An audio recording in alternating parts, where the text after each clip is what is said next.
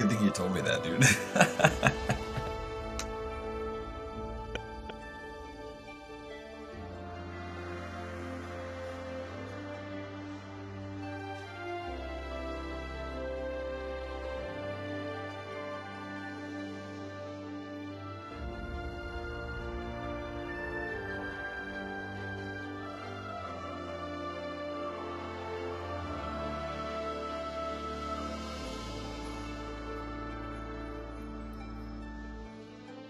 Hello and welcome to the North American Squad League. This is day 5. First of all, I want to apologize for last Sunday. There was a lot of things going on, a lot on my personal plate, and we just could not have the day. Those games are going to get squeezed into spots in the rest of the season. And then today, I apologize for being late, but we do have some news. For those that don't know, the team Magical Unicorns has officially dropped from the league. And because they dropped, we did not have a game to show you at 6 p.m. So we had to delay and start at 7:30. I appreciate everyone who's here to watch. We have a really good lineup tonight. I know Ben's going to be excited about watching some of these games. First up, we have INSOMNIACS up against TSU. We have Brotherhood up against TSU. And then finishing off with DEUCE Knights up against the Simpsons. But before we get too deep into that, let me introduce my co-caster, a friend of mine, a Mobile Legends content creator. How you doing today, Ben? Good, man. I'm excited to be back. You know, my boys are playing first match of the day. Y'all know I'm a TSU fanboy. My boys bring the heat, but they are going to play their brothers, the Brotherhood squad, next match, man. So interested to see that one, how they clash out, because they recommended them, right? Can they take down the Masters? You know, the Grasshopper Senpai relationship? I mean, both of these TSU games are going to be intense. We got INSOMNIACS with Merciless, Ashley, you got Pogi, the ex-jungler for Area 77. I mean, they just got done beating the Valley 2-1. And then you got TSU, NACT Xmas Season Champions, top 4 Season 1. You know, player and winner of several Latam tournaments. Another monstrous team, and a team that is here ready to play. So I'm excited for these games, and like you said, the Brotherhood beats Area 77 day 1. But these next 2 games makes up for us missing the first game of the day, you know? So I'm excited about it. I know me and you were talking, I think day 1, you, like literally Ben's words, I can't wait for the Brotherhood and TSU game, and we're here. Yeah, because, I mean, they recommended them, and you know they have the same play styles. You know they've practiced a lot together. I'm sure they scrim all the time. So these teams know each other really well, so I'm looking for a really intelligent draft coming out. Oh, man, I can't wait for that matchup. But before we get there, man, INSOMNIACS, TSU, how you feeling going into this match? TSU maybe a little bit favored coming in? How do you feel? I think TSU is definitely the favored team. I put the Valley as the favorite team against INSOMNIACS, and they lost. But I'm gonna give the same reason that I gave in the Valley. I think TSU has a little more synergy. I think they've been playing competitively in tournaments, in leagues, as a unit. To whereas, yes, all the members of INSOMNIACS have played in tournaments, but not as a single unit. You know, and yeah, you rank together 5-man, you guys play together all the time, but it's not the same as drafting with a 5-man, as running a league, as a best of 3, 10 it's just not the same, you know? So I think TSU is definitely the favored team here, but INSOMNIACS cannot be counted out. I mean, since season 1, man, like halfway through, I feel like TSU has really gotten everything together, and they're really polished, man. You can tell they have a tight synergy, that experience you talk about, but I think it goes into their staff as well. You can tell this is like a pro organization playing in these tournaments, right? They're not here to play around at all. And you see it in their gameplay, man. They're not recall spam, they're going straight for the blood. Straight for the blood. I love them for that, man. I really do. Yeah, and they definitely play a great game. And not only that, but, you know, some things to watch for, you know. TSU, they're always coming with different strategies. They're always coming with different comps. Me and Ben were talking before this. And we saw in day 2 or day 3, the Bane support that just destroyed, I forget what team they went up against, but they destroyed them. I mean, they're always coming with these kind of different ideas and different strategies, and they make it work. Whereas a lot of other teams, it's just kind of the same meta, the same 10 heroes to choose from. So I like to see TSU kind of bend the rules a little bit. I'm excited for this game. I'm pretty sure these teams are ready. Who do you give it to, Ben?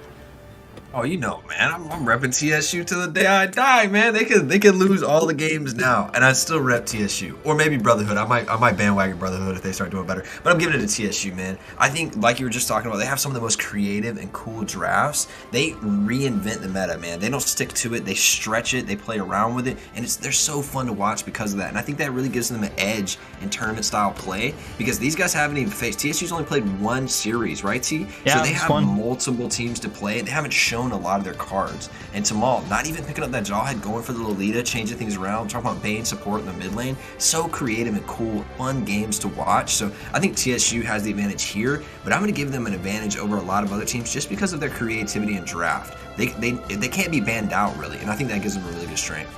Well, only time will tell. These teams are ready. We're going to jump into this draft, Ben. First pick, first ban is going to go to Insomniacs. Your team just let is you know, banning. today's draft is brought to you by United Farmers X, a cryptocurrency company that is completely transparent. They have all the nicks, all the bells. They're a great thing. If you just want to make some passive income and you got $100 to drop, it's a great thing to do it with. Yes, cryptocurrency took a little hit recently, but this is the time to buy in, stake some things, you know. So if you're interested or want to learn anything, all of their Discord information, everything, they're completely anything you need to know. If you have any questions, all of their links are below in the description. So give them a check out. They've sponsored this league. They've sponsored the prize pool, and they're looking in to staying a part of Mobile Legends esports. So give us a favor and check out their information. But coming into this first ban, If you haven't gotten into crypto, go Your do it, team man. is It's an banning. incredible opportunity. And the one sponsoring us, they've been generous enough to help us out. Check them out, dude. Crypto is an incredible opportunity for people our age, man, to really get in on something early. Go do it, man. If not that one, check Your out another one, team man. is Get in the game. banning. most definitely. So right now, we're looking at the side of Insomniacs. They come off with the Eve ban immediately. TSU fires back with the Valentina ban. Pretty typical. I mean, very typical. Nothing too crazy, nothing too different. So I'm wondering, though, if we're going to see anything special come up next. I'm waiting for teams to start banning out that Bane. And I know it sounds insane, but I really think it's worth it against TSU right now. I just don't know what is worth against TSU. In a normal draft, TSU's favored because they have so many crazy picks, right? But then if you start trying to like pocket ban out those picks, you leave open really OP meta picks like the Glue, things like that, like Amon, like things that they're known for, and they will destroy you on. It's just they're so dangerous with a lot of picks. See? Your Yeah. team is banning. And, I mean, the Edith. So Edith wasn't getting banned at all for a while there, and there were some games on day 4 where she was Your just. team is banning. I mean, they were playing her right. They were showing how it was done. They were running her as a tank instead of an EXP lane, and she was just making the picks, making the plays. So I'm starting to respect this ban now, especially against some of these higher level teams. I think she's had a bit more time to flourish. Some players and some teams have kind of learned how to correctly utilize her. And she, I mean, I think it was the Kingdom up against Insomniacs, maybe. No, up against Brotherhood, and the Kingdom took a game from Brotherhood, actually, which is a big deal, you know, and it was with Edith, so we've seen some teams use her pretty well. I'm excited to see what these actual picks are going to be, though, Ben. Yeah, they left off the Glue until at least the 3rd ban, and I can't believe that TSU would let that go over first pick. The YZ Your over the Glue. So team they may is be banning. baiting Glue to be able to stay open here because TSU wants it, right? Of course. But they may slid away first pick. Will TSU allow that to go pass over? Are they scared of it? It looks like they're going to take it out. Your But the team Clint's is picking. open right now. Every assassin, every strong fighter's open. I mean, there's a lot of opportunities here. I'm wondering if they decide to just lock in this Clint immediately. I know a lot of people have been using Popo too, so there's definite possibilities here, and I'm excited to see what this first pick is going to be, Ben. TSU generally drafts like a YSS or more of a marksman jungle, and then maybe they fill out the double jungle. Sometimes they go for the fighter into the tank hard support, right? But generally, I think other teams are the ones that are taking the assassins, so I wouldn't really ban out assassins versus CSU. I think they're more in the marksman pool in the jungle. At least that's what they've shown us thus far, right? But we know Dogtour is going to be playing something crazy. I think you're right, T. I think they're going to lock into Clint, or at least a really top tier pick here. Oh, and it's They go for the Esmeralda Esmeralda. is picking. TSU quickly responds with Clint. immediately, like I said, immediately, we know Dogtor is a monster in the gold lane with this Clint. I mean, Season 1, people were telling me the only thing we're worried about TSU is their gold lane mechanics, and this is what they want. Not only that, but they have the fucking Lolita, who's going to be the major counter to Clint, who's going to be, you know, they're free to go double marksman if they want, like you said, lock into YSS down the line, and they're just, it's a scary comp just with those two picks. You already kind of know what's coming down the line. I'm really worried about the prioritization they placed on Esme there. There have been shown to be a lot of picks that go really easy into that. The Uranus, you can play the Basha, you can play a lot of other heroes into that. So I'm really kind of worried about the prioritization that was placed on Esme. And you let Tamal get on something he's shown that is becoming his favorite hero, which is the Lolita. And we've talked about this before, how TSU, when Tamal is comfortable, they just play different, right? So putting something not a comfort pick on Tamal is really scary. Yeah, definitely scary. I mean... That's literally the there. I told you how the draft was gonna go before the game, man. I told you. Momiol on support Bane, Doctor on the Clint. I mean, this is just typical TSU right here. And if they smash with this, I'm telling you, people are gonna need to start target banning TSU. But we'll see. INSOMNIACS are not a game to play with. But I definitely agree. Picking the Esmeralda over the Clint, it's a first. Every time Clint spits open, auto lock in the league. But some people feel like Popo's also a hard hitter right now. You get the CC from him. You know, you get some nice tower push. So we can't count out INSOMNIACS yet. But we know Merciless plays other heroes. Something I fell in love with was this Lapu flickers, man. He flickers on Lapu over walls and stuff, making crazy plays. So you know he plays other things. They ban out the YZ on their side. So I feel like they kind of pigeonholed themselves into the Esme pick. And there's a lot of stuff that play into it. And I mean, you're talking about banning out these picks coming from TSU. If you ban out the Bane, right, you leave open something even stronger. So I think TSU set themselves up for success right here. Yeah, it's almost like, you know, they came in knowing like what's going to get banned. So let's not focus on practicing the meta. We know we can kill with meta heroes. Let's make a really strong comp with heroes that we know are always going to be on the field. But still, I still think eventually in this season, we're going to see the Bane ban. I'm telling you. Drop the Edith, drop the Eve, something along the line, you know. But we are seeing the rest of the bans. TSU targeting down Ashley as a mage. We've gotten rid of a lot of mages on the field. All that's left right now is Farza. Okay, I could see a Farza. I'm even thinking something weird like Selena, honestly, forcing them to that early game way to go. But I mean, what, 5 mages are banned off what we would think would be kind of the top pick. So, I mean, we're really going down in the line for Ashley's pool. I'm actually surprised that they went for the Lu Yi ban instead of the Farza ban, but honestly, they have a lot of counter to Farza, so it's almost like they're pinholing her into that, you know? So if she does pick it, they do have what they need to deal with it, especially with that pick. It kind of like locks in. What? Yeah, what exactly? Exactly. What are we gonna see here? But TSU locked in the double marksman. We've seen them play and really run the Natan. Even after nerfs, they're still playing it. They love the Natan. And we saw Cerrone in the last season use Natan to go forward and completely wipe teams out. So with the Lolita hard tank in front, Bane providing a lot of peel, this sets the Clint up and the Natan to have an amazing opportunity to destroy any front line that comes up. And it's not like INSOMNIACS are bringing a really hard front line. They got the dog and they got Matilda in the front. That's it. It's true. They don't have a whole lot right now. They're looking a little... Do they go... I can't. Fanny. Your team is picking. Oh, well, I mean, hey, she did get a buff recently. I'm seeing her a lot in solo queue, but I mean, into the Clint Natan, only a couple autos, they are squishy though. Like early game, if she can get in there and cause some damage, it'll definitely be trouble. But I love the immediate response. All right, we're gonna pick up a Ruby. Ruby's gonna be able to help with her a little bit. I think the first skill CC from Lolita is gonna be able to help a little bit. And you have the ultimate of Bane, so you do have some CC on your side. Clint may have a little bit of trouble this game, though.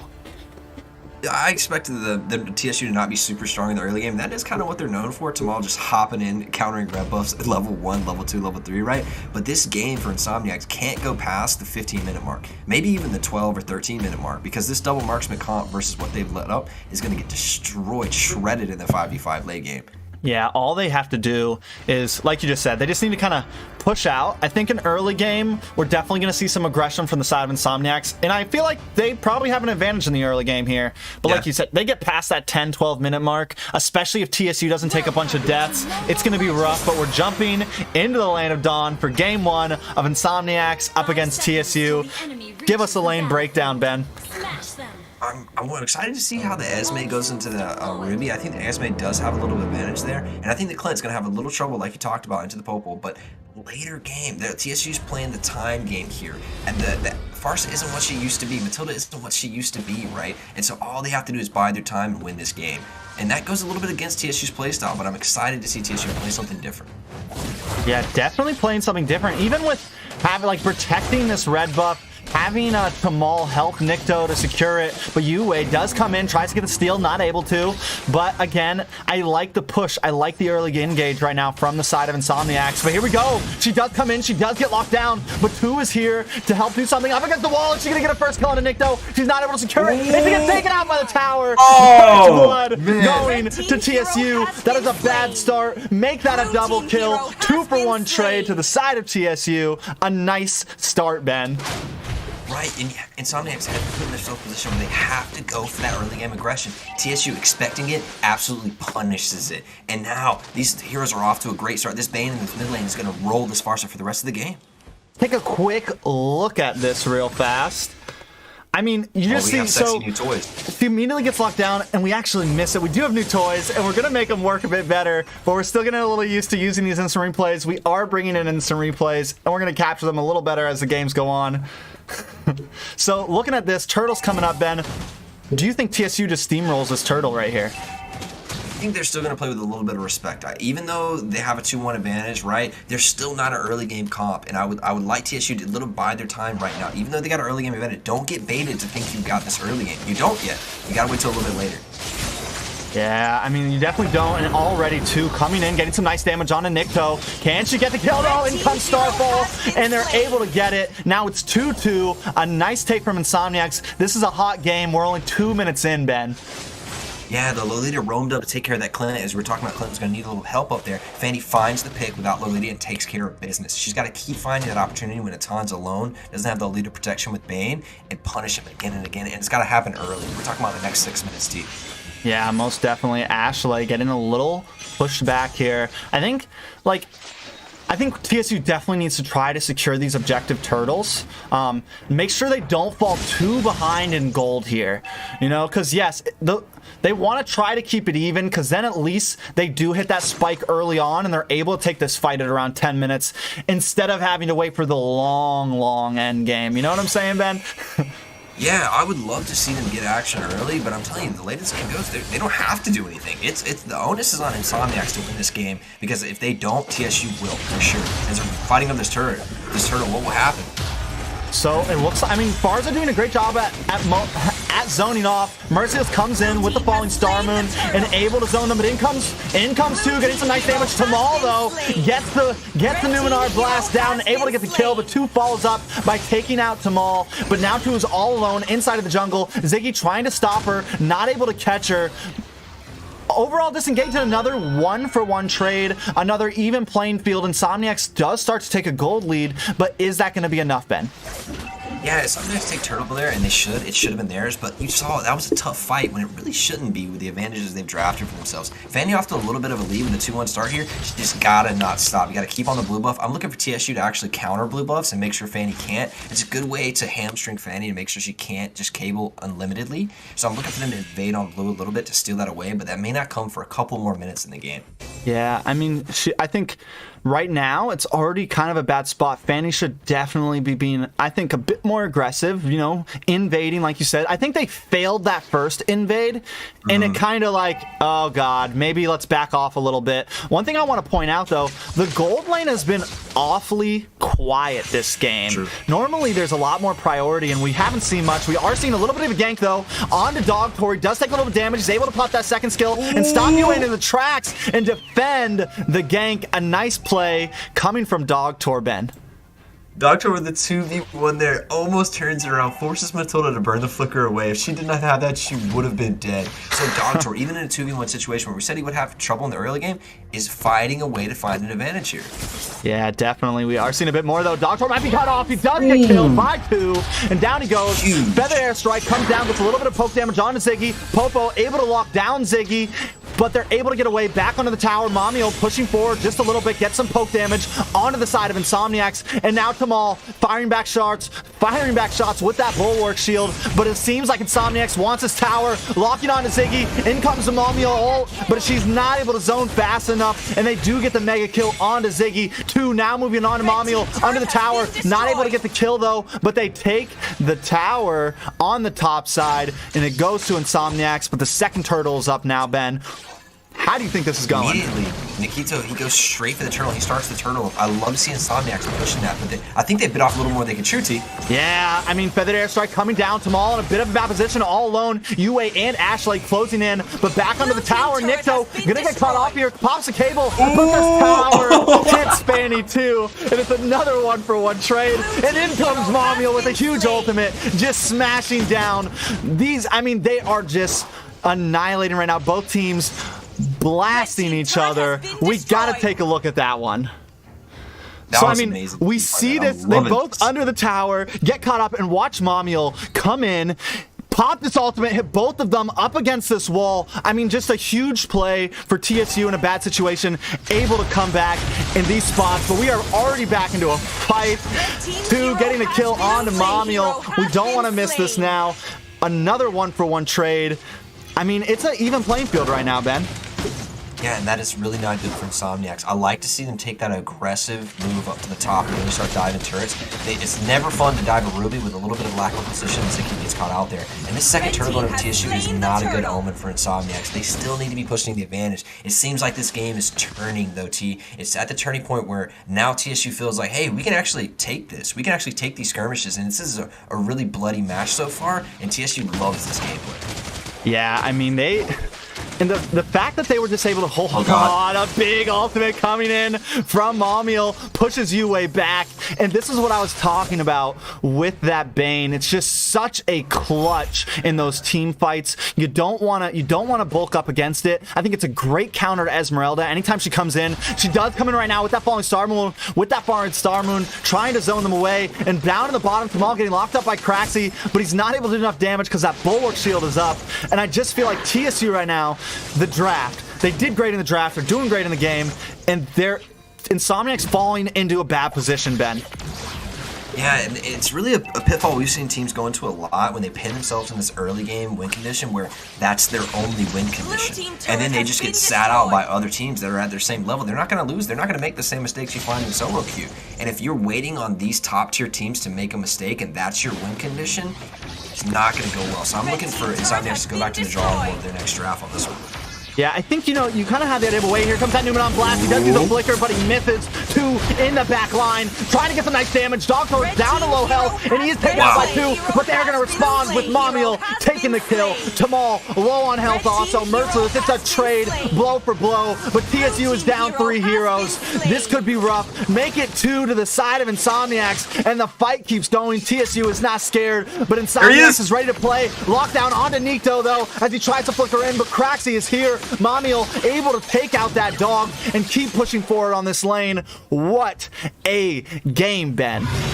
I got chills on that dive, man. That was beautiful. So the Fanny's going straight for the Clint, right? Taking out the Nikito, the Dog Tour every single time, right? But TSU's like, okay, fine. We have another marksman in the backline who is just cranking out damage. And you saw Natan and Bane turn that 2v3 around, and actually Natan jumping forward with his ultimate. He wants that fight. He wants the smoke in that scenario. He had to back off, right? It's a little early. We're not to that 12, 13 minute mark yet, but you can see that TSU gameplay is still here. Yeah, definitely still here, and I feel like 2 is starting to fall off a little bit now. Here comes that Numenor Blast. He's able to lock on to Dogtor, though. The Numenor Blast does miss, and 2 gets the kill. They need to stop getting cut off. You would think they're starting to fall off, but they're able to keep pushing right now. INSOMNIACS are, and now he's on to Maul. He's taking a little bit of damage from Nikto, though. Nikto able to sidestep left and right and dodge some of those hits and keep putting damage on to 2. Toe. Yeah, we're going to call her Toe. Toe? Okay, we'll say Toe from now on. Let's see the itemization. I want to see some anti-heal come in. They cut this Fanny off. Ruby does have it, but I'm looking for a little bit more, maybe on one of the marksman sides to get that auto onto Fanny so she can't cable through. Using the perimeter effect from Ruby is going to be nice, but that means Ruby has to be centered and on Fanny. And Fanny's really mobile, so I want to see it on an auto attack hero to cut her down a little bit. With a little bit of anti-heal, she's going to be much less effective. Most definitely, but in comes another battle right on 2. Oh my god! Smash down, but Mamio pops that ultimate, but it seems like they just don't have enough anti-heal to deal with Toe. She's able to get another kill. Can she make it a triple? She is in the zone right now. I mean, the dive just coming in out of nowhere. This is the aggression we want to see from a team like INSOMNIACS, Ben. Mikasa! I can't believe I just saw that, man. Toe went all out right there. This is on Fanny's shoulders. Fanny carries here or they lose the game. And she's got a 10-4 scoreline right now. She's prepared to carry this game. It's really on her shoulders right now. The rest of the members, yes, they do have an influence. Yes, they're on carrying, but it's up to Toe to get in the backline and kill these marksmen before they can crank out that DPS and team fight. And she's delivering, man. This is a Captain Levi performance. Captain Levi performance. I mean, and they do have a little bit of backup. I feel Ashley, we haven't talked about her much, but she is doing a wonderful job. She has not died at all yet. She's sitting at 0, 0, and 8. Plenty of assists. Her gold's starting to look pretty nice too. Sitting at almost 6,000. Fanny is low. We missed that kill. I'm sorry about that, but she does get taken out. But still, they're holding a nice advantage. And even when you think they were going to fall off around 10 minutes, they're still in the game, Ben. Yeah, I'm still waiting for that like 13 and maybe even extend to 15 because Fanny is so fed right now. But with Fanny off the battlefield, INSOMNIACS does not want this smoke right now. You do not want it, but they dive in again. They are diving in, but I think it's just more of a poke. But here comes Samal with that Numenor Blast on to the Esmeralda, and I'm Offended's able to lock on next, but she's able to flicker away with just a sliver of health. Nice. And the poking continues. A nice play from Esmeralda, and Lord now crashing down onto this top tower. For some reason when they were fighting for the Lord, I just wasn't paying attention or really noticed it. Yeah, what Lord? I don't know. I'm looking at Mikasa dive onto some Titans, man. That was crazy. Man, I'm really loving this Fanny pick. I did not think I was going to pay off, especially with their early game blunders, but in this mid game, she's really picked up steam. It's now on her shoulders to carry the game. Can she defeat these marksmen, or will the DPS come through? Yeah, I'm wondering, has the side of TSU picked up any real anti-heal yet? The only thing we're looking at is Ruby with that Dominance Ice. I think they need a little bit more because earlier we saw when she dived in, it looked like Mamio was about to get the kill, but that health bar just shot back up and they weren't able to take her out fast enough. But a nice time Offended coming in from Ziggy, and they're able to get the kill onto Merciless, and another one up. No, Yue gets away with just a sliver of health there, chasing down on the tracks too, sitting in this bush. I don't think he wants to take the engage though.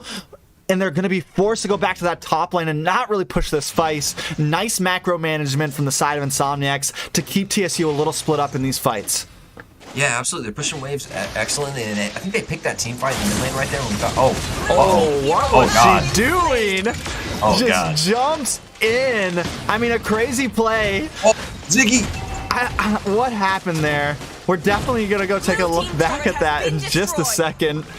I mean, Fanny just comes in here. Wait for it.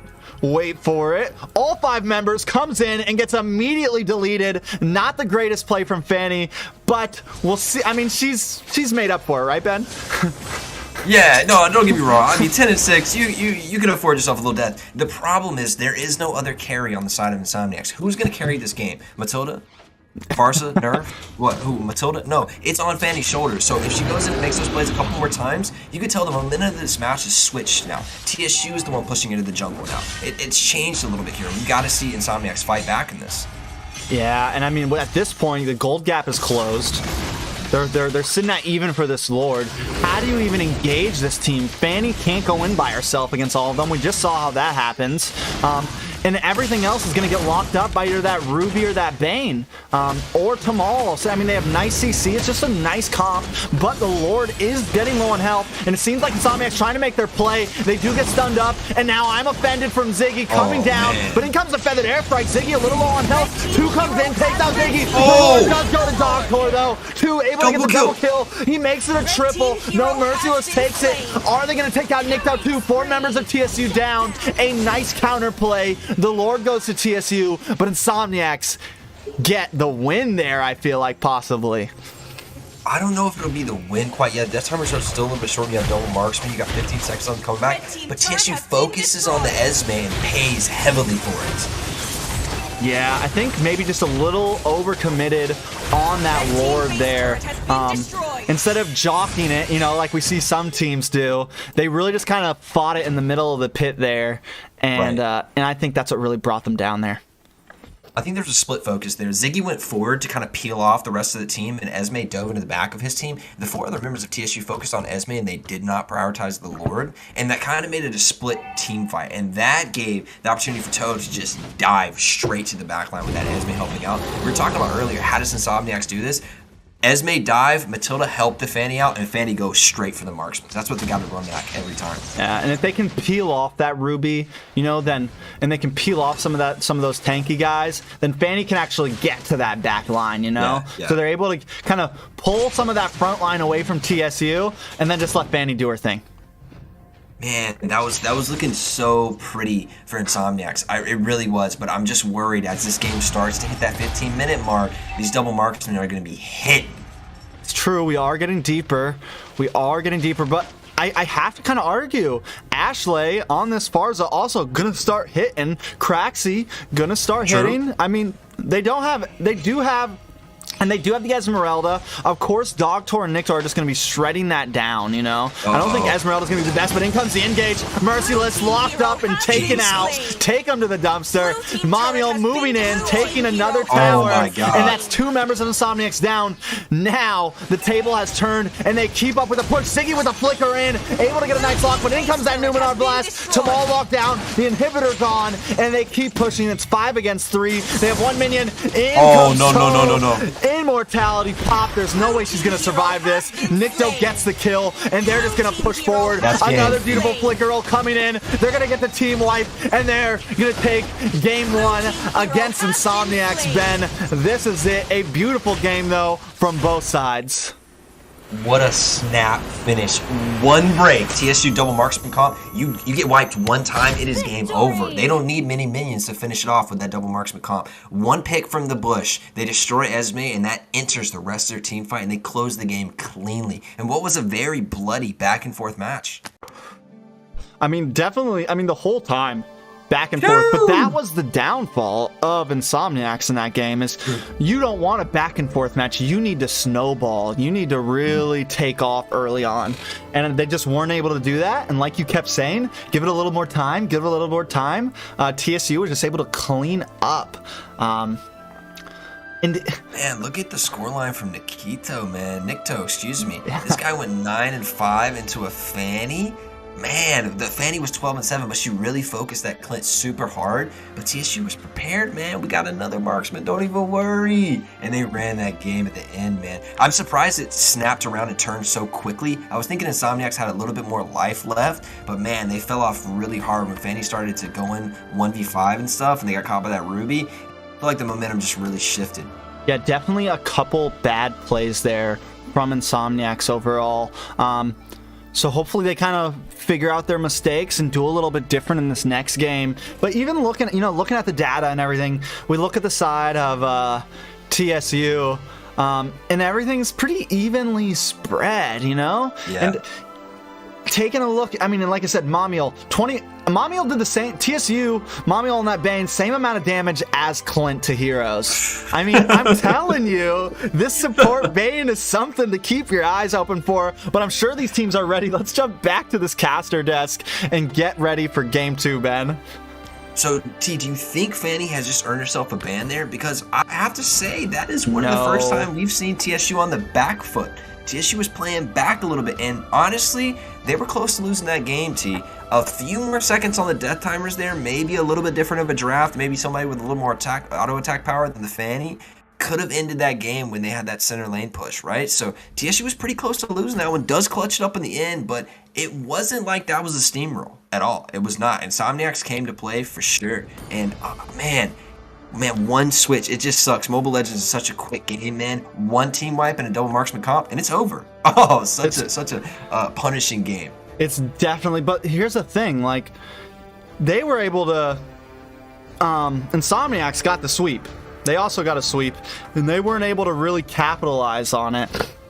And TSU, I think they're just getting into a comfy zone of, like, we don't need to play for endgame, you know? Kind of taking on that Blacklist mentality of, just slow play it in the beginning, make sure we have some nice endgame, pull it together. And I'm starting to see a few North American teams take on that mentality of, like, all right, screw the assassins, screw all the insanity, let's get a nice solid comp, a nice 5-man team fight comp, where we know we can handle those late game team fights and make it work, and they're doing that right now. I'm wondering if Insomniacs can come back. We are giving Insomniacs 5 minutes to get their other sub in. They didn't have their I think they might have not had their main jungler in there. That might have been a different player, Toe. Honestly, but Toe took it, man. The game was on his shoulders, and he really represented. He came out with that Fanny and did mad damage in this double marksman comp. I don't think it was that bad of a pick. I really don't. No. Got a little crazy a couple times. Did some solo stuff that got punished. And maybe had those mistakes not been there, maybe we see a little bit different game come out. But I like what you're saying about TSU getting comfortable and starting to say, hey, we don't have to win necessarily in the early game, which we know them for. They're early game stompers. They're working on their late game here. They're getting more comfortable in those 5v5 late game team fights and saying, hey, you got to beat us. It's not we got to beat you. You got to beat us, man, because we're finna win this game. I like that mentality coming out from TSU. It is very Blacklist-esque. I mean, honestly, about the Fanny, she did do really good.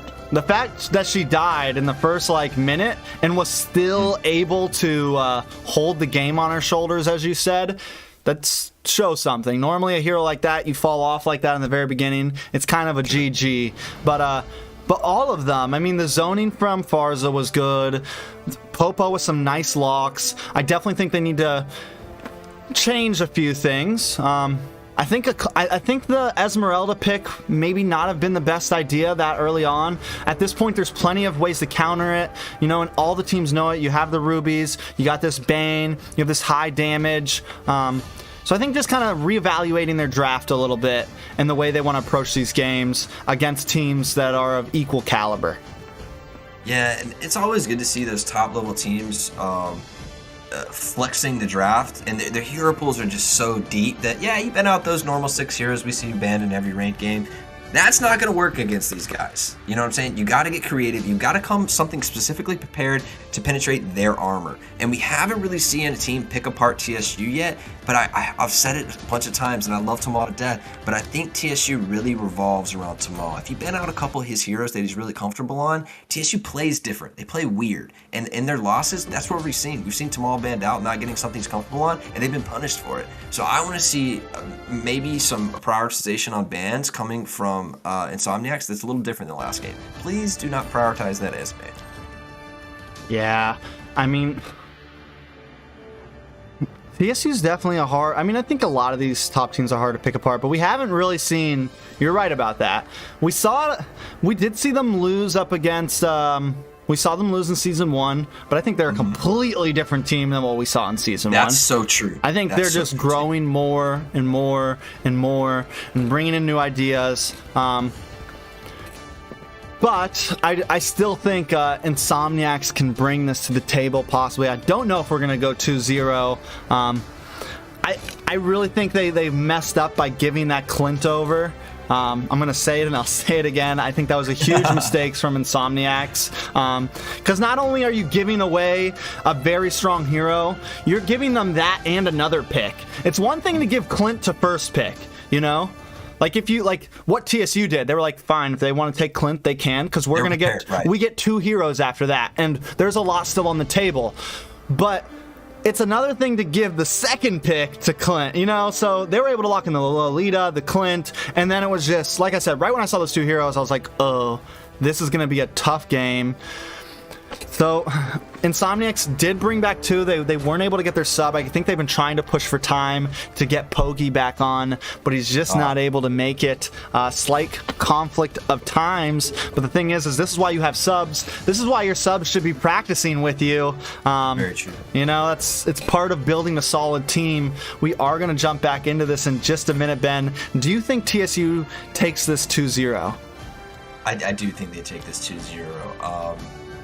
If Insomniacs is in the position where they're putting priority on Esme, why? You know, you could have picked Esme last pick. Nobody's going to race you for that. And we know Merciless plays a lot of other heroes, right? So why pick him first pick Esme? I just think they lost in the draft. And although they honestly put up a pretty good fight, more than I expected them to, now first pick, first ban goes over to TSU. It'll be interesting to see how they utilize that to single out something for themselves here. And we see a difference in drafts right here.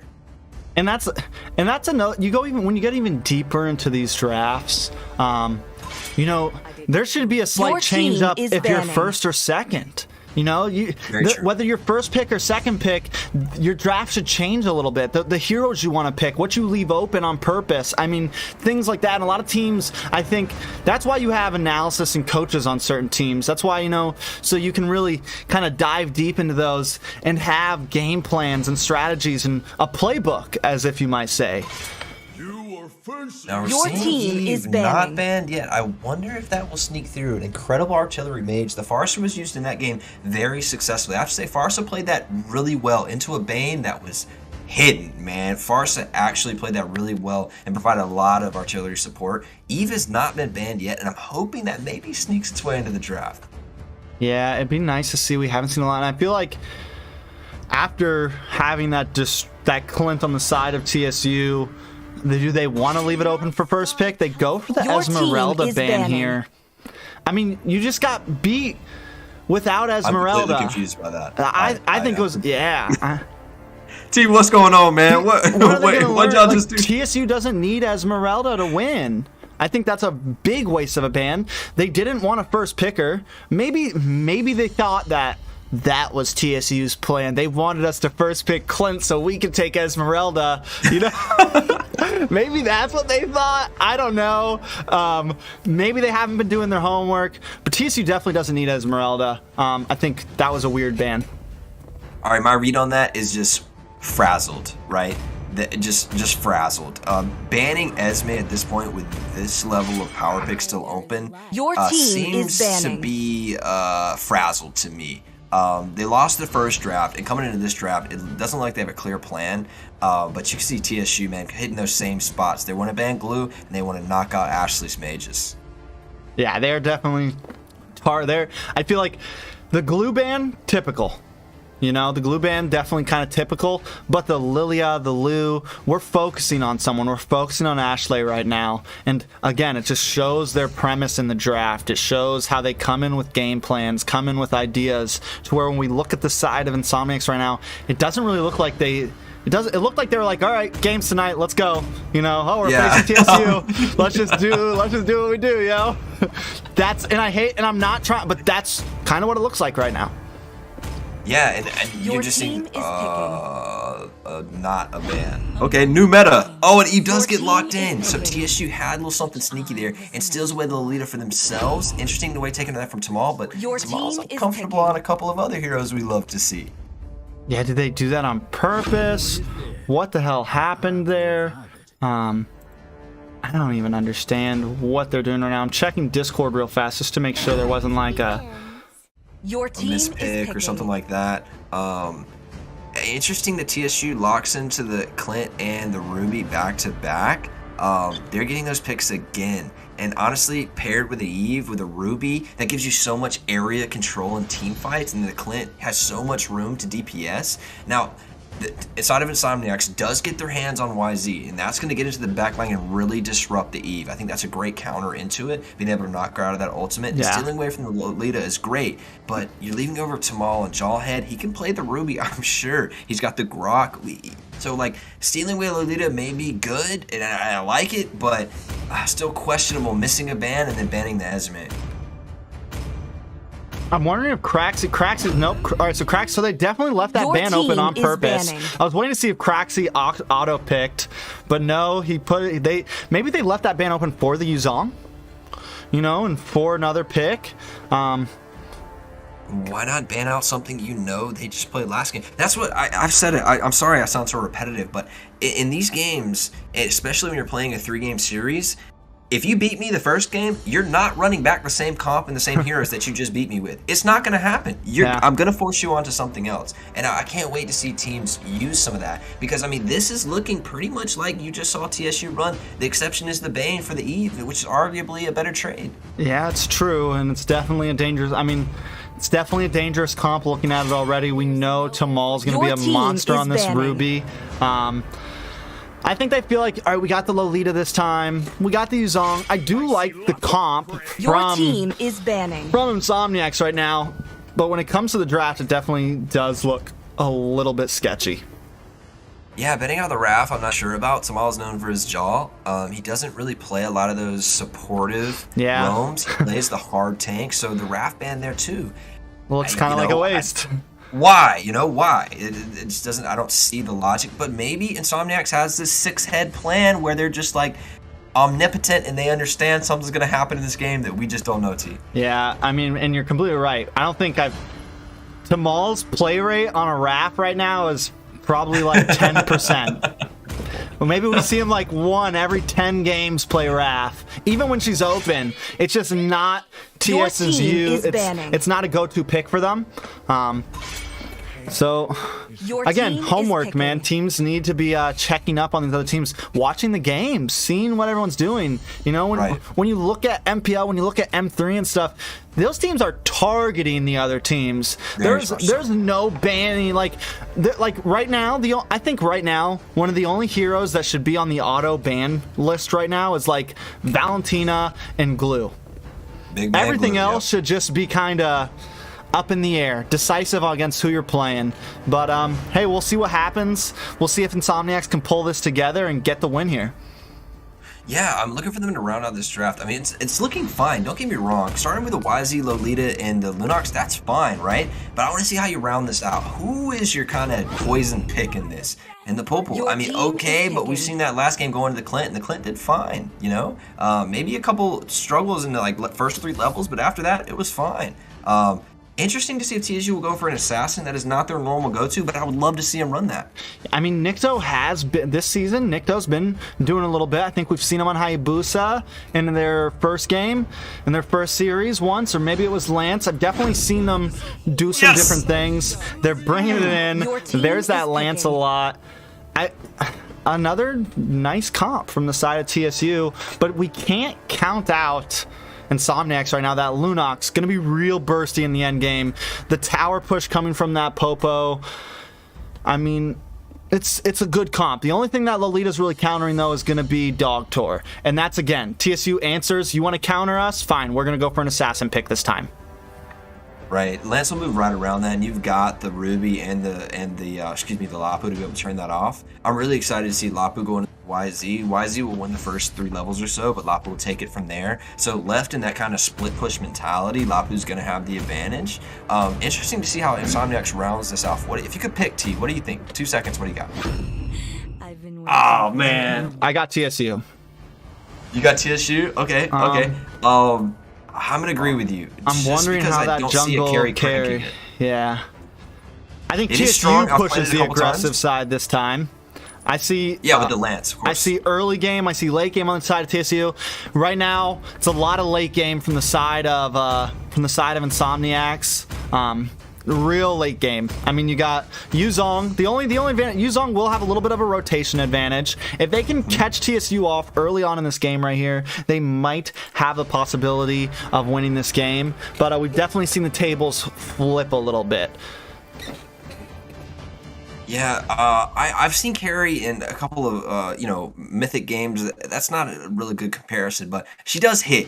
She does do damage, and they're running a double marksman comp, which I like. So I think ultimate late game, it's just hard because I just know TSU has so many tools to disrupt that team fight in the 5v5, right? But I think 5v5 squared up, face to face, I think INSOMNIACS has a little bit of late game advantage here, right? I want to see how TSU, we know them to be an early game team, how they crank this out in the early game. Most definitely. I don't think it's going to be easy. I think it's definitely going to be a game that they're going to have to play hard and not get, like I said, not get taken out too early on. I'm excited to see how it plays out, though, Ben. Who do you think, are we going to see some early game aggression from Nikto on this Lancelot, though, do you think? Yeah, I do. Especially paired with the Ruby on Tamal. He wants to get in there, man. Tamal loves those heroes. They can get into their jungle, and they're already moving to the red buff right now. They're going to prepare that spot for Lance to come straight over, I do believe, and fight for that. You think he's going to push? I would love to see an invade early on. He's going to easily take that litho. And hold on. First blood, though, in the bottom lane against Ziggy. Galaxy gets the kill onto that, and that's going to be that's going to be very helpful for Galaxy, especially in these early game team fights against Turtle and things of that nature. Yeah, for the Lapu side, don't fight until level 4. YZ just owns the matchup until then. But level 4, Lapu turns around, even from a 1-kill advantage, he's going to take that over. So a little bit of a misstep by Ziggy. I don't think it'll hurt him too long in the course of this, but YZ off to a little start. Most definitely. I do like the pocket formation coming from the side of INSOMNIACS right now. I think they know that Carrie's in a lot of danger here. So I think we're really going to see Yue kind of rotating with her. We're not going to see a whole lot of split up things, but Tamal already taking some big damage. Two trying to come in. She's popped that ultimate and she gets the first blood on Tamal. INSOMNIACS taking a nice lead early on in the game. 2-0, Ben. I just want to say, hey man, Tamal, Jawhead was open. I just want to put that out there. Jawhead was open, so while I'm sure your Ruby is fantastic, I bet your Jawhead's better. And that looked like a situation where he just got caught in a 3v2 situation. He's not as tanky as he thought he would normally be, right, on the low leader of the Jawhead, and it cost him right there. Excellent job by INSOMNIACS with the late game advantage, taking these early game picks, and it's looking good for them in this first 2 minutes. See. Most definitely looks very good, but Lord is up, and again, like I said, Galaxy is going to be rotating down this Lord, and Ziggy's going to try to push in, but this not able to. Nikto tries to pierce through, but gets stopped by Galaxy with that Petrify, and Ziggy's going to get caught up, put down on the chopping block, but forced to flicker away. At least they don't lose anyone. Mamiel does go down, though, and it's now 3-0. Turtle going to the side of INSOMNIACS. They're taking a strong lead early on, Ben. I'm seeing rotation mistakes come out of TSU that we don't normally see. Nikto is starting up Turtle when INSOMNIACS is headed down and Ruby's not there yet, right? So it just looked a little bit weird right there, not the real tight TSU gameplay we normally expect from them, right? And maybe we're seeing a little bit of uncomfortability onto the assassin in the jungle because I don't see him implemented in these skirmishes at all, really. I see Ruby on the Tamal running into these without really backup. It's true. There's definitely a little bit of a lack of rotation. I think maybe they shouldn't have even gone for that Turtle. You know Galaxy's up right now. You know he's got that ultimate ready to rotate down. You know your EXP lane is underfarmed right now. So maybe just try to counter push. TSU does great with that. At this point, they are falling behind. Just try to keep up with gold and get a nice pick here or there. Because if they don't get a pick and they keep falling behind, it's going to be a rough game for TSU. Yeah, and honestly, Ziggy has to just stay down the bottom lane and make YZ respond to him because YZ's always going to have the roam advantage. Always, right? He's going to have the mobility advantage. He's going to be able to get there soon. Make him come to you rather than following him, right? And the Galaxy, man, off to a great start in this. Now, I love to watch this matchup. It looks like we're going to have a team fight. A little bit of a team fight in the top. And Ashley gets melts them all. Once again, he goes down, and Mamiel might just be next. A little low. Yue comes in with the head hit and takes it out. It's a 2-for-0 trade. INSOMNIACS sitting at 5-0 right now. You still there, Ben? We might be having a few technical difficulties here. I don't quite know. I might have lost Ben. We're going to bring him back in just a second. I think he booted out of the stream. Give me just a second, guys.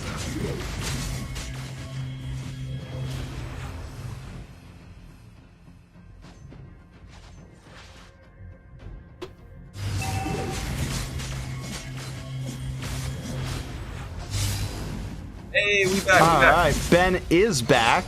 We are back into the game, and there is another engage already. Tamal getting caught up and melted once again. This is not a great game for the Tamal that we love. Toe going low. Are they able to take out Ziggy? They do get the kill, though, and they just continue to scale forward as they smash down onto Nikto to make it a 3-for-1 trade going to the side of INSOMNIACS once again, Ben.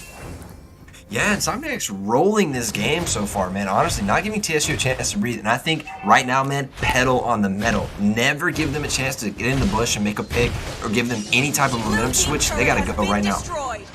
Yeah, they definitely need to do something here. Oh my God. Ashley, man. I mean, she's sitting at... Let's talk about Ashley for a second on this Lunox. 3-0. Just shredding people up right now. Definitely not. And I said it. I like the Lunox pick. She's going to do great against this Ruby. She's going to do great against some of these bulkier people.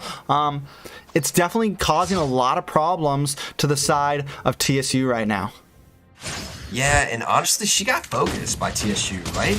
And she's still cranking out a performance.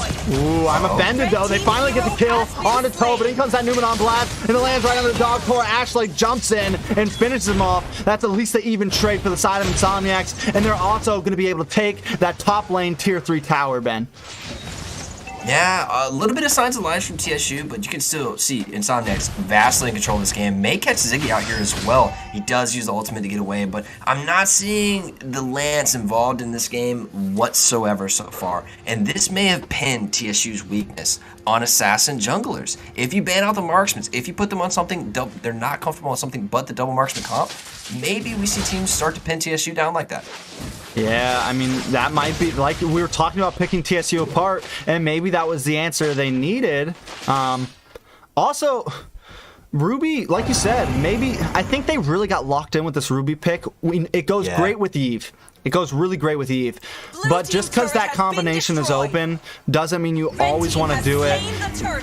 And I love the fact that INSOMNIACS is just focusing down Tamal, knowing he's a pivotal player on this team. So they've melted him. He cannot survive these team fights right now. It's going to be a while till he can actually make plays. I feel like this is kind of like a little bit of solo queue mentality. When you've been winning a few games, you're like, I'll play something different. We're rolling them. Yeah, we'll stretch out a little bit. And it's like, one guy can do that on your squad, but if you go any more than one, if you go to 2 or 3 people doing that, it's a vastly different experience. I mean, obviously their jungler on Assassin, we see Tamal, something he's not comfortable with, and you're seeing kind of a TSU that we haven't seen before, and it's not as pretty. Now, the game isn't over yet. They are 5k down, and honestly, the late game advantage is in INSOMNIACS' favor, right? But TSU has shown us before, they get in a bush and make a play, and that's the end of the game. Yeah, and once again, TSU not picking up any real anti-lifesteal here. I think that could be one. If I want to talk about something that TSU might want to work on, the builds a little bit. You need something to deal with Yuzong. You need something to deal with this Lunox, but they're able to stop the Numenor Blast just in time. Yue gets stopped in his tracks as Ziggy makes a nice play and delays that team fight. That could have been bad if that landed down from Lolita. Ashley just annihilated Lancelot, man. 5-0-4. She is slamming people right now. And Nikito, he can dash, he can get away, he can go invulnerable. He got destroyed right there. And honestly, this is TSU, I think, maybe showing a weakness? I hesitate to even say it. Oh, though, Toe does get locked down, and they're able to take her out with that real world manipulation. Finally answering back. TSU is doing that, but they need to, I mean, the question is, do they wait? Or do they try to push aggressive? I mentioned that I don't think they have the most amazing late game here, but like, what are their options right now, Ben? Yeah, and I think they're shooting it right now, right? Get into the bushes and try to make a play. Pick this team out in a skirmish when they're not 5-man, right? Because they have too much gold advantage if all 5 members are there. So try to spread the map out a little bit, but the problem is they haven't really drafted themselves tools to do that. YZ's always going to have the roam advantage, so the split push goes in the favor of INSOMNIACS. And now INSOMNIACS have double marksmen, so they have late game advantage too. And so you're seeing a lot of win conditions go in their favor. And honestly, TSU holding on to this game at 10 minutes, maybe they fight at like the 11-minute mark, something like that. Give them a little bit more time to even out this goal, but you can't let it go too far. So I think there might be a sweet spot there for TSU to fight back. Yeah, I mean, there's definitely, you don't want to let it go too far. They do have some endgame opportunity with the Ruby, with Dogtor, Momiel. Ziggy. I mean, they do have the possibility, but it's, I mean, Carry's just going to start getting more and more deadly. Craxy's going to get more and more deadly, and so is Lunox, and it's just nothing but burst damage over there. Lord is going to go to the side of Insomniacs uncontested, and I love the patience from TSU thinking, let's just give him Lord. We need to try to play this for the right moment. Yeah, I don't think they could have fought at all there, but I just have to keep highlighting this weakness. I don't think Nikto is in this game at all, man. Yeah. I've seen him make a pick. I haven't seen him be involved in a skirmish. The only times I've seen him is getting caught out of position and farming, right? And I know when you're down on Lance, it hurts. Trust me, I'm a really bad Lance. I'm down often on him, right? So I know what it feels like, but man, like you have to turn this around and make a pick, make your own play. We see TSU really spreading out the map and covering this macro gameplay coming out from Insomniacs, but now with Laura pushing in, they're going to get some turrets. Yeah, I mean, Insomniacs definitely get some turrets. Here comes a conceal play on Tamal. They do get the second skill. Real order manipulation does go up. Toe is stuck in a nighttime offended on a UA, but he's able to flicker out just in time. But now Galaxy is in the midst, causing some big damage. It takes out 2 members with the flick of his wrist. That is it. 2 towers down. Lord still coming. 3 members of TSU on the death count, and Insomniacs is going to keep on pushing. Another inhibitor goes down, and they're going to take the second in the middle. Craxy takes a little bit of damage from Nikto, but Nikto instantly gets melted, and the inhibitor, I mean the Nexus, goes down, Ben. We're going to game 3. Boo-boo! I don't like it at all, man. That TSU draft was not TSU. I don't know who was playing behind those names, but it was not TSU. Those are not the men I fell in love with. No, that is not it. And honestly, Insomniacs punishes it hard. With a little bit of a strange comp coming out from them. There was clear opportunities where TSU coming out of the draft had advantages in a couple of places and did not play to them. I want to see them go back to their roots a little bit here, play something a little bit more comfortable on, because that was not it. And now TSU in contention to maybe lose a series. TSU might. I mean, it's possible. After seeing, like, Insomniacs did a good game 1, and they did an amazing game 2 with the comp that they had. I expected them to go for more of that late game, and I think they really just capitalized on taking the advantage of how Lance was not playing as aggressive as he normally would, as we would normally see a Lance against a carry jungle. And it's like, oh, if you guys don't want to do it, if you guys are going to play scared, we're going to get in your face. And I think they smelt the blood, and they just went for the kill, Ben. When have you ever seen Tamal get a 3.0 bronze medal? Has that ever happened in league history? Like, that is so not him, man. And Dogtor sitting here with 100 KP. I love that. But honestly, Insomniacs, man, I think Ashley just got really stupid fed early and took over the game. Nikto can't even come in and do damage at that point because she has so much burst ready for him. And they have the carry insurance late game. They have the Popol insurance late game. They didn't even get there. They didn't even need that. Insomniacs come out with a really strong game, too. Most definitely. I'm excited for game 3. Let's jump back to this caster desk, get these teams set up. So with that, now that we've seen, we felt really good about TSU, but now we've seen Insomniacs come in, clean house, and clean house well. I mean, they played an amazing second game, just to the T. I felt like they were winning that game the whole way through. There was no back and forth. They just steadily kept pushing forward and took that game. Will Insomniacs take game 3, Ben? I do not think so, because I think TSU will be like, okay, we trolled game 2, no more trolling, because we know TSU's that team, man. They've been down the length of a stretch, and we've seen them lose games and come back. We've seen them go down bad and come back, right? They have the experience there, and I think that's what a well-oiled team does.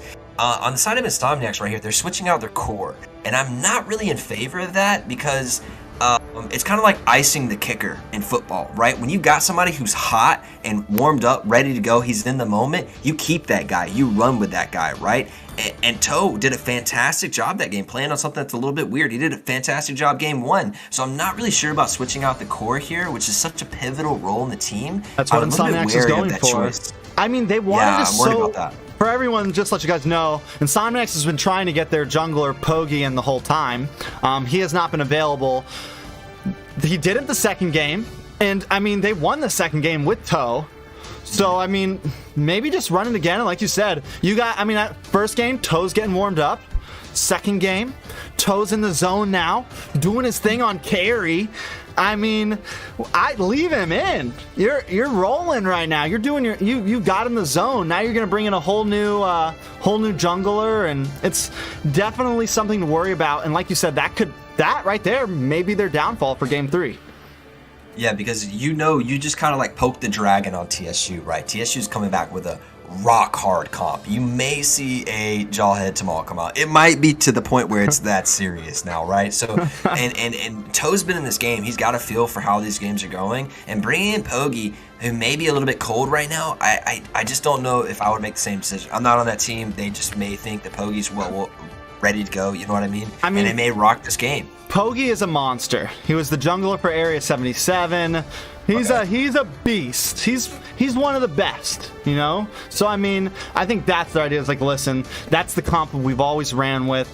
It's what we want to do. We feel good with it. We think that's what's going to really put us in there. But it looks like once again they're bringing Toe back. Hey, they're bringing Toe's in the match. I'm in favor of that, honestly. And I know maybe they wanted Pogi, but Toe's in it. He's hot. He carried game 1. He almost carried game 2. Did well. Didn't do anything bad in that game, right? So I'm ready to see Toe run it back in game 3. They played well around him. But here is where my favorite part of these matches go. Your 1-to-1. We're in the rubber match, as some weirdos like to say. And now we see my favorite word of the day, adaptations, come out in draft. Here we see TSU's chained around. Okay, maybe we don't go troll like we did game 2. Get back to what we know. And you know INSOMNIACS they got blood in the water, man. They're ready to take a series.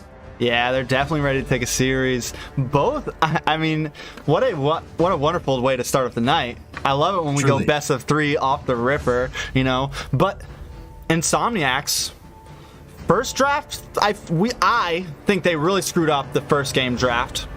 We both kind of felt like they messed up the second game draft, but like you said, they had a plan. I think that Yu Zhong slipping in was very pivotal for them.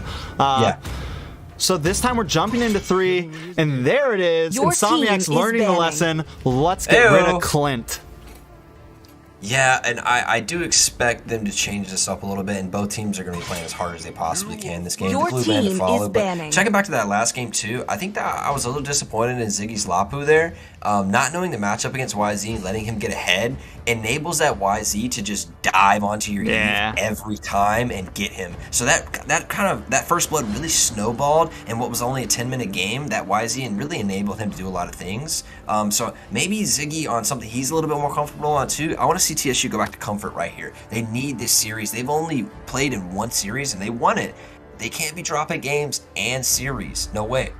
Yeah, I'm wondering, you know, maybe instead of going for that assassin jungle, go for maybe, you know, because it seems like they do, like we saw in the first game, like we've seen, they do well with these close formation comps, you know, everyone kind of snowballing around the map in the end game, you know, let's do a 5v5, brawl it out in the ring. They do good with that. So maybe instead of trying to run these really mobile assassins, if your marksmen get banned out, maybe pick up a fighter jungle, you know, pick up something like, pick up the Ballman, you know, and yes, I know it's not crazy meta, but it can work. Pick up something a bit slower, maybe maybe start learning some tank jungles or something along those lines. I could see TSU doing that. Your absolutely. They're so team is creative banning. with their gameplay. I would even say a Granger. Hey, we know he's, you know, A tier. He's not S tier, right? But Granger, we've seen him a best player once at almost every chance he can get, right? So I would have loved to see Granger employed there. Natan was still open. You know what I mean? So I just think TSU got a little crazy in that game. And we do see, though, why is he locked in for Galaxy again? Can Ziggy pull out something to counter that? Yeah, I mean, definitely not something they want. I feel like they maybe shouldn't have let that slip through there. And it's definitely scary. Galaxy just showed how dominating he is on that. And teams have been banning Yu Zhong left and right throughout this season so far. Season 1, we never saw him banned at all. Season 2, he has been a hot ban. So maybe TSU has a plan, though. Yeah, why does he just provide so much disruption of the backline and can just push people out of ultimates? He is very mobile in the roam. He's really good here. Your and he team is runs picking. into it. I like that. I think it works well. Similar playstyles, but YZ still has a roam advantage. I'm interested on this Dog Tour pickup of Brody, though. Does that project kind of the double marksman comp coming out? Popo's still left open, but Natan is open, Granger's open, so I want to see Nikto play to that mark. Even YSS, you know, something in the marksman category. Yeah, I mean, I definitely think it's... With Lolita taken off the playing field, the double marksman comp is free to go. They don't need to try to lock in the Lolita. I do like the response. This time, they do pick up the Esmeralda. Though they don't, like we said, they don't need it. They can definitely play it. And I do like the Brody. Of course, what we're going to see is Popo and Koopa coming from Craxy. That's an immediate lock-in. I'm a little iffy about who wins that. I personally think Brody wins it if he can get those stacks lined up from Dog and Popo. Because you're getting a double stack onto Popo as long as you can hit the Dog first. Your team is banning. There it is again, the ban in the mid lane coming out. And you're right, T. This may start earning TSU a ban because they seem incredibly comfortable on it. And we've seen you push TSU a couple degrees off of comfort, and they start to unravel a little bit. Your team this is may banning. be a focus ban that comes against them in the future. They're showing it here. I'm interested in Tamal's pick here. Please don't play the Ruby. Jawhead's open. Grok is open. Something like a hard tank for him to engage on and really pick fights. Yeah, definitely. I think something a bit bulkier in the early game, possibly. Something to definitely be a bit more dive comp, especially having this Esmeralda. Right. But I feel like maybe they should have picked up Bane last game. Maybe even instead of the Eve. They just have been running it so well, and that sounds so preposterous to say pick Bane Mage instead of Eve. Your team is banning. It's got a 100% win rate right now from TSU. It hasn't lost yet. And yes, they've only played one series, but I've seen it in scrims before the season. They run it so well. Mamiel does it so well. And it just... I really think it should have been picked in the second game, and I think it could be one of the things that carries them through this season. Now, interesting to see the YSS ban. I do believe INSOMNIACS has picked up, hey, TSU wants to run marksman jungles, so I want to see either an Natan ban come after this or a Granger ban come out and really pin Nikto down into something he does not want to play in the jungle. That seemed to be really effective, putting him on the Lance there. And he had other choices. He chose the Assassin, and it didn't perform. Yeah, I think this time we may see, if they do go for the Natan ban here, we may end up seeing that Granger pick that you were talking about. I think Natan is definitely a good ban here. Just like you said, pin Nikto down. That was definitely TSU's hiccup last game. But we can't count Dog Tour out either right now. It's going to be up. One thing we got to point out is Esmeralda's going to do pretty good against this Matilda. She's going to eat up these shields. So I feel like that was kind of a bad pick from the side of INSOMNIACS. But they go for the Ruby ban. Interesting. Leaving Natan open for Nikto to be able to pick. So I would love to see a Jawhead Natan lock in here for the last two picks of TSU. But over on the side of INSOMNIACS, I want to see Ashley run back that Lunox, man. Yes! Yes! There it is. Oh, and the crowd goes wild, man. I'm so excited to see that. I want to see run back the Lunox. Yes, absolutely. That was pivotal for game 2. And you're seeing a little bit of the same comp come out from INSOMNIACS. Yeah, most definitely. I really like, just typical TSU right here. It looks good. It looks strong. But here comes Ashley hovering that Lunox pick. We saw how devastating it was last game. She's going to lock it in, and that is going to be a wonderful counter up against this Esmeralda right now. She's just going to shred that down and possibly whatever. But when it comes down to the jungle, what do you think we see from Nikto, man? I think we may see... For Nikto, I think we're gonna definitely see the Natan here. I did not expect Toe to go carry there again. I think that's a little bit weird with this different comp. Tamal's gonna punish that this time around rather than he couldn't last game, right? What I would have liked to see, honestly though, from the side of TSU would have been a Lunox ban. Maybe instead of that Kagura last ban, like I said before, I'm not letting you beat me on the same thing twice. If you really destroyed on a hero in the game before, you're not getting it again. And last game, INSOMNIAC, Ashley on the Lunox ran it. She was doing crazy damage. Yeah, it was scary. I think maybe instead of banning that Kagura, take out the Lunox, or instead of banning the Eve, take out the Lunox, something else there. Maybe even the Roger. Like, if you're going to focus Ashley, just full force, you know? Screw the Roger. Let's ban every mage. Let's take out 4 mages and just really do it, because that's what they're trying to do to Nikto right now. Oh, okay. Still works. I mean, it's still in the marksman category, right? We're right back. I haven't seen Nikto, and I haven't honestly seen TSU run Kimmy yet, so this would be interesting. But I wonder why not the Natan there. You did really well on Atan in the first game. I'm not sure really why not go that here. Any suggestions there on why Kimmy over Atan, T? I do not. My dog is losing it right now. So I don't think she likes the Kimmy pick. I mean, I think it'll be a decent, it'll be a nice stiff arm for whenever someone tries to come in. And again, TSU just likes to do different things, so we'll see how it plays out. It does bring a lot of magic damage, though, from the side of TSU right now. I'm going to mute my microphone for just a second while you take the beginning of this game. Yeah, you go ahead, man. Game 3, TSU INSOMNIACS tied 1-1. This is the deciding game. Whoever takes this game will take the series, and this is only the second series that TSU has come in. So this is a really big opportunity for INSOMNIACS to take a series off one of our top teams, champion of the CT tournament we had in our last tournament, right? But this is a much more TSU-esque draft here coming in. You got Tamal and Jawhead, you got Momio on the Bane. Really comfortable picks coming in here. The only thing I think is new here is the Kimmy in the jungle. So but we still see them going back to that double marksman comp with a fat front line. And I think that's where TSU is really comfortable. You can already see them moving around the map a little bit more comfortable. I do expect Tamal to punish the carry a little bit coming in here, and they do already come in, and Tamal immediately onto the Esme.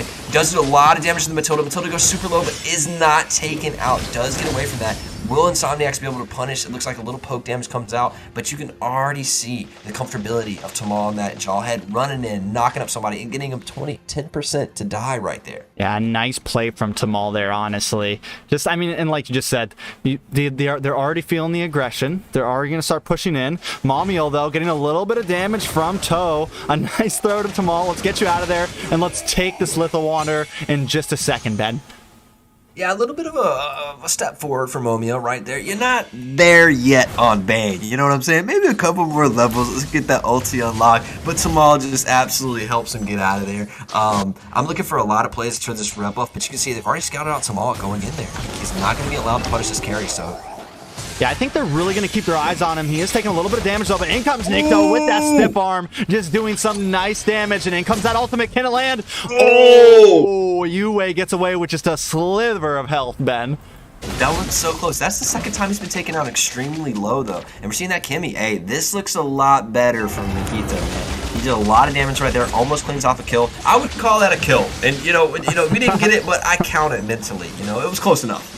Yeah, it was definitely a close one. And with Turtle up now, it seems like YSU has a nice position over it. Momio's going to have this ultimate locked and loaded. It's going to do great at zoning them away if they try to push this engage. So I like the position coming from TSU right now. Pops the ultimate, goodness. A nice pick onto Yue. In comes that Momio ultimate, and they're able to get the kill on Yue. Down they go. Nikto gets a little knocked up from Galaxy. He's trying to push forward. Nikto a little low on health, though, but the stiff arm is there, and Galaxy is forced to fall back. Two trying to back up. Caught in the middle. Three members of TSU. This is not a good spot. The throw comes in. Toe takes some damage. But Momio gets stunned in just the nick of time so that no kills happen on the board except for the one. No, TSU takes one kill in that total fight, Ben. Right, the kill goes over to Tamal, which is not the best kill placement, but I love to see Tamal in the bush ahead of time with position objectives. That's where TSU finds their comfort. That's where they find a lot of their advantages in the game. They predict the enemy's movement, and they're there first in the bushes waiting to make a pick. And Tamal and Jawhead, who better to do it? That's the second time Yue's been taken extremely low. Excuse me, the third time. He does get punished that time, but this Nikito, man, this Kimmy already doing damage early. It's only going to get worse and do so much more as this game progresses. Yeah, and that's, you know, whenever you asked about her, I said that's what she's going to, whenever this Yu Zhong tries to get on that back line, as long as she can get a little bit of distance from her, he cannot chase her down. You know, you can't really chase Kimmy down. So if she can position herself correctly, she can definitely cause a lot of mayhem in these fights. And that's what Momio is going to be there for. That's what Tamal is going to be there for, to help push the enemy team, help push INSOMNIACS a little bit away, to give Kimmy that distance and do the damage output that she needs to. Yeah, TV got really blurry right there, super blurry on the screen. But I do think that TSU is much more comfortable in this game, and they're moving around the route, and you can tell it right now. It looks like Jawhead setting a pick onto Unox, may get it and I've been knocked out of the series. Oh, we do get a kill on to Craxy. They do go down. Another first blood from the side of TSU. This looks almost like the same game as the last time, except this time TSU taking these first bloods. Yeah, and that's really good for the double marksman coming out. Both sides have drafted themselves a double marksman comp, but if you give late game damage over, who you want? You want Kimmy or Carry? I want Kimmy. Ooh, Galaxy taking huge damage, forced to get away, and the ultimate of Nikto just wasn't there to get enough onto him. The light ultimate coming from Lunox, and Ziggy with the Starfall Moon comes in and cleans up another beautiful play from the side of TSU. Let's take a quick look at that replay. I mean, we just see them. Nikto just misses the ult, but look at Galaxy just coming around the side, waiting for it, lands right on top of them, and able to take it back to the game. TSU takes the turtle and are taking this game in the early on stages, Ben. Yeah, and this is a much different game coming out this time around, right? You see TSU pushing massively forward. I think INSOMNIACS... Oh, another kill. Goodness, Carrie was quite deep right there and does get punished for it. I don't know what she was doing under a red turret, but she was there doing something. Yeah, Toe... He does great when he's ahead, but I think he has that. We talk about it sometimes. Players, wait a second. Dogtor able to get the kill onto Craxy. Both of them at a sliver of health. Next shot gets it, and Dogtor got it. A beautiful play from them, Ben. Yeah, and I think Popo had to go in for that because he didn't have two members of TSU pushing on the other side of the turret that would take it. But you can see Tamal not stopping. He's already at the red buff, predicting the enemy's path, and he's there in a bush waiting. Just harassing. This is the Tamal we know and love. These are the plays he needs to make, and he's continuing with it. Just in their face. And this is TSU, man. We've seen the end game comp. We've seen them play aggressive early. They definitely seem to have what it takes to possibly take this championship and at least get to top 6, Ben. Yeah, and I appreciate them trying something new and trying something they're not comfortable with, right? But I want to see those in the scrims, right? Not necessarily when the series is on the line. And you can see them in Game 3 here. They go back to their bread and butter. They go to that early game stomper comp, which we know them for and we love them for. And they show us why they're so good at it right here. This is what they play, and they play it so damn well. They definitely play it well. Lord, up in 20 seconds. Can INSOMNIACS even contest it, Ben? I don't think they can, and I definitely wouldn't. Another dive, too, comes in and he's wiped out. And this is the guy who can get out of the fight. He didn't have ulti right there, but this is one of your tankiest members on the squad. If he's getting dove, who's going to stand in the front line? You know, who's going to take this John initiation? Yeah, I don't think INSOMNIACS can compete with anything right now. I think they need to sit back, farm a little bit, and honestly make their own pick. Predict TSU's movement, get in the bush first, make a pick on them. Yeah, but and down in the bottom, we have another pick on to 2. This is going to be bad for a Starfall. Moon does come down to Momiel. Sandwiches are in, and it's another kill going to the side of TSU. 7-1. A 5K gold lead at only 7.5 minutes, and Lord is going to be crashing down, Ben. And I think you said it earlier. You talked about Toe, and he's not really good at playing from... Oh, God. Oh, man, but a nice Petrify from Galaxy, but it's just not enough. Instantly deleted. Ziggy gets the kill. The dog's going to be next. A nice flicker coming in from Dogtor. Not able to get a finisher, though. And the dog dies from the ultimate of Nikto. That was unnecessary, bro. Unnecessary. Killing an animal. He didn't do nothing. But, yeah, I think Toe, he has to understand that anything outside of these second-tier turrets is no longer your position on the map. If you go out there, you will be rotated on, you will die. Carrie doesn't have enough escape. Oh, why did she dive in? Ashley forced to pop the light all, which is flicker health. And a nice guess from Nikto, able to get her right as she comes back. Yue maybe next, but Momiel getting taken out in the backlane from Galaxy, but they don't care. They're going to take Galaxy down. It's a 2-for-1 trade. A beautiful play coming from the side of Nikto on TSU. Yeah, Ashley, you're not on the 5-0-4 as you were last game. This was a little different. Ziggy gets a little deep right there with no help and a little bit of a troll pick. He just ran an Ashley back right there. He said, you gave us one, we're going to give you one back. Let's make it even. So TSU sharing the love a little bit right there. But Galaxy diving in the back of that team fight, he stood in 4 members for a minute. He's a tanky boy right now. He was taking a lot of DPS. And so I do think that buys space for the Popo and the Carry to do work. It's just a little bit disjointed and honestly a little bit too far behind in the game. There's 6K gold down. It's a tough climb back for INSOMNIACS. Yeah, it's a very tough climb, especially I mean, this Kimmy's just going to get stronger and stronger. Tamal's just getting tankier. He's sitting at 1-0-7 right now. I mean, he's got plenty of the items he needs. He's got that Dominance Ice in to deal with Galaxy. You know, then they got this Esmeralda. I mean, it's definitely a hard wall to try to get through for the side of Insomniacs. And all they really have to dive right now is Galaxy. And yeah, Yue can try to make the play, but he's sitting at 0-2 and just not beefy enough to take these fights. Lord is definitely going uncontested at TSU here, Ben. Yeah, you honestly, Insomniacs is really getting themselves in a position in this game of waiting for a TSU mistake. And right now, they're in a unique position. Ooh, and in comes that Starfall once again. Mamio with the flicker, pops that ultimate, and Galaxy goes down. This could be bad for them, but they keep on pushing forward. Another kill onto Yue. Toe might be next. We do have Ziggy trying to push forward. In comes the ultimate, but it misses just by a hair from Nikto. But the minions are coming. Lord will be next. A nice Starfall over the wall onto the dog, but they're just focusing on this inhibitor. Down it goes, and they have now invaded the base. They're moving on to the next inhibitor. A wave of minions. We do get the ultimate coming from Dog Core, torn apart memories, but it just doesn't do enough damage. Ashley trying to defend, but in comes Ziggy with a Starfall once again, and a double kill goes to him. The base maybe next. Minions covering down Galaxy. Quaxy Yue just trying to defend and make this last, but this is it. Game 3 going to TSU, Ben. TSU, no games played, series on the line, no problem. We'll go back to what we do best. Stomp comp early game. Jawhead on the Tamal gets in early and disrupts the jungle. The rotations are clean. They just play so much better when they're on comfortable heroes. And I know that may be an obvious thing to say, but for other teams out there, ban what they're comfortable on. Ban what they run these teams on, because they use the same heroes over it. We see the Momio has the Bane again. We see Jawhead for the Tamal. We're seeing the double marksman come out, right? They have these clear win conditions, and I'm waiting for a team to hard ban them out in draft. Yeah, most definitely. I think that's... We've seen their hero pool. We've seen that they play great with some of these more off-meta heroes. So maybe let some of the more OP heroes go out and see how they do with that, you know? Or just, I think Insomniacs did good in game 2, maybe because they left that ban open and left a couple more things on the table. Might be. But also, again, Insomniacs is going to say we didn't have Pogi. They had their sub in. But once again, if you want to have a strong roster, if you want to have a strong pro-level team, your 5 can't be the only good players. You have to be able to play well with a sub in, with another player coming in. It just has to be how things go. Make sure you're getting everyone the practice they need.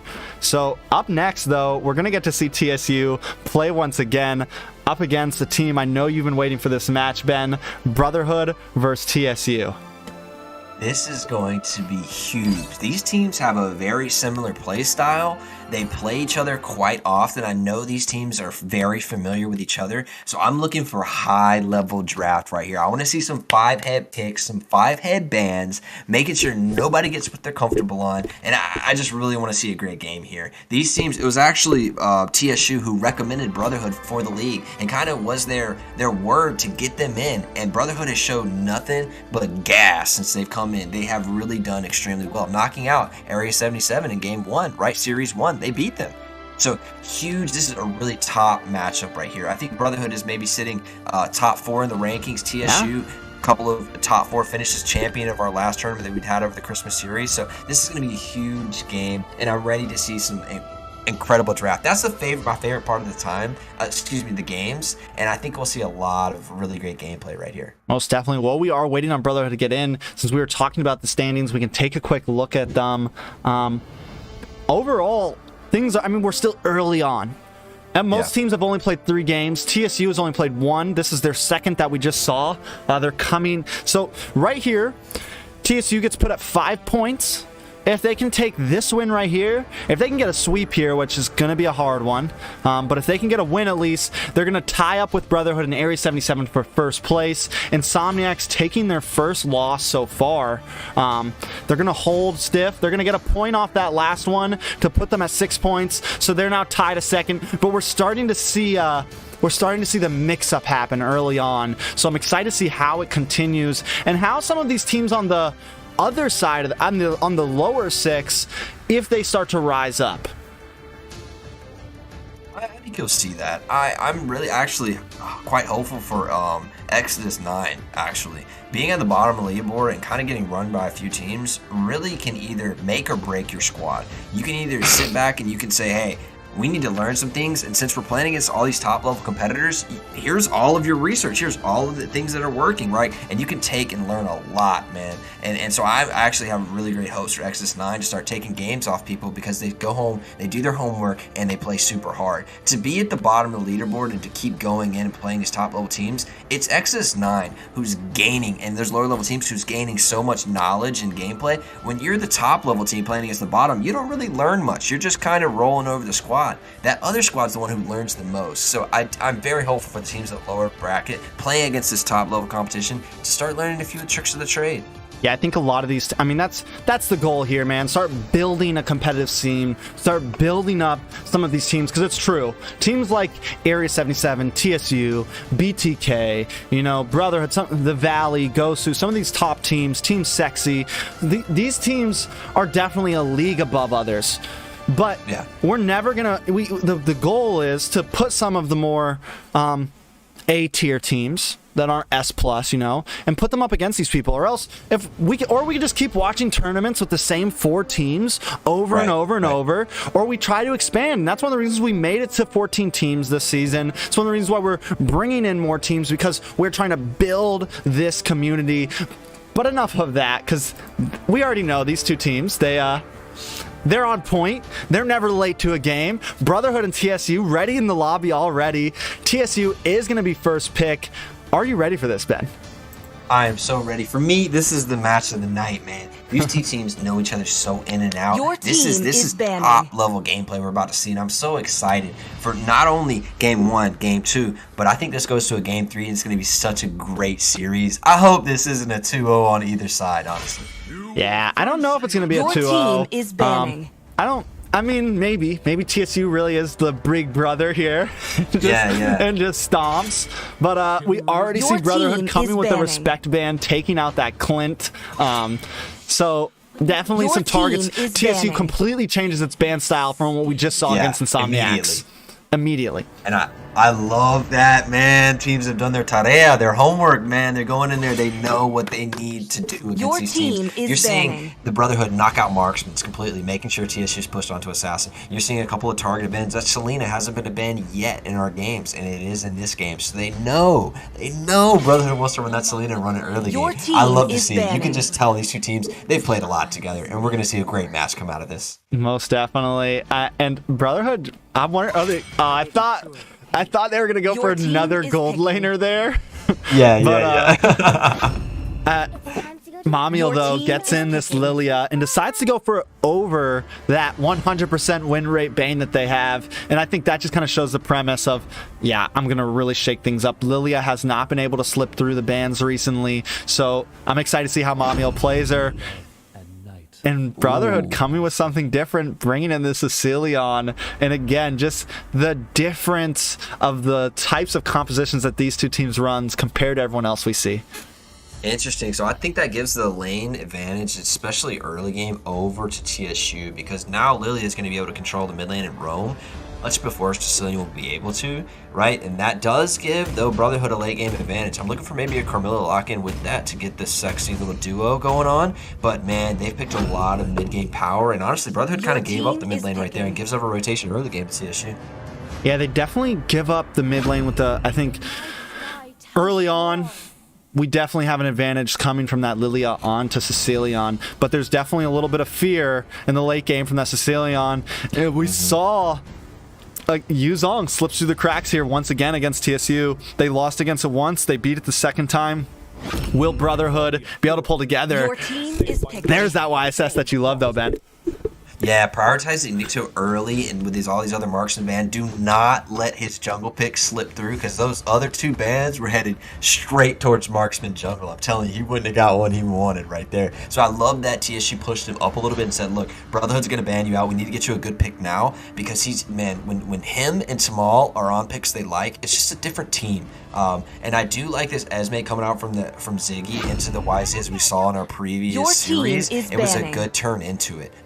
So So I think Ziggy will be fine here. I kind of wanted to see the Lapu so he could kind of save what he did and failed versus the first YZ, because it would be a great pick in Sicilian being able to pin him down. Banning. Right now, I'm not seeing any backline access from the TSU to be able to get to that Sicilian. Yeah, it's definitely going to be tough. Something I want to point out, though, this Sicilian's possibly going to be a gold lane Sicilian here. Or we're going to see Kagura go to that gold lane. I was really expecting Brotherhood to lock in the Popo and just leave there just leave no gold lane for the side of TSU, or ban out the Popo here since they're going to be using the Sicilian on the side. You know, just really limit Doctor's hero pool and force him into like a mage gold lane or something like that. Right, and double mage being locked in here, so it'll be curious to see what Brotherhood goes with for their own marksman, right? Will they even draft one? But they are banning out, looks like that Lolita. I wonder if they'll follow up with another support ban to put Tamal on something he's really not known for. Well, Hal is a monster on Hayabusa. He's a monster with some assassins. He's got the leading kills in the season right now. He's got 69 kills in 3 series. We just made a post about him. He's got the most kills out of every other player in the whole season. So we know he's aggressive. We know he's got a nice hero pool. But again, Brotherhood just coming with the respect. There's the bans that you call, Ben. There goes. Then now let's focus on Tamal a little bit. Get rid of the Lolita. Get rid of that Jawhead. Your team is picking. Yeah, he still has Grok, and then they did ban out Estes, which I was about to say could be a pick for Tamal. I've seen him run it before, and it didn't look too bad, but they are definitely saying, Tamal, you're going to play something you're not known for here. And banning out the gold laners, oh man, this draft just makes me happy already. And taking the Grok away too? Damn, what's Tamal going to play now, T? Your team I is don't picking. know. I mean, what? No Ruby, no Jawhead. Maybe we see him on a Kufra or something like that. There's the Kufra hovering over it. Still though, I mean, there's a lot of distance from the side of Brotherhood. You got this Kagura, you got this Sicilian, you got Grok to help with the walls. It's gonna be the only way Cooper's gonna be getting in there really is if he gets a ambush. You know, he's the range from Brotherhood right now. It's gonna be tough for Cooper to really make any crazy sets. Yeah, and maybe it's just appeal the YSS a little bit and the Kagura coming in, but they've got so much dive. Kagura can dive, Grok can dive, YZ is going to dive. So they've got a lot of backline access, and I'm just not really seeing any from TSU. So we're seeing TSU go with like a peel comp, and they're trying to fall back and do damage as they fall back, and it's on to Brotherhood, the onus to dive and dive yet again. I guess they do have Esme that can get back there, but she'd be kind of a lone warrior. Yeah, they do. I mean, definitely not your typical comp from the side. I mean, a couple typical heroes. We do have that double marksman that we love to see on the side of TSU, but I just love that both these teams are so, they're different in their comps, but also like they pick different things, but also like their strategies are a little, Brotherhood's very pocket, let's snowball around this map. In the beginning, their three middles rotate pretty much together. They're aggressive. Towards TSU kind of is flexible. They know when they want to push hard in the beginning. They know when they want to play the late game. A little more spread apart sometimes in the early game. So I'm just wondering if these teams have done their homework like they should have, and how we're going to see this early game clash. Is TSU going to kind of step off the gas and play it slow, or are they going to try to push right into the heads of Brotherhood? I think Brotherhood is actually going to be the one pushing straight into TSU. Now, that's just from the jungle comparison, right? Has the advantage over YSS in the early game, but Lilia has the advantage over Sicilian in the early game. So I'm really interested to see how early game can kind of shape this. I think I would give early game over to the side of Brotherhood, and I would give later game over to the side of TSU. But there's so many caveats in that conversation, right? Sicilian's a great late game threat, so a lot of win conditions on both sides of these teams. I think this is a dead even coming out of the draft heat. Most definitely. I mean, it definitely possibly is. I think there may be a little bit of a slight early game advantage to the side of Brotherhood with that Hayabusa, but still, it's going to be tough because you know Lilia is going to be very aggressive possibly. So it just depends. And I mean, these are two of the top teams right now in the season, so it could go any way, Ben. And you're right, that Sicilian has been taken into the gold lane, going to provide a lot of range, but it'd be extremely vulnerable to see the first little skirmish pipe up.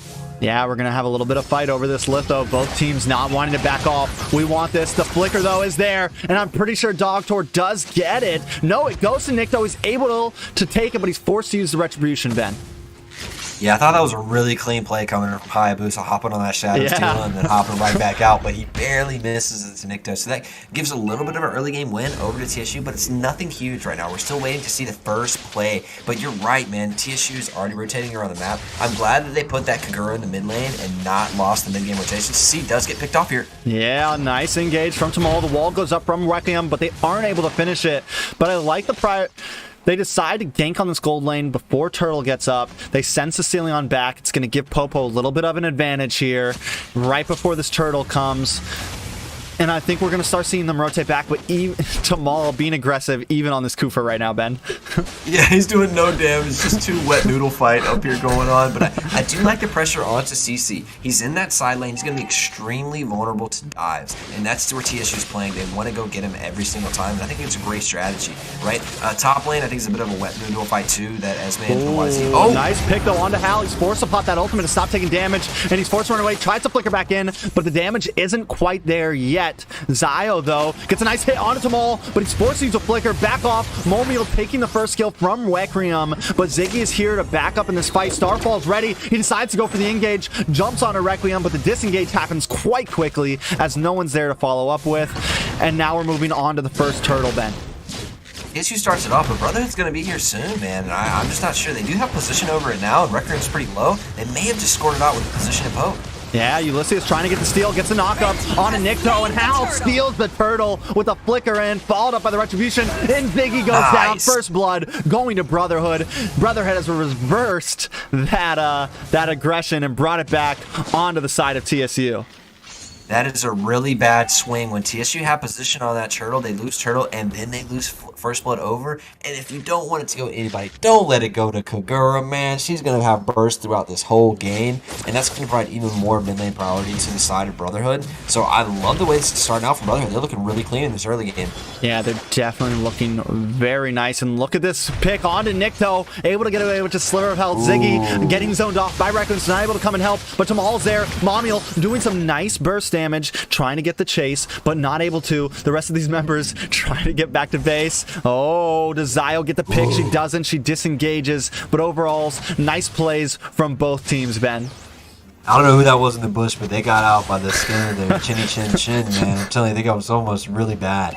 And you can see Brotherhood taking the early game right here. After it came out of TSU advantage, I think they just capitalized on a couple of TSU mistakes right there. TSU really had position and was really, really aggressive. Brotherhood just does it better. Yeah, I like the fact that TSU tried. You saw them early on coming into this blue buff jungle, try to get the pick onto Hal and play that aggression. But like you said, Brotherhood seems to be doing a little bit better with it. But still, the gold is even. TSU keeping up. Wait, a nice pick on Zio. And we finally get the first pick coming from TSU. That's what they need to keep doing. Hal forced to run away. And I think right here, let's push in this gold lane as much as possible, Ben.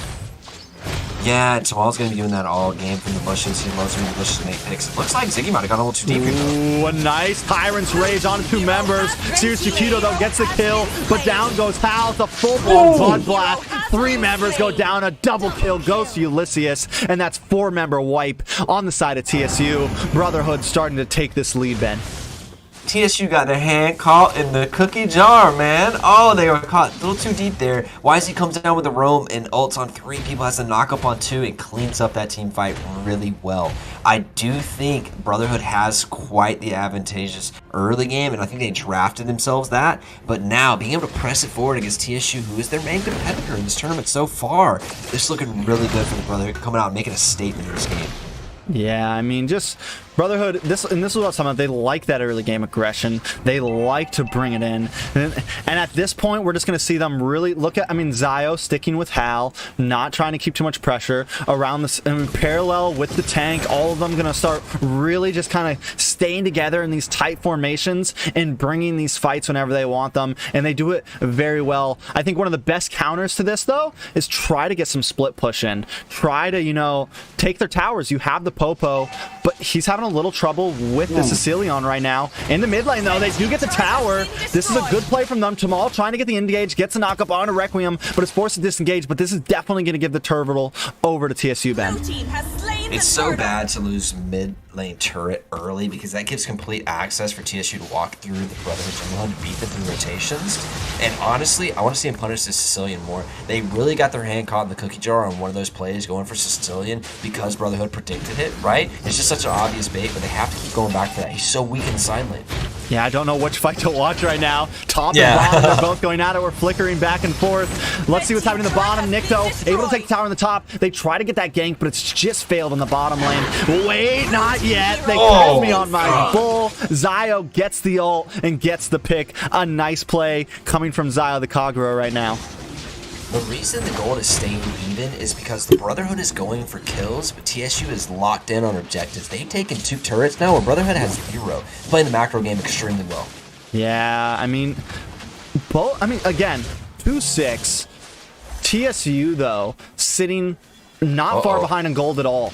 I mean, keeping up with the farm, keeping up with the tower push. Yeah, you're beating us in kills, but right now it still definitely feels like TSU kind of has the game in their hands. Yeah, just confidence. Even in the face of a loss and losing at kills, they're taking objectives like that's just part of their plan. Ziggy right there, diving into 4 people. Part of the plan, no problem, man. Nobody can kill me right now. Oh, CC maybe maybe come to flicker here. Comes down. Can they finally get the kill onto Sicilian? They can't. He's a slippery guy right now, man. Just a slippery guy. They can't seem to get him. And again, the flicker comes out. Not able to get it. Momiel just can't get the kill. 2-0. I mean, those stacks got to be looking nice right now, Ben. Yeah, and he's done really well to survive in this gold lane. Still has 0 deaths in the side lane. You would never expect that from a side lane Sicilian, right? But now he has burned the flicker. So we need to see a repeat game from TSU before that battle spell is off cooldown, and they can punish that lack of flicker. Most definitely. I mean, that's kind of the oh, wait. Tyrant's Rage onto it. Ziggy tries to follow up. The kill does get locked down. No, Hal does not go out to the ball. Ziggy, it's a great response coming in from Brotherhood. They have just turned the tables. It's a 2-0. Momiel, though, saving the day and getting a nice pick finally onto Sirius Chiquito, but she's now in a bad position. The wall was laid pretty well, and she's caught up and taken out from Ulysses, but Zio gets the kill. A 3-for-1 trade going once again to the side of Brotherhood, Ben. What a wall coming out from the Grok, sitting at 008. He almost has 100% KP right now. He is absolutely running this Grok. And I think the scariest thing on the side of Brotherhood is that CC is at 3-1. He's only going to get stronger. Kagura, 4-1. She's only going to get stronger. It's a lot of bursts coming out for this Brotherhood squad. And I'm not sure that TSU has the tools to survive the burst. Yeah, it's definitely... I mean, it's still hard to call it.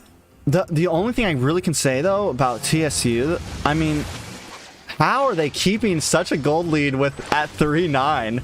Like, they're ahead. I know. How are they doing it right now? 3-9. You're losing in kills majorly, but you are just staying so ahead. Their objectives are just on point. And this is definitely what I said. This is the weakness to this pocket composition that Brotherhood likes to play. They're going to get picked apart in these towers from this Popo and Cooper right now. Look at a little bit of a push coming up from TSU. Really wants another objective, and they may step too far.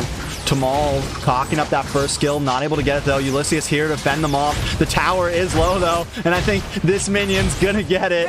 Another tower down from Brotherhood, and TSU is gonna start pushing now. This may be their time to shine. They know they had the gold lead, and they know that maybe they can really start pushing in here, Ben. Yeah, that early game advantage has fallen off, and they're not to the point yet where the late game scaling of CC is there to really be able to hit. And this double marksman has found this window in this mid game to really crank some turrets down, and they're doing an excellent job in the macro gameplay. Yeah, and Tamal just really doing a great job at being there, engaging, and backing off. But now we're having a bit of a battle. Zao tries to come in, gets that ult on the dog core and gets the kill, but Ziggy has his back. Quickly responds by taking out Zao. Ulysses taking some big damage from Ziggy, and she just can't go down. Momiel gets the kill, and Ziggy is just left there with a full baller of health and shield after being in the middle of all of that damage. But Chiquito starting to burst himself. I mean, they're going to need Sicilian to try to capture this end game, Ben. Yeah, they're in the position, honestly, where Sicilian does really well. He's under turret, locked in the base. There's not a lot of opportunity to dive in. But Ziggy, honestly, putting on an incredible performance, diving in 3 and 4 people multiple times, just being so annoying in these team fights. And nobody's focusing Ziggy because they can't kill him. And she's just running wild. Excuse me.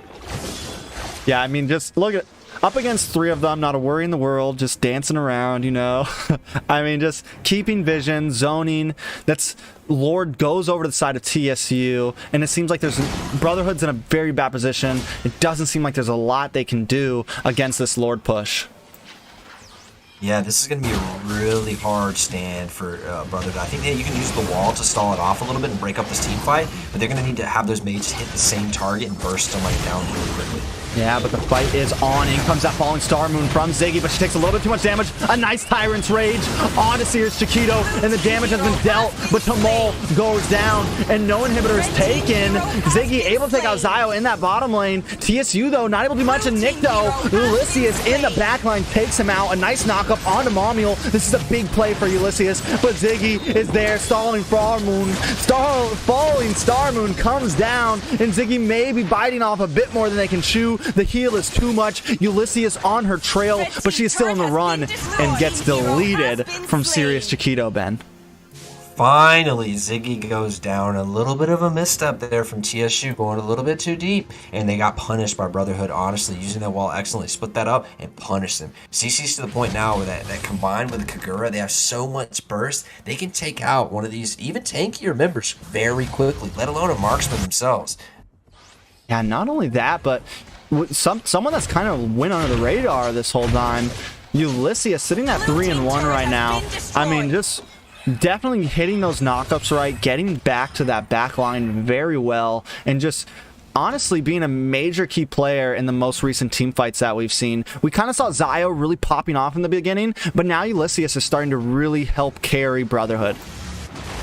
Yeah, and it seems like TSU might have a little bit of weakness against the YZ, right? That disruption of their team fight. They haven't really found a way to get through. Oh, big engagement Kufra. Big engagement Kufra, but I don't know if it's going to be enough. He's not able to really finish anything there. Requiem, a little low on health, though. Can they get the pick onto him? Ziggy trying to finish off, but he's just not able to. And while all this is happening, Ulysses once again in the back line, able to take out Dogtor, but now they're down. This may be the comeback for TSU. Oh my god. A half a health bar taken off a Hal. Nikto with the first skill, and TSU pushing their advantage, moving into this tower. The burst damage comes in from Sirius Chiquito, takes them all down to about half health, but TSU is not scared. They finally cracked an inhibitor, and this is a good position for them, Ben.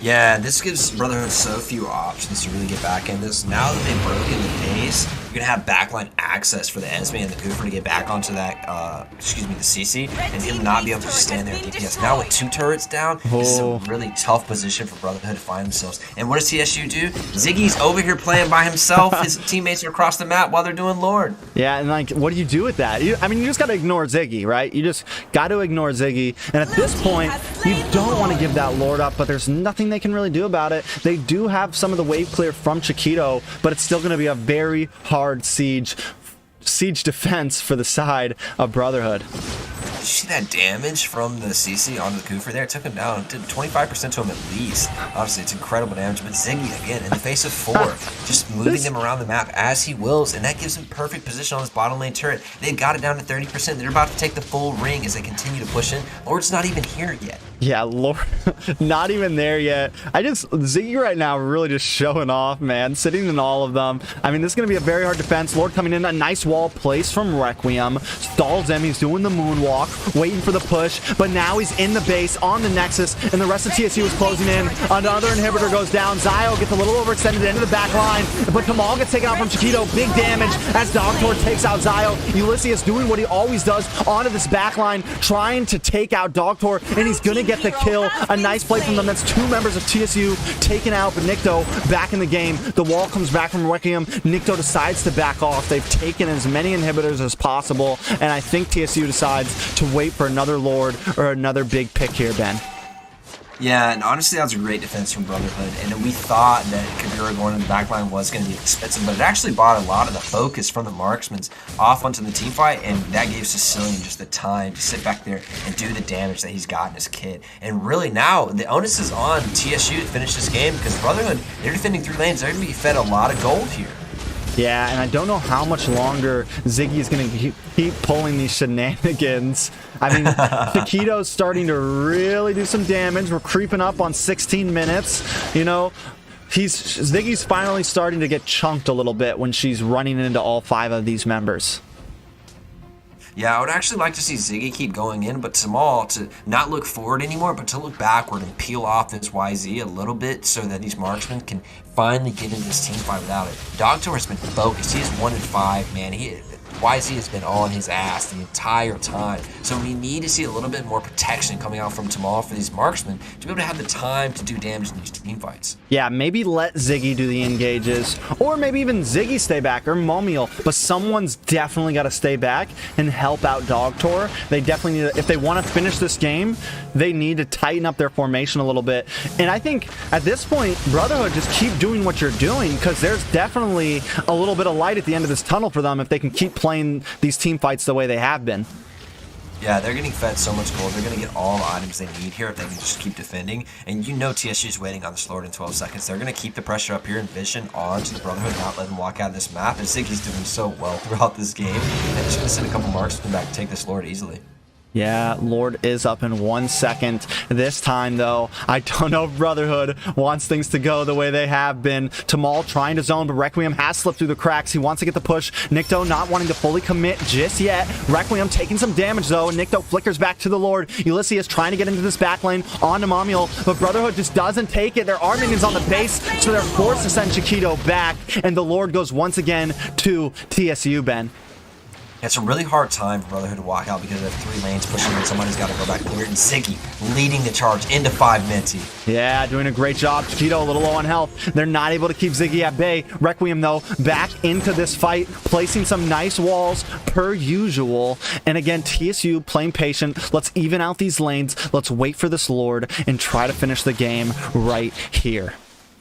Yeah, but I mean, Grok, he's been doing an excellent job of stalling these team fights, breaking them up, making sure TSU can't punch when they want to punch. And giving that stall has given Sicilian such time to sit back and do this incredible wave clear that he's showing 6 in 1 right now. From the side lane, Sicilian, he should have never got to this point, never this score line, right? But he's here now, and can he save the day? I don't know, another wonderful wall. Lord doing the moonwalk. Ziggy has popped the engage, though, and Tamal comes in, misses the Tyrant Rage. A nice knockup from Requiem, and down goes Dogtor once again. Ulysses, this is not a good position, but the Nexus is going to go down, and the game goes to TSU, Ben.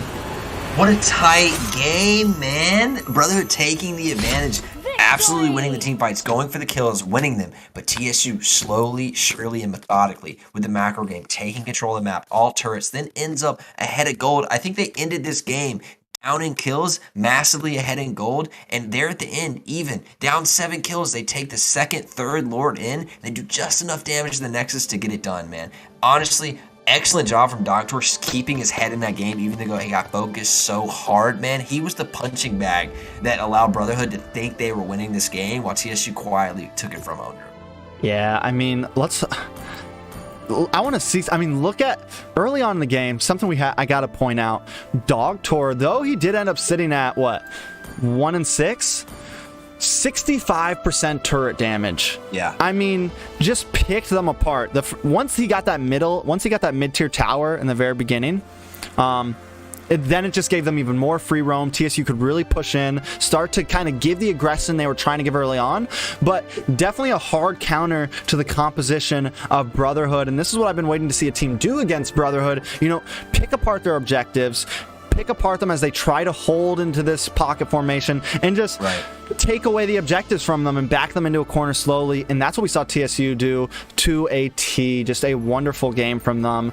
But Brotherhood definitely can't be counted out just yet, Ben. No, not at all. They honestly an excellent performance. And winning early game over TSU is not an easy feat.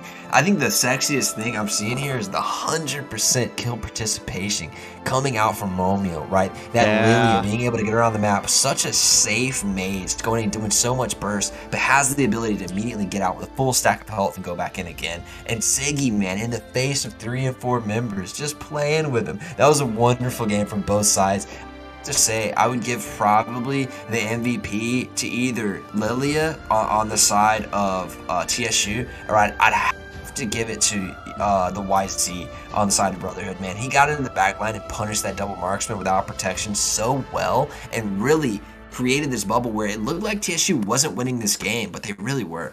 Yeah, and I mean, Hal, no kills. Hal's, like I said before, Hal's got the most kills right now in the league. That was weird. 0 kills for him. And though YZ got a silver at 8.3, he definitely is what carried that game in the end there. Like, when TSU almost won, the only thing that kept Brotherhood alive there was Ulysses getting to that back line, punishing Dogtor, punishing Momiel, trying, salvaging these team fights. I think maybe they need to try something a little different with Hal and switch up their jungle choice. But let's jump back to this caster desk and get ready for game 2. Is it going to be a sweep, Ben? I'm not sure. Right there, it looked like TSU came in like really playing to their game plan. They said, hey, we'll go down early game, no problem. We'll lose in kills, no problem. We're still going to win this game. And they split pushed them to death. So I'm thinking that maybe Brotherhood can take this next game, and it will be a third game, but I think TSU takes the series kind of game. I want to see TSU ban out YZ here. They've shown that YZ has been a threat to their backline again and again, and has done so well into double comps. I want to see them ban that out here and not let Brotherhood get their hands on that. Yeah, I mean, your team again, though, is I think they maybe should have banned that. Remember last time when I said they should have banned Popo Your here? team is and they banning. didn't. Yeah. They left Popo open, or they should have picked Popo and really left Dogtor with like nothing there, especially since they already locked in Your the Sicilian team is gold banning. lane. Right, You know? So they didn't they decided we're not going marksman gold lane, So maybe this time go through with that plan as they keep starting, and finish it up. Just go for it. Take out Dogtor Your in the gold team lane. is banning. Yeah, I think you're totally right. With a little bit of change to draft here, Brotherhood would have really shored up that win. And I think picking Sicilian so early just kind of pigeonholed themselves into getting hard counter in the mid. And then you've already got Sicilian locked in, but you don't want to run that into Lilia because you lose all early game advantage. So now we have to pick a mage to compete with Lilia in the early game. That puts you on 2 mages. You don't have a mark. It was just kind of a weird comp from the beginning for Brotherhood. I think their bans were excellent, but I don't think their team comp really worked out once they locked in that CC. And TSU took full advantage of it. Yeah, I mean, Your they team got to do is so. banning. I would like to see Hal not pick an assassin here. We did see him go with something other than that, and Your team I just is think picking. TSU handles the assassins very well. I think they know how to deal with them, know how to kind of keep up with them. No mages on the table though. Zio coming in with something different here. It'd be a first time pick for Aurora here. I think that's really trolly. I'm going to say nah, bro, to that one. But I don't really see why Brotherhood banned out YZ right here. And I'm thinking maybe it kind of tips off what they're drafting here for their own self. And they don't want that disruption to come in for their own backline that they're building. That's my only really thought, because they've used it excellently twice into TSU. We've seen that in the last series, YZ seems to be a little bit of a TSU weakness. So I'm curious to see why they ban that out and how Your that will team reveal is itself throughout the rest of this draft. Yeah, YZ has definitely been a huge weakness for TSU, and now you're giving, Your like, you're not team only is banning picking. out something you want, but you're handing over the Eve, you're handing over Tamal with this Lolita. We know he's a monster with her, all for a Lilia.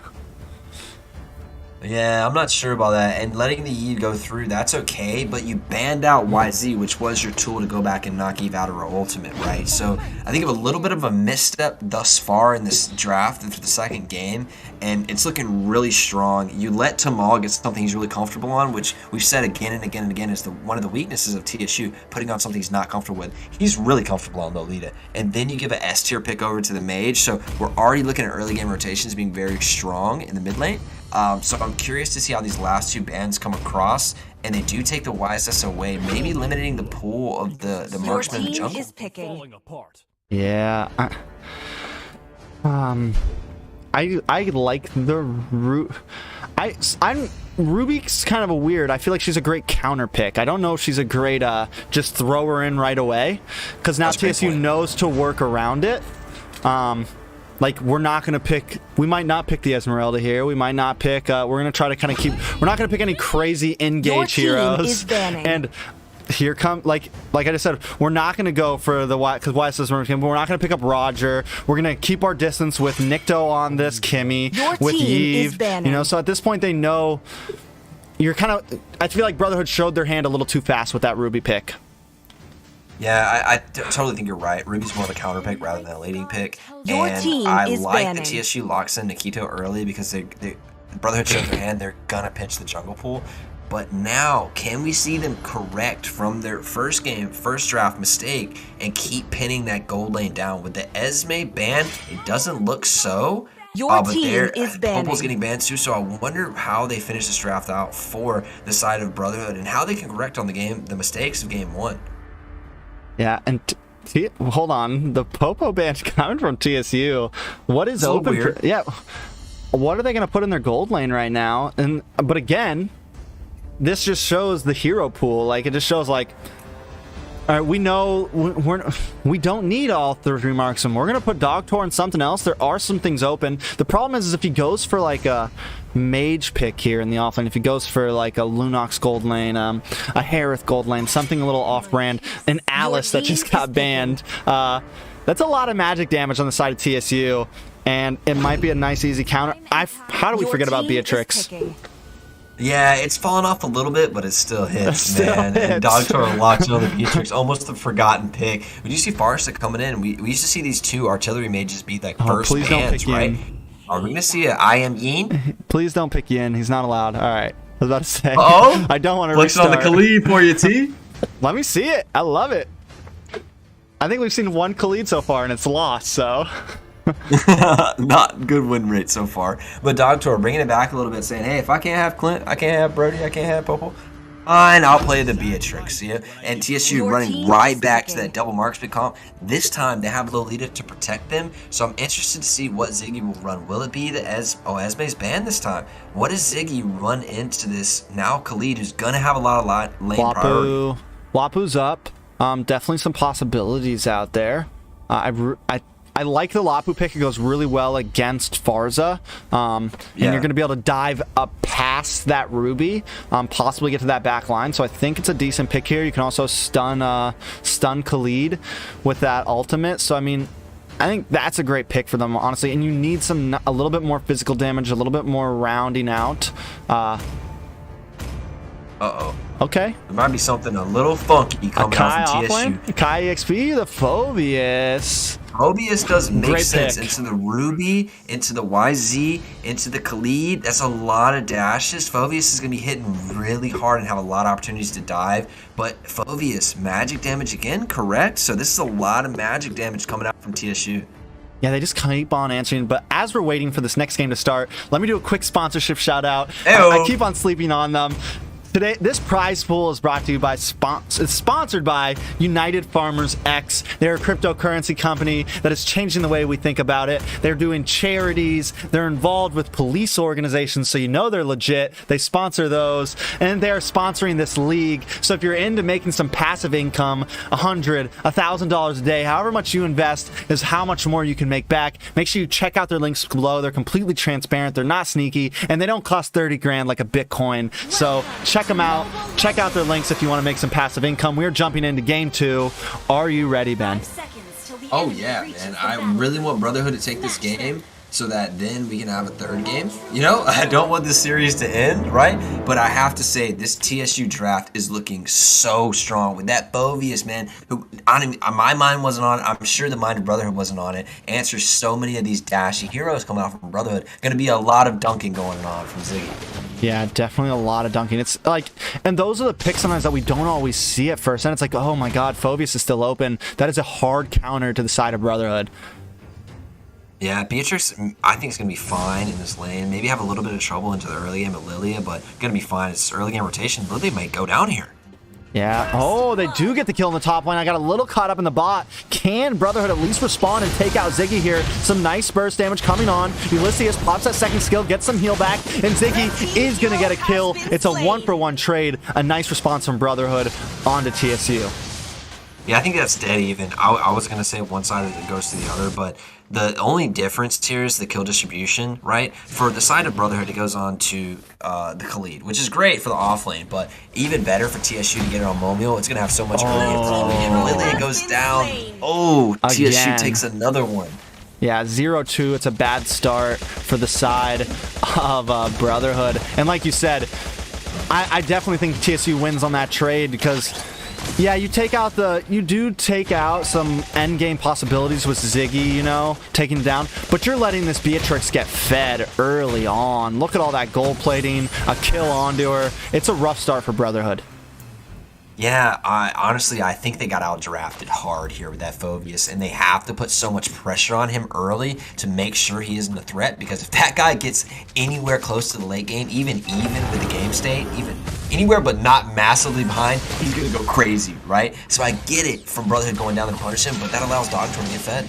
Oh, another engage in the top, though. We do get a nice flicker and another kill onto Chiquito. Dogtor is shredding, sitting at 1-0, sharing a nice kill with Tamal. Tamal does take it, and they try to rotate just in time, but Brotherhood seems to be doing a little bit of chasing here, a little bit of responding and not making their own plays. Yeah, that is not the Brotherhood we know. We know Brotherhood for grouping up in the early game and making their plays. Honestly, they may be one of the most potent early game teams there is. Tamal walking to a bush here, I don't think it'll mean much, honestly. But Lilia getting punished hard before she can get that Black Shoes ultimate to give her so much safety.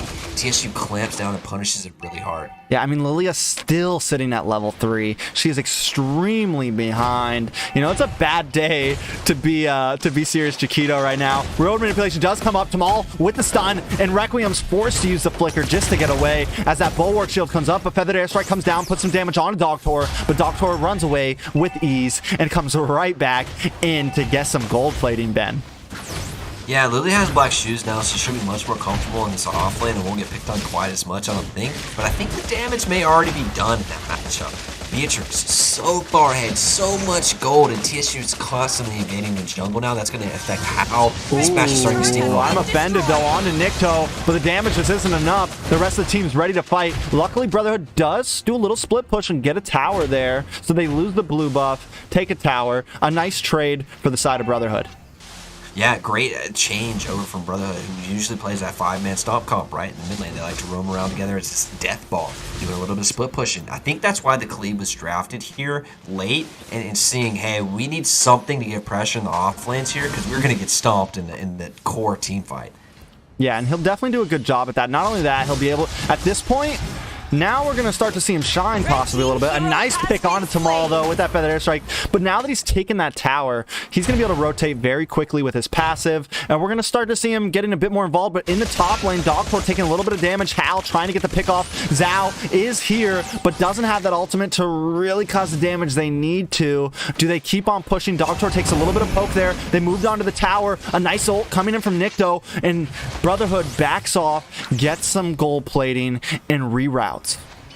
This is great to see that, because Brotherhood has a roam advantage with this Farsa, using it, getting away from this Eva. So quite a slow here and sticking to that mid lane, has to stay on a turret, right? Farsa's roaming all over the map on him, and it's just unfortunate they found themselves in a little bit of an early game deficit, right? TSU's got so much pressure on the map, but Farsa doing a really great job of rotating. Definitely doing a great job. Requiem trying to come in, Turtle going down, and I mean both. Another great game. We're sitting at a tied gold lead almost. I mean, TSU has a little bit of an advantage. They did just get a kill, even out the kills, but still, Brotherhood showing a little bit of a different side of themselves that we haven't seen them play before, and they're doing it pretty well. Yeah, a great answer from what TSU has drafted. I think the problem here is in the late game team fights, I don't think that Brotherhood even stands a chance against a full 5-member of TSU here. Going in 5-5, caught in the mid lane, right? Something really open that gives Phoveus a chance to dive off of a Lolita set. It just seems so impossible for them to team fight in this. So I think they either split push and win this game, or they lose in a team fight. Yeah, or maybe let the dive come to them. You know, let TSU try to get the engagement. Here comes Samal with that Numenor Blast, but it's not able to really do anything, and he's caught a little low. Requiem misses that I'm offended ult, but in comes Nikto with some big burst damage onto Hal. She tries to keep pushing, road manipulation goes up, and the kill goes to Mamiel. Can she get 2 more? Requiem and Chiquito are low. She gets the double. Feathered Airstrike is there, but Tamal stops her in her tracks, takes some damage from Zio, but is able to walk away with safety. Nikto missing that ult, and this is going to be a tower going to the side of TSU, Ben. Yeah, now these teams starting to group up and really force the advantage. Kimmy comes in with the kill, slides over the wall. Niku with this nice move. I like to see it from Kimmy. Really starting to push him and force it. Nice. Mamiel excellent. Taken out. What was she doing standing there, Ben? Yeah, dying to a YSS ultimate is not cool, man. It's not cool. But honestly, TSU has to group up and force the side of Brotherhood to respond, or you'll lose so much in trying to trade. Another kill coming over to the side of Brotherhood, getting picked apart in areas they really shouldn't be dying in. And this may afford Brotherhood just a little bit of enough advantage to squeak through these team fights. Yeah, I mean, again, just definitely, and they're splitting up. Brotherhood playing a much different game than what we saw last time, but Ulysses gets caught up from Dogtor. This is going to be the scary thing on the side of TSU right now. Dogtor sitting on this Beatrix, just farming away. That she's gonna in another couple minutes. I mean, she's already scary, but she's going to be much scarier coming around this 10-minute mark. Brotherhood gets a turtle away there, and honestly, it should have been TSU's with how much map pressure they have, but look where Tamal's positioning. He's on blue buff with turtles going on, so a little rare missed up from TSU, now rotating together here. Oh, ooh, a nice pick. I'm offended. Locks onto Mamiel, and the Feathered Airstrike seals the deal, taking out Mamiel. Brotherhood definitely coming back in this game right now. They're tying up the gold lead, but somehow TSU always seems to have the advantage. Dogtor pops that ultimate, but gets stopped in her tracks from Requiem. Luckily, they were there, but still, the damage coming from Dogtor is already starting to get peaked. I think anywhere Beatrix goes, that's where Brotherhood loses, because it's nice being stun. Oh god, another one T. Oh, the shotgun comes out. He brings Ulysses down to half health, and Feathered Airstrike comes down, able to get a kill onto Dogtor. Nice play from Brotherhood. A nice response, taking advantage. Let them come in, and I'm offended. Locks down, not able to get the kill on Tamal though. Mamiel pops that world manipulation, and Nikto's on the trail, but in comes Hal to save the day and gets the kill on to Nikto. Brotherhood needing to step back. Don't make a dash. Don't let Ziggy pop that ult one more time. Brotherhood playing an amazing game as TSU continues to take turrets though. Yeah, Brotherhood's playing really good in this, even though they lost draft. And right there, the patience on nobody dashing, like, nobody dash, please. And Phoveus being able to do his work right there. And honestly, I've got to say, this Farsa is playing incredibly well. Making picks, rotating around map, really changing the state and not letting TSU get in a set 5-man where they're gonna win the team fight. Really picking them apart, man. This Farsa is paying dividends right now.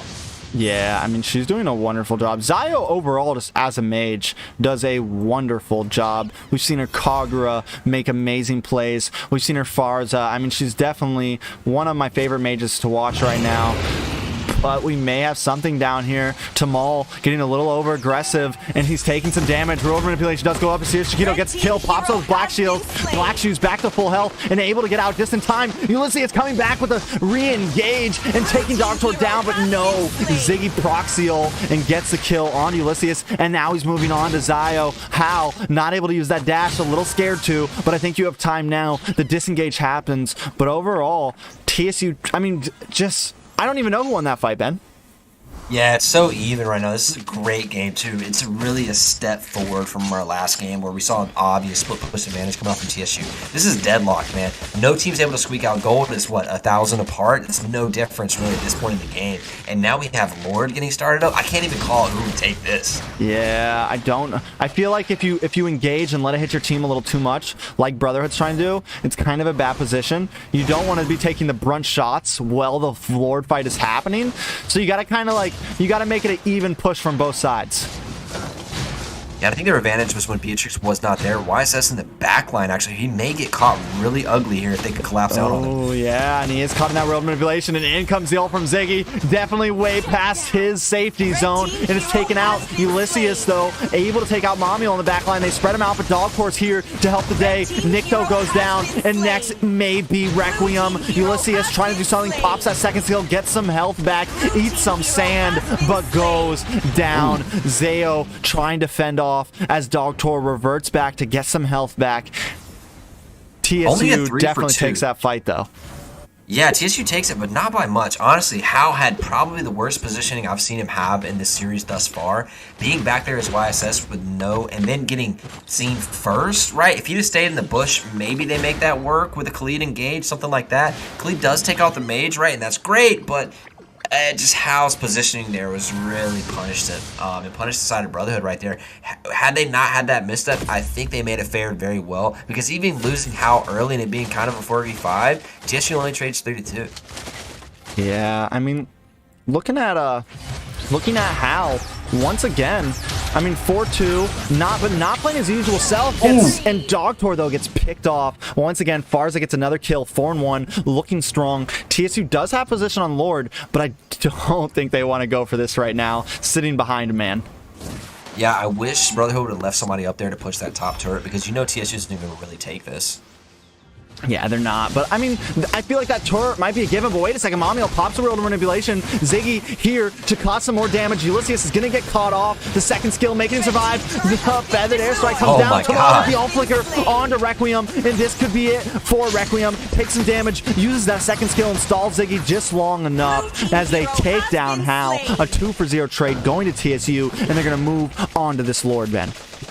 Yeah, losing that 4v5 fight really spells disaster for Brotherhood, man. And giving Phobius just a couple too many dashes in the late game, letting him reposition the fight a little too much, and ensures this Lord goes into TSU. Now TSU is going to be able to secure the outer ring of turrets and maybe even push onto an inhibitor turret. Not sure if they'll be able to get it. Beatrix does a lot of turret damage, and they do have double marksman, but there's still turrets in the way of it. Honestly, I think Brotherhood has a little bit of time in this to come back, but they need to use this Farsa to rotate around the map and punish Dogtor being alone and Lolita not having the protection for him, and really get that Beatrix, start to punish her. I mean, it might be too late. She's locked in the Blade of Despair. She's got the magic. She's got this Athena Shields to deal with Zio. She's got penetration to deal with Ulysses and Requiem. I mean, and now she's working on this DHS to really seal the deal here. She's definitely something to be reckoned with. And I think maybe instead of focusing on Ziggy in the early game, they should have done a little more gold lane focus and try to knock Dogtor down, because at this point she is carrying this game. Feathered airstrike may have been popped a little bit too early there. They do try to fend off. The Lord does go down. In comes Requiem, trying to stall them on this inhibitor, but TSU does not seem to give up as Dogtor takes some turret shots just to take the inhibitor and dashes away. TSU keeping up the pressure, though, moving down to this bottom inhibitor. Requiem gets the engage. Small tries to use that Numenor blast, but isn't able to seal the deal, but they are going to take this inhibitor. A beautiful push coming from the side of TSU, and they don't stop yet. Zio a little mispositioned under the tower, not able to land any of those feathered airstrike shots, but Hao takes out Ziggy. It's a nice trade, I feel like, to the side of TSU. You lose a member, but you take 2 inhibitors in that Lord push, Ben. I think that was a really great play by Dogtor, knowing Hero so well. He can get in. He saw the position on the map. He was able to take turret shots, get really low, but take the inhibitor tower. And that just gives so much entrance to the rest of the base. And they take bottom lane as well. Not only mid lane left, and it will be taken out quite quickly with the other 2 not remaining. So this is a big push for TSU. Now 3k gold up. It looks firmly in their hands. What can Brotherhood do to get back in this game? How can they hold here? How can they take the game off of TSU? You know, they were winning some of those fights early on. I said it in the very beginning. They need to don't engage. don't try to be the bullies here. You're behind. Let them come to you and either wait for a nice ambush play or let one of them engage so that you can get that Requiem, let that Ruby I'm Offended all actually lock onto someone. Let them come into your pocket. Maybe even let Ziggy overextend a little bit with that ultimate and set something up. But you're definitely gonna have to plan out one of these team fights, and hopefully TSU falls into your trap.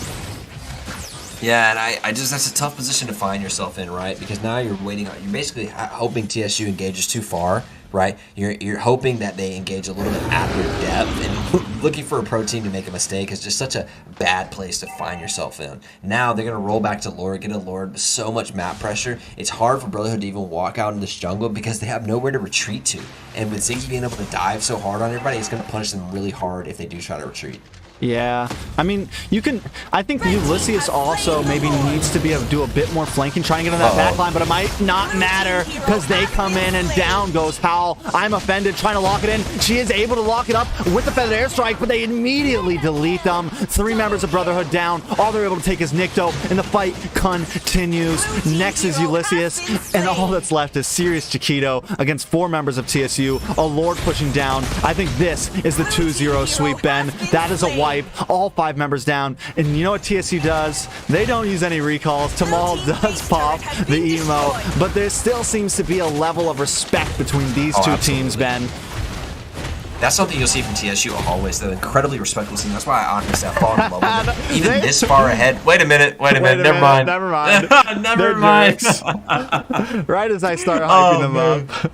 2-0 from TSU against one of the other top teams in the league. Very strong performance today from TSU, winning back-to-back series. Takes down INSOMNIACS. Actually loses a game to INSOMNIACS, but does not make the same mistakes against Brotherhood. Takes it a clean 2-0, and they secure themselves. Are they tied for first now?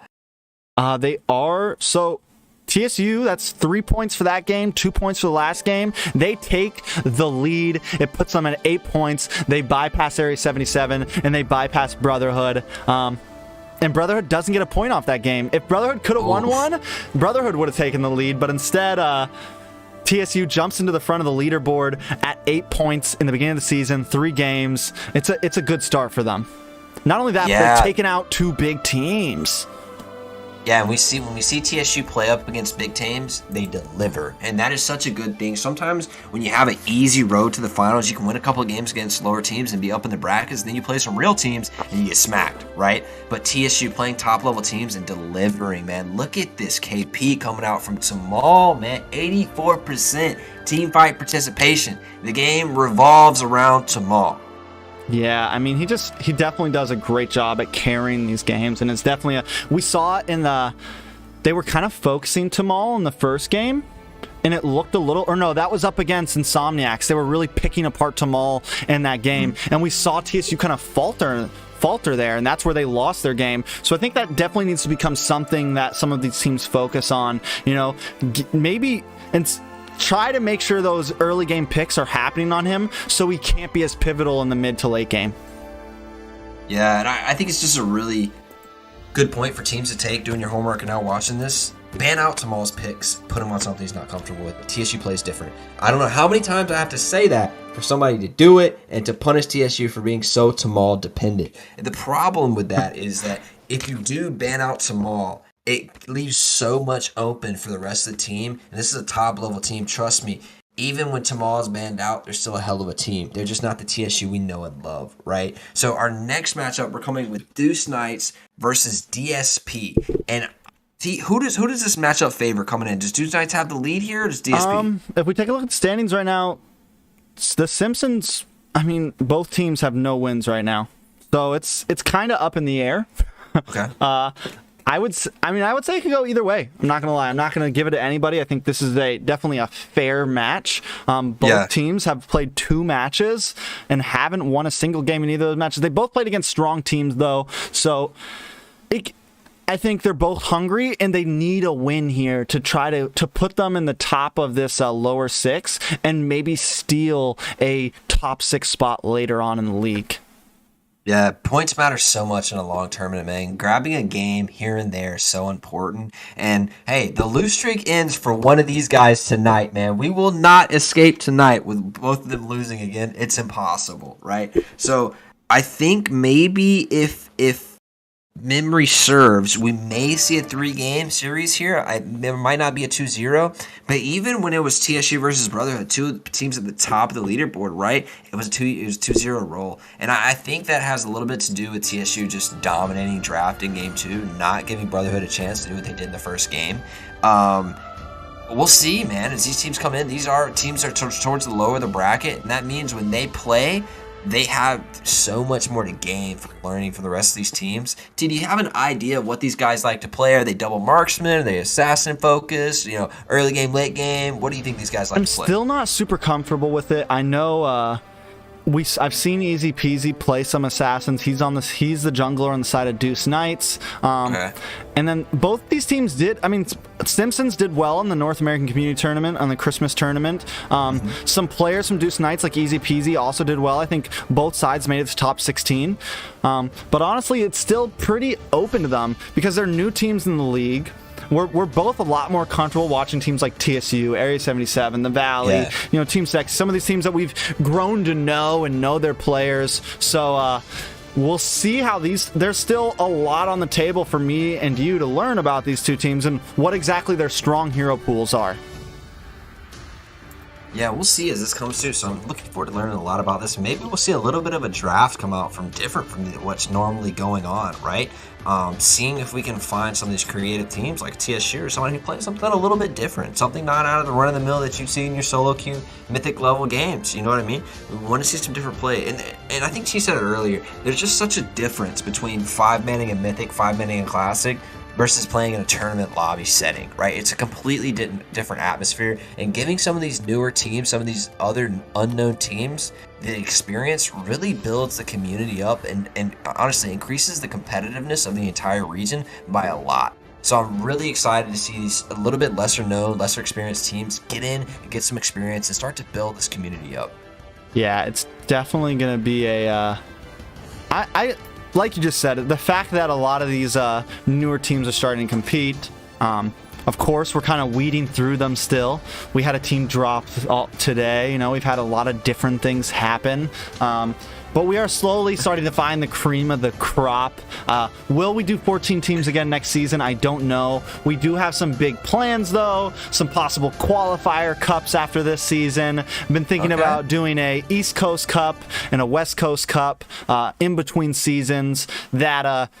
essentially for these teams that make the top 6 in the season will not be allowed to compete in those. This will be for the team, more of the underdog teams, to get themselves positions and get themselves some recognition so they can be invited into season 3. We probably won't even be doing registration for season 3. We are just going to be holding 2 cups on each side, re-inviting the top 6 teams, and then deciding on who to pick from those 2 cups after this season. So things are going to continue to change. There'll be a bit more of a you have to kind of go through it to make it.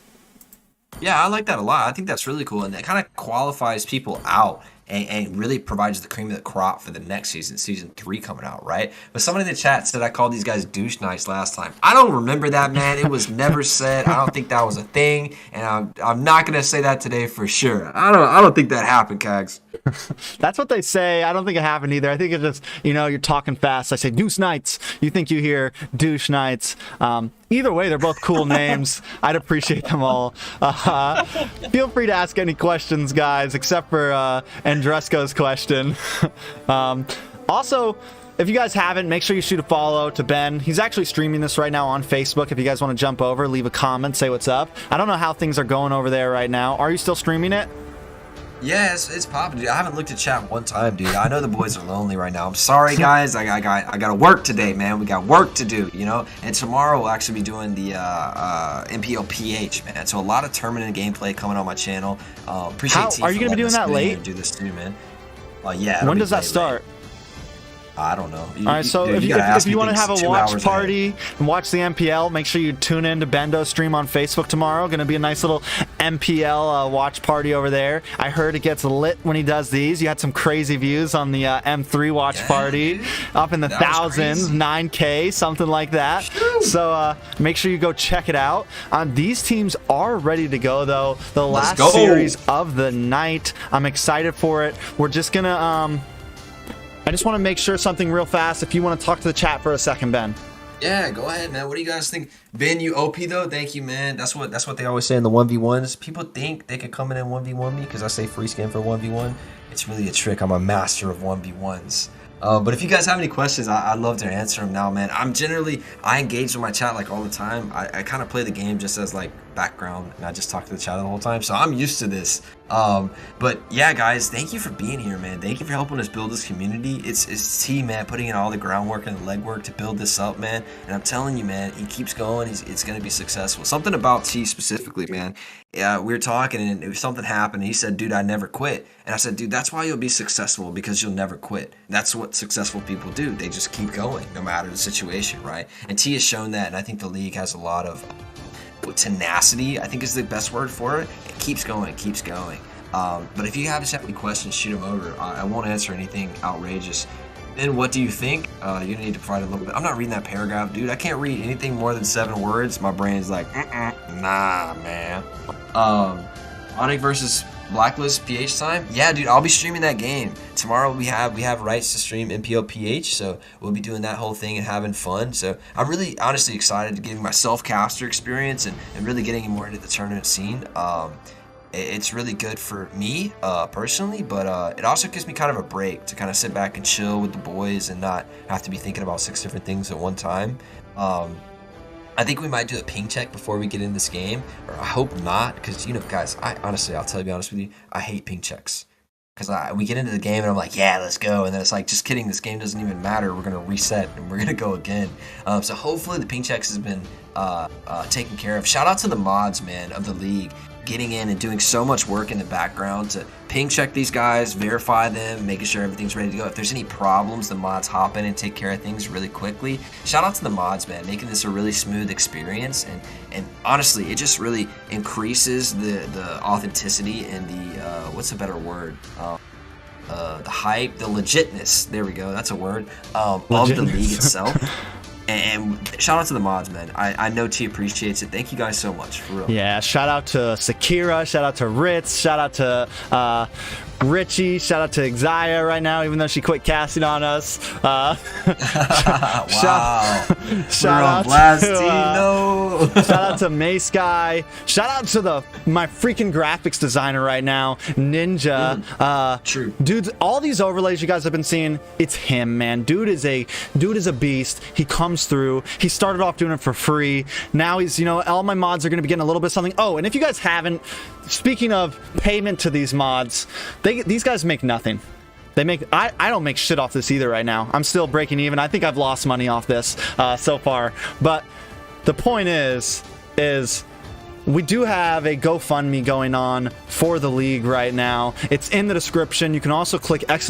donate. I'm completely transparent with it. I'm not taking all the money for myself.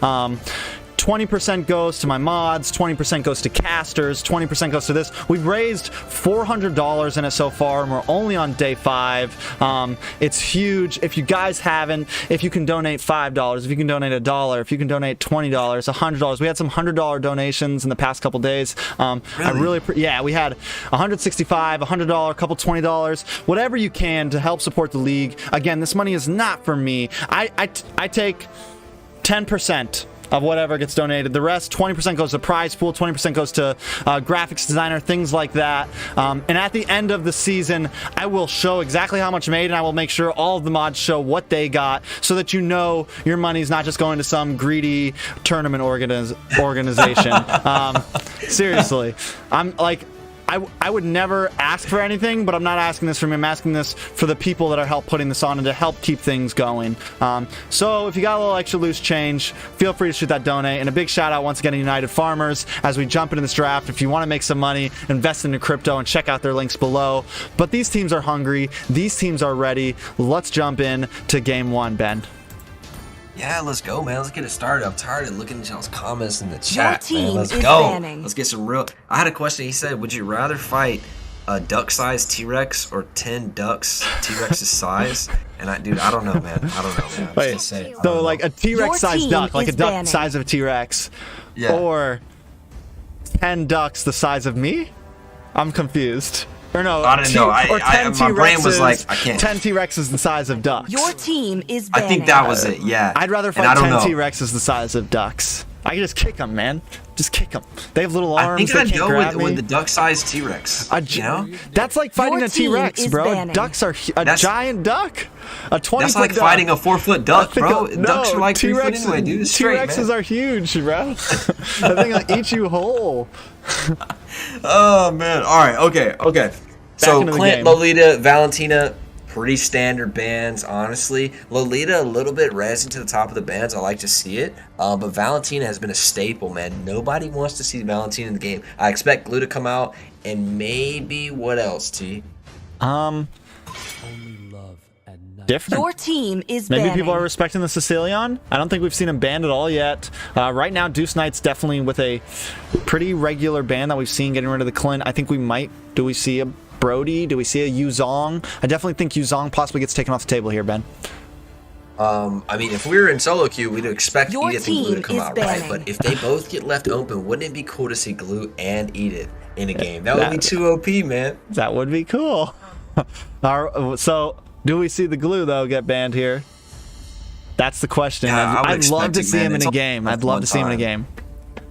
Yeah, I think he's so useful. XP lane, tank, you can run him. He's flexible, right? He's just really, really strong right now. I expect a nerf to be coming soon. Edith will be nerfed soon, but it's not a big nerf, so I expect her to be taken off kind of the ban list, but still playable, which is really exciting for me because I love Edith, right?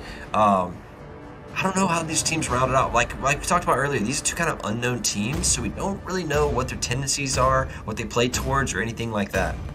Yeah, Deuce Knights does have some decent players on it, though. Easy P, Hendrik Loves All has, like, again, they're teams that are thrown together, you know? Hopefully, you know, I made it very clear to all these people before they joined, like, hey, are you guys gonna stay together? That's what we're not trying to cultivate teams that are just thrown together. But wait a second, there's the Glue pick coming in. We get to see it. Do you think it carries this game, though, Ben? I mean, it's hard not to carry on Glue. I'm a really bad player, and it's easy mode when I lock in Glue, right? Yeah, I'm just rolling teams. It's so easy. Esme picked into it. I don't know if this would be a roam Glue or an XP lane Glue. It's cool because Glue can be flexed in either lane. Now, Edith is still available, but I don't think she'll be picked in. Maybe as the roam here, but Esme's been locked in hard for that XP lane. Yeah, I mean, both strong picks. You take the Glue, you give up the Esmeralda. We know Esmeralda's been a priority pick, but the thing is now you also give over the Lilia, another priority pick, which I think Lilia does okay against Glue with those bombs and everything when he goes in that ult mode. The problem is she has to get kind of close. She's not a long-range mage, so I think to really deal with this Glue, they need to maybe lock in a little bit of distance here. Glue is just so mobile, man. It's going to be a real problem for this game. With Flicker, generally people say execute, but with Flicker, you can do some really cool stuff. So it's going to be really hard to lock him down, both on the entrance and escape. No one is really safe now. Now that he has Flicker, no one's really safe. Because you can Flicker, skill 1, skill 2, skill 1 again, and get an instant ultimate. And honestly, that puts everybody in danger. Flicker may be really broken on Glue. I haven't tried it myself. Not only that, but following up with this Raph pick right here to really give him a little more sustainability. Not only that, but help with the engage, you know, really like push in. And now we're seeing more CC locked in with the Nana. Not my CC of choice, but they could make it work here. Yeah, that confirms that Glue will be going to the XP lane into the Esme, which is okay, it's fine. Locking in the Raph, I'm not really sure about that early because sometimes, like you're saying, it does speed up glue and it will speed up initiations, but sometimes Your glue is team best is used with banning. hard initiation, so we can get 3 stacks for sure, and can prevent people from chasing. Like, Raph is just a little bit of a weird pick for me with the Your glue. team Now the is Nana banning. too. It seems to be really soft besides the glue. Yeah, definitely. I mean, I just feel like there's a lot of heroes that can do basically the same thing as Nana, you know, that can supply Right. you with CC. Is it really worth it? I think it's a nice pick, though, into the Esmeralda, possibly. And same thing with Lilia having to be close up. The CC may work out very well. If you can get especially in jungles, get that ult off correctly. Or anytime Esmeralda tries to team is engage, picking. throw out that Molina and stop her in her tracks. So it may be a good Your pick. team is picking. YSS locked in for the jungle. I think YSS is such a strong jungler. It provides vision, a lot of late game damage, and if played well, can really pump out DPS in a team fight, although it has an incredibly high skill cap. Coming with a double marksman for the side of, what's this, DSP? Is this Simpsons on the right? On the blue side is Deuce Knights, and on the red Gotcha. side, The right side is is Simpsons. Okay, cool. So Simpsons locking in the double marksman comp. I do like it, but with the Esme generally wants to go forward, and Lilia generally not thought of as peel. So they need to lock in something that gives them those double marksman space to work with and can peel off some of this attack that's going to be coming in from Glue and the Hayabusa that looks to be locked in now. I think daggers may be able to provide some of that peel, but they're definitely lacking like hard team is CC picking. Oh, goodness. on the side of that. And now we just whoa. Are we gonna see a gold lane Nana? It looks like it, but this is really diving deep into magic damage. And if Hayabusa does not get off to a good start, Esme building a couple of MR items is going to be unkillable. Matilda built a couple of MR items is going to be really hard to kill. So I think Deuce Nice might have pigeonholed himself into Haya getting fed or not. Yeah, I feel like they had a really, even though they had the Nana, I felt like they had a really nice comp with the Hayabusa, the Rafaela, and then Zai on this glue. Like, I just felt like there was a really nice comp on the side, and then they really just kind of like threw it out the window with that with another mage pick there. Yeah, some attack damage would have rounded that off so well, and there's plenty of picks available. So I'm really curious about either hero pools or play styles here coming off from Deuce Knights. The Farsa lock-in at the end there was pretty weird for me. Maybe it was actually the Nana pick that was weird and needed to be moved around. I'm not really sure these teams. Again, we'll learn more about these guys as the series goes on, but it looks like actually Glue going into the gold lane. Yeah, we're going to see Nana up against this Esmeralda. A little exciting. Popo, I feel like early on is going to probably have an advantage on Glue, able to keep that distance. Maybe give him a little bit of trouble. And I'm excited to see if Nana can put up a fight against this Esmeralda and maybe be a possible counter to her. But Damien already acting a little aggressive, trying to get some poke, force this retribution out of easy peasy. But he might be a little too far, taking down about half health, but he knows the distance he can push. Down to about a quarter, but Hendrik loves all, also taking a little bit of damage. Damien coming back in, wanting to take this thing. Luckily, he didn't have to use it, but he does come in, trying to get some poke damage, and backs off. Do you think that was a good play from Damien? Yes, but for Lily to be that close, it actually costs 2 flickers. So, oh goodness, Glue showing just the power he is, T. Yeah, gets a nice stun onto both members, and in comes easy peasy. He doesn't have that ultimate yet, though, but he is doing nice damage. Daggers may go down here, but he's able to get away with just a flicker of health because Music Tasty is there to help out. But Fluorescent gets the first blood onto Daggers, but now she's in quite a predicament herself, taking some damage, but Hendrik Lovzal is here to help. She doesn't have Wing by Wings, so she's not able to get away, but Music Tasty does a little bit of damage, and she pops the Wings by Wings and gets away after a nice Barely engage. gets away. Thank you to the Rafaela, saving my life right there. Honestly, these teams really getting low and really low. 1 auto, 2 autos away from death on both sides here. And we do see 1 kill going over to the side of Deuce Nice, which is great, but I don't know, a little bit of finicky play coming out from both sides here. Deuce Nice just with this lock-in on Haya, like that's their only attack damage, right? And if he gets pushed out by Matilda like they're trying to do, there's going to be no attack damage coming over from the side of Deuce Nice. Yeah, I mean, Haya definitely needs to try to get a kill in here soon. He may have the opportunity. We see him trying to get in there, and it seems like the side of Simpsons, you know, maybe playing a little too aggressive. They've lost that first kill, and easy peasy coming in. Turtle is up. Simpsons definitely trying to hold position on it and secure it for the side of themselves, but I don't know if Easy Peasy's going to let that happen, Ben. Yeah, if you don't repeat gank these people with burned flickers, they get away with burning the flicker, right? So when somebody burns flicker, you have to then go punish that, or they kind of get away with it. And right now, Simpsons taking complete control of the jungle and then pushing into Esme, getting a lot of position and area control and vision over the side of Deuce Knights. They're going to let it go completely. And first turtle will go over Simpsons here. Yeah, I mean, there was a really nice positioning from Simpsons right there. Just zoning everyone off. There was no way in, especially right now. You don't have a heavy engage tank on the side of Deuce Knights, so you really can't push in on these early game fights.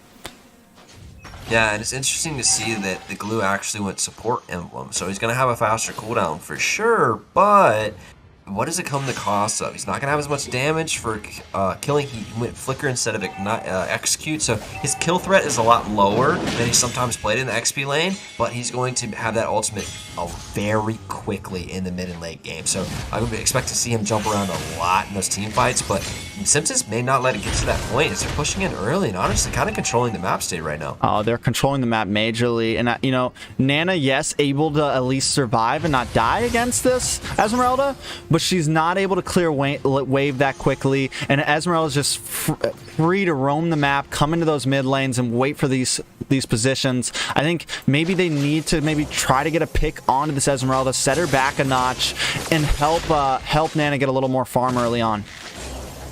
Honestly, I think the entire emphasis has to go on feeding Hayabusa right here. And it's just unfortunate, though, that you paired Haya, who's an early game hero, with Raph, who's a later game hero. Yeah. So you don't have the powerful rotation that this YSS and this Matilda are going to have. They were invading his blue yet again. Yeah, and Haya doesn't really get any advantage from Raphael. He's too mobile. He's never going to be next to her. He's always going to be a step ahead or across the map. A nice pick, though, coming in from Farza once again, putting them at 2-0. They're really picking on this Popo right now. But again, you know, normally when you see a Raphael, you want to put her with a marksman who's not super mobile or someone that's going to actually take advantage, because Haya's just flickering around, you know? Yeah, it's going to be really hard for them to get early game advantages, and I do think that the side of Simpsons will win out in the later game. Although they have glue, and Farce is off to a good lead, which will provide a lot of damage, double marksman comps, man, they're so punishing when you do get wiped, when you die. They take turrets so fast and can end the game so quickly. Yeah, but the next turtle is up now. Easy peasy, pacing this out, waiting for the moment to try to come in and get the steal. Over in the bottom, Zide is taking some damage from daggers, but the fight continues over here. We do get a nice dive onto Fluorescent. Damien with that flying eagle. Daggers eventually gets the kill on the bot up against Zai. Down goes that glue, and it's going to give another turtle to the side of Simpsons. Yeah, I'm just not sure about running the glue into the Popol, and they did that on purpose. They chose that matchup, and I think it would have just went so well the other way around, right? But you never know what these teams are thinking as they go into it. They may have had a plan that just got scuffed, right? And that will be the second turtle going into the Simpsons, and honestly, it's kind of going smoothly in their direction. Although they're down a little bit in this early game, Haya isn't getting where he needs to get to be able to do the attack. He does pop onto Music Tasty, but he's not able to finish it. Another failed attempt. Oh, the burn. He does. Able to get the kill. A nice play. And over in the top, Hendrix was all, though, taking a little bit of damage. It gets taken out from the side of the Simpsons. So even though they lost their jungle, they do answer back with at least something. But it seems they want to keep pushing. Easy peasy. Gets a nice flicker kill. Able to come in through that shadow and take out Too Good. Great change for the side of Deuce Knights, man. Getting easy peasy, a couple of kills early is going to pay dividends, man. He is their only attack damage. And as these items start to stack up, as that item starts to stack up on Esme, on Matilda, they're going to become unkillable to these mages. And so getting kills early and going on high boost early is so important for the side of Deuce Knights. Yeah, I mean, also, really, I think the person really catering, though, right now for the side of Deuce Knights, Fluorescent on this Farza. Yeah. Topping the first 2 kills of the game, just zoning well, being there where she needs to, knowing how to keep her distance. Once again, doing a great job. But again, it's going to be hard. Simpsons just doing also a wonderful job at securing these objectives, these 2 turtles, and zoning the team away when they want to hold a position on the map. Yeah, I think you totally echo what I'm talking about earlier. Farsa, man, controlling the map, being able to roam and just make picks, even when they're in a disadvantaged state. They've lost both side turrets, right? So map state is kind of in the favor of the Simpsons, right? But Farsa is still finding a way to bird over and make picks from that bird. Yeah, but if they don't, Sorrow, a nice pick though, too easy peasy. Pops that ultimate onto Damien. Flame shot comes in, but misses. And again, it seems like Deuce Knights are taking the lead in these kills, but we saw the same thing happen with the side of Brotherhood as TSU continues to take towers. So I think easy peasy, yes, getting these kills. Deuce Knights getting these kills, but they need to start taking some objectives here, Ben. Yeah, they have to translate this lead that they're getting into objectives. They're falling behind in turtles. They've already lost.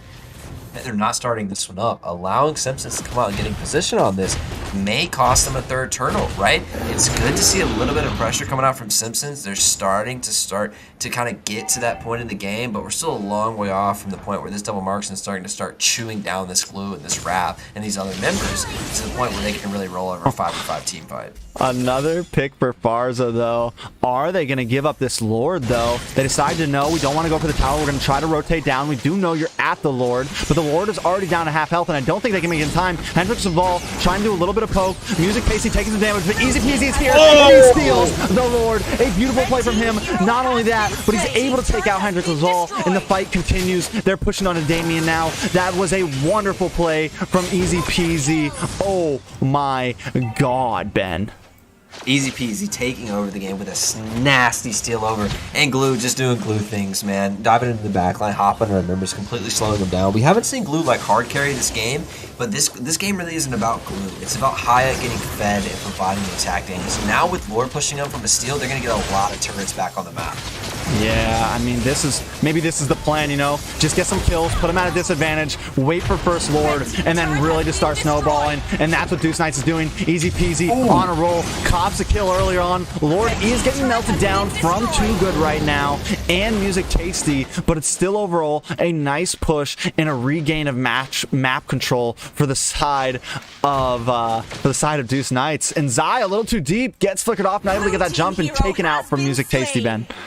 Yeah, you got to cancel ult and flicker out right there. He just kind of got baited under a couple turrets. And while Glue's an excellent dive hero, he's really bad at diving under turrets because with a couple of dashes, he can miss his combo and be stuck on somebody under a turret, right? And so it looks like Zayat maybe a little bit less comfortable on this Glue pick, although in OP meta, we're not seeing him used to like a complete effectiveness right now. So interesting to see that this pick does get through here, but it's not like defining the game yet. Yeah, I think, and also, I don't think his target should be Music Tasty. Because with that dash, he's able to really just cancel your combo, mess you up. I think he really needs to be choosy about who he picks. He needs to either jump onto this Popo, jump onto this Lilia, you know, one of the other squishies, or maybe even, you know, jump on Damien and take him out. It's not, at a point like this, there's nothing wrong with jumping on one of the tankier people and taking them away from the front line. Oh, absolutely. I do it all the time. Maybe because I'm a bad player, but I hit the first guy and pull him back into my team all the time, man. Because Glue gets a reset on his ulti if he does get the kill, right? So that provides him the ability. He's using the support emblem, which provides him even more cooldown. So he wants to get that kill and keep that rotation going on the ultimate, but not being able to get it thus far. I think Simpson's a little bit desperate here with this engage. They may get punished by a Farsa rotation. Yeah, Farsa's got that feathered airstrike ready to go. All green dots on the side of Deuce Knights. Those ults are ready. But when we look at the Simpsons, they're still recuperating. But Hendrix is all starting to get a bit more tanky. Easy peasy coming in on the Shadow Clone. Able to back off, though. And I like the patience from Deuce Knights. They're not overextending. But feathered airstrike crashes down on Damien and almost gets the kill then. Yeah, I think Deuce Knights has to end this quickly because as this game goes on, Haya in a team fight is not that effective. Huge burst coming down onto him.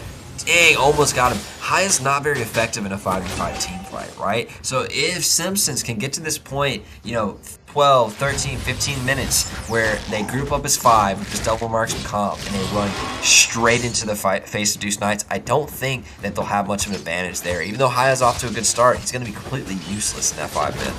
Yeah, easy peasy coming in on Damien, but the Flying Eagle goes off. Blazer pops that Falling Star Moon, but misses, but is able to zone them at least. The ultimate of YSS, able to figure out where everyone is. The Lord still sitting easy peasy, gauging it out, gauging it out. You know, coming in, coming out, waiting for the right time to strike. But at this point, it looks like Deuce Knights has taken position on the turtle, and they may want to go for it. Fluorescent using that ultimate to zone them away, and in comes easy peasy, leaves the turtle behind and goes for the Vibe, but Blazer's here with a falling starfall and able to land on all of them. Zay trying to get on top of somebody. He's able to land on top of daggers. Can they take the kill? Yes, Fluorescent steals it, and now Blazer's also low, but easy peasy taken out in the back line. Yuju able to get the kill. It's a 2-for-2 trade at this point, but I definitely feel like the advantage is going over to the Simpsons, Ben. They've now claimed a bit more control over the map.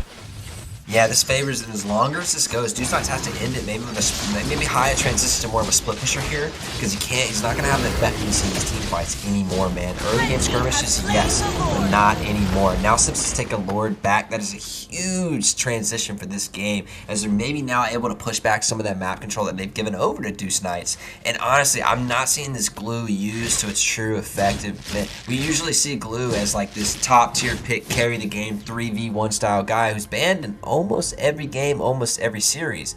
We're seeing him taken here, and maybe it's the fact they have so much magic damage. I'm not really sure why it's not being used here, but it just doesn't seem like he has the tankiness to do glue things. Yeah, definitely seems to be having a lot of trouble, but he is 0-3 right now. He definitely got outplayed by Popo early on in the game, and we're definitely seeing it. I mean, I wouldn't count Deuce Knights completely out in the end game here. Of course, there is the double marksman comp, but Farza's doing chunks. Nana is going to finally start coming in clutch. She's 1-0. If they can line up some nice ultimates and get a team wipe, there is a possibility to take this game for Deuce Knights, but it's definitely going to be a hard fight right now. Marsa's not in this push. They may be able to shove this in to get the turret. I don't know if they know that yet. They could have pushed that turret down. Farsa's not there, and she will get away here by pulling the team away, but Simpsons could have went in on that turret right there. Farsa was not there, and neither was the top laner, Glue, so they had a chance to go in. Zay coming in for the fight here. Yeah, Zay does go in as Blazer tries to get into the back line. He may be a little overextended though, but the tower does go down as they patiently chip away at them. The Simpsons doing a wonderful job, and Blazer just seems to be a bit too chunky. The Holy Baptism locks down though. It might be enough CC to take out Blazer, and the kill does go to Uju. And next, maybe someone else. Easy peasy, a little overextended. Music Steel gets the kill. What was Easy Peasy doing down there? A little overextended, but still a 1-for-1 trade, and they're able to defend a little bit longer, Ben. Simpsons have to find a 5v5 team fight where they're not in a choke, because walking into a Nana and a choke is suicide. Yeah. I mean, just overall, I don't think they want to take fights in these jungles. You have Farza, you got Nana, you got Zai bouncing around. I mean, definitely, I think when it comes to these tight spots, Deuce Knights has a major advantage fighting in those positions. But you've already started seeing the Hyatt kind of fall off. It's not having the damage he had in the first, 8 minutes of the game, and now it's starting to show this 5-minute double marksman comp is going to be really strong from Simpson. They need to keep pushing and prodding, not overextending, and just keep playing for the Lords. Get position early on the Lord, force the Deuce Knights to come out and fight you for that Lord 5v5, and continue to take this game. Yeah, and I really like the way Deuce Knights is like, they're slowly regaining their position back. Yeah. They're not trying to force it, but they're also not just staying in their base. They're slowly even though they're at a little bit of a gold deficit, they know how to kind of move around the map and take advantage and try to give them a little bit of vision on this Lord here so that maybe they can do something. We saw them steal one Lord. Can they do it again?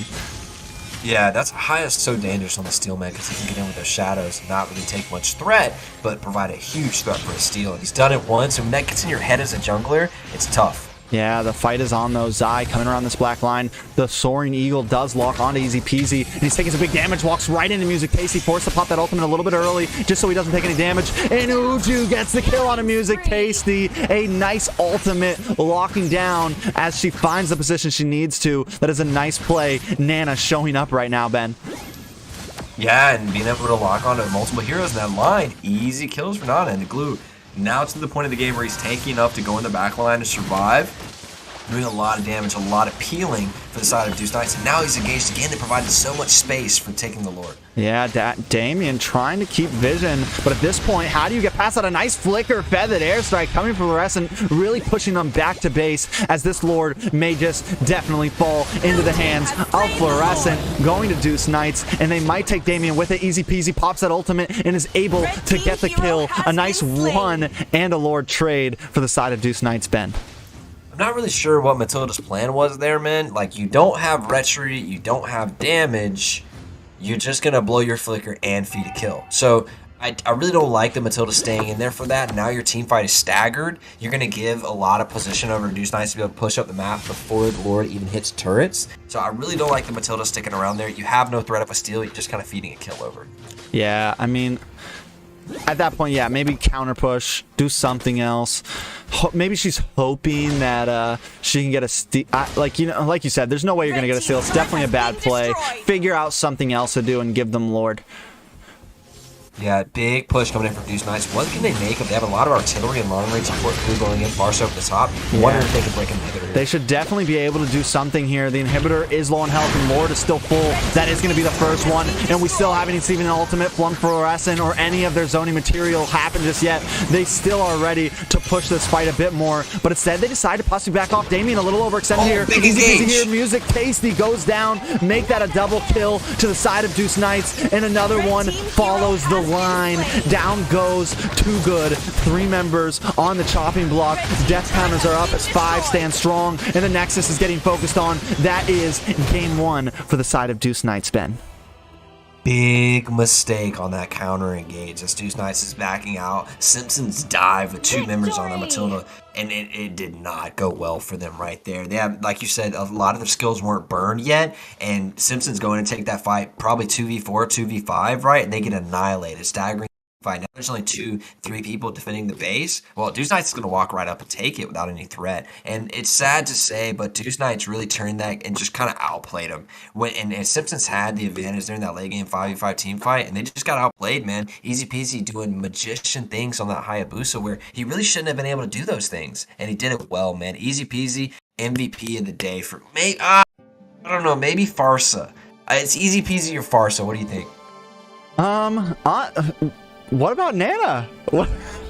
Nah, come on, bro. Nah. No, I definitely think Farza. I mean, she's the one who got the ball rolling early on.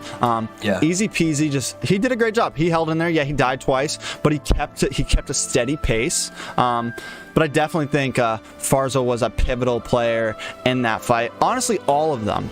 Like they all. This was a team. This was a fight that I have to say.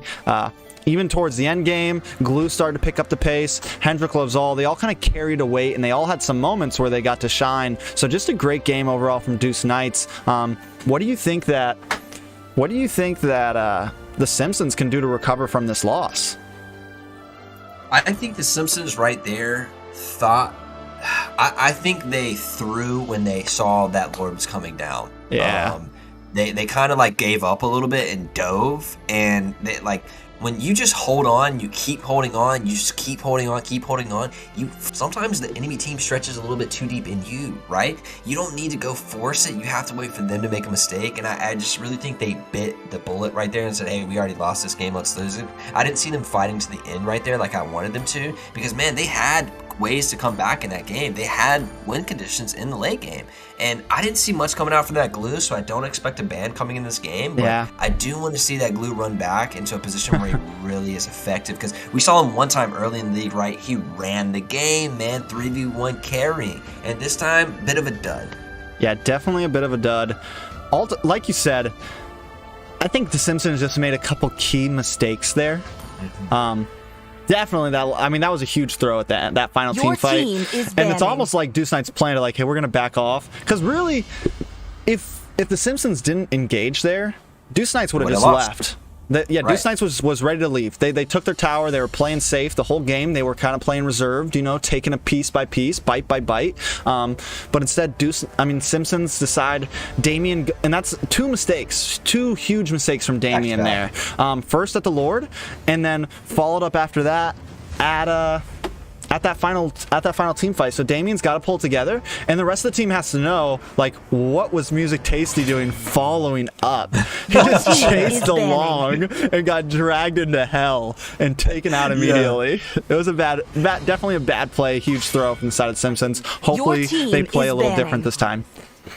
Yeah, I expect them to. I don't think they'll run the same back. These teams have shown they're very resilient, and when they do start losing like this, they kind of stop, take a breath, and come back with a renewed energy. Something I didn't mention what I thought was a huge play in that game was actually easy peasy steal on Lord. I thought that really broke the momentum from the Simpsons and really gave them like a hopeless type energy where they were trying to make plays, but like where they didn't really make sense to doing it because they just got kind of outplayed. Easy peasy just outskilled them, man. And I think that steal really broke the momentum and the spirit of the Simpsons lineup and really set Deuce Knights up for success, because you're right, man. That last play, Deuce Knights was leaving. They were walking back, and it was Simpsons that 2v5 dove into it, and it seems so bad. Yeah. And then early, some things that I think the Simpsons they need to watch out for. Deuce Knights did a great job of just pacing that game out. Your team is banning. We felt like they were gonna have. We felt like the Simpsons had this huge late game advantage, and they just weren't able to really get there. And then those mistakes, every time Deuce Knights capitalized on it. Not only that, but Deuce Knights got those early game rotations with the Farza. So I think they need to be a bit more aware of the map, a bit more at all their players, maybe communicate, things like that. Kind of the basics, honestly. Those are things that you should already be doing, and your mistakes should be coming in draft. Your mistakes should be coming in other places, not like you're getting out rotated by a Farza who keeps ganking your Popo. Like Popo should know she's coming. You gotta tighten up. That's what I think they really need to do, and just be a bit more aware of what's going on. And Farsa's not Your new to top tier team is gameplay. And banning. I know these guys from Mythic Wars, they're playing against Farsa rotations all the time. It's not new, right? Farsa's actually fallen from the meta and isn't played and banned at that top level anymore because there are better picks, right? And used here to excellent effect and really just honestly caught the Simpsons by surprise with so many rotations there. A great gameplay. I've always thought Farsa was like the queen of roam because her mobility just gives her the opportunity to pretty much outroam any other mage. And I think that's why she was nerfed to the state that she was, and she's still playable even at that point because the rotation is just so far above any other mage. Yeah, so now that we've seen some of these bans come down, the glue does get taken out this time. Gets some respect. We take that off the map, even though I think even though it didn't do amazing. It wasn't earned. Yeah, it definitely wasn't earned. But they know. I mean, at the end game, that glue was starting to look scary, and let's not leave it on the table this time. And they take a Uranus out here, which we didn't even see that last game or banned last game. So kind of some weird ban choices from the side of Simpsons right now, Ben. Yeah, and you leave the Esme up. YZ was banned, so I mean, there's a few other picks that can go into that XP lane. We haven't seen Edith banned or picked here, and you like Edith the roam. I love Edith as an XP laner, man. There's not many lanes she actually loses, and she provides great off-tank utility, right? So I would love to see her played here into the Esme. Actually kind of dunks on her when she gets her ultimate. So I would love to see an Edith here, but I don't think it'll be picked. Interesting to see that pick, and for some top-level teams, it's banned every time, and for some other teams, it's passed through bans and Your team is banning. Yeah, I mean, I don't know if some teams just aren't using her. Like, they just don't think she's worth it. Some teams love her. Some teams are banning her. So she's still kind of one of those heroes that's up in the air right now. She hasn't really found a solid position between everybody. To whereas, like, Clint, has earned his spot on a ban or pick phase. There's a few heroes that are, like, there. And Edith is still, a couple teams really make her work. And a couple teams, I don't know if it's just, people just don't think she's worth it. People just don't think, they're still kind of up in the air with her, which is surprising because she does seem like a strong pick. Your team is banning. I like the ban on Farsa here, not letting the side of Simpsons run back what you just kind of won the game on a little bit with the Farsa, right? And locking in the Eve yourself. I think there are a lot of mid lane evasions available still. You have the Lilia that's available. You have the Kagura. You have some of those picks that are still fine to play here. Brody and Roger sets the side of Simpsons up really well to be able to run this game with low lead. It gives them a lot of space. So I love the first three picks from Simpsons. I think that DEUCE Knights is a little bit tanky here with the Esme and the Kufra, right? Your so team I'm is wondering banning. what they're bringing that tankiness for, because Eve kind of provides her own zone of effect. Wondering what else they're planning to take in this late game draft for easy peasy. Your and team Yuju. is picking. I mean, a lot's open. YSS still open. Everything except for Lancelot, you know? And we're gonna see that. We saw him play. No, YSS was on the side of Simpsons team last time, is right? Yeah. So we're seeing a slight switch up from the side of DEUCE Knights, and I like it. I mean, you have the zone ability, like you said, you got the zone ability of this Eve. You have set pick possibilities from team Hendrik is Zal, picking. and it's a much different comp than what we saw in the last game. So we're seeing some hero pool also from the side of DEUCE Knights.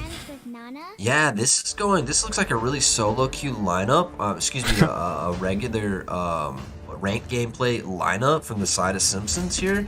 Showing the offlane, you generally don't see that a lot in this tournament. I don't know if I've seen it yet.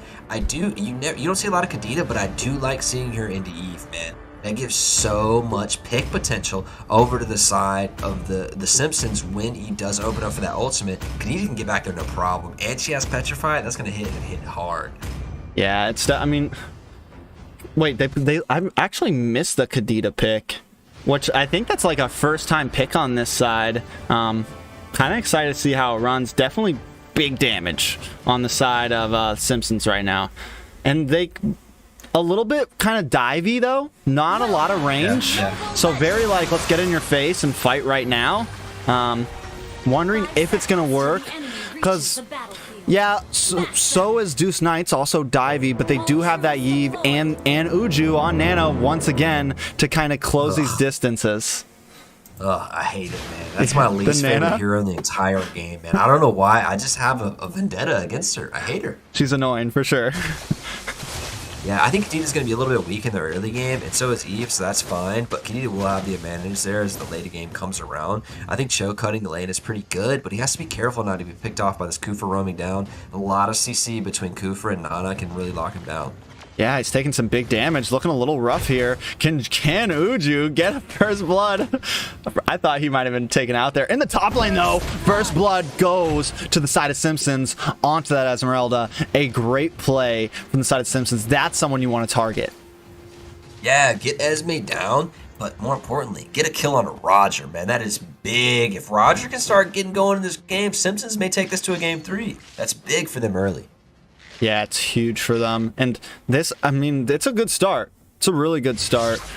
And I'm wondering, are we finally going to see a turnaround for the side of the Simpsons here and maybe show that we screwed up first game, but we're not going to make those same mistakes?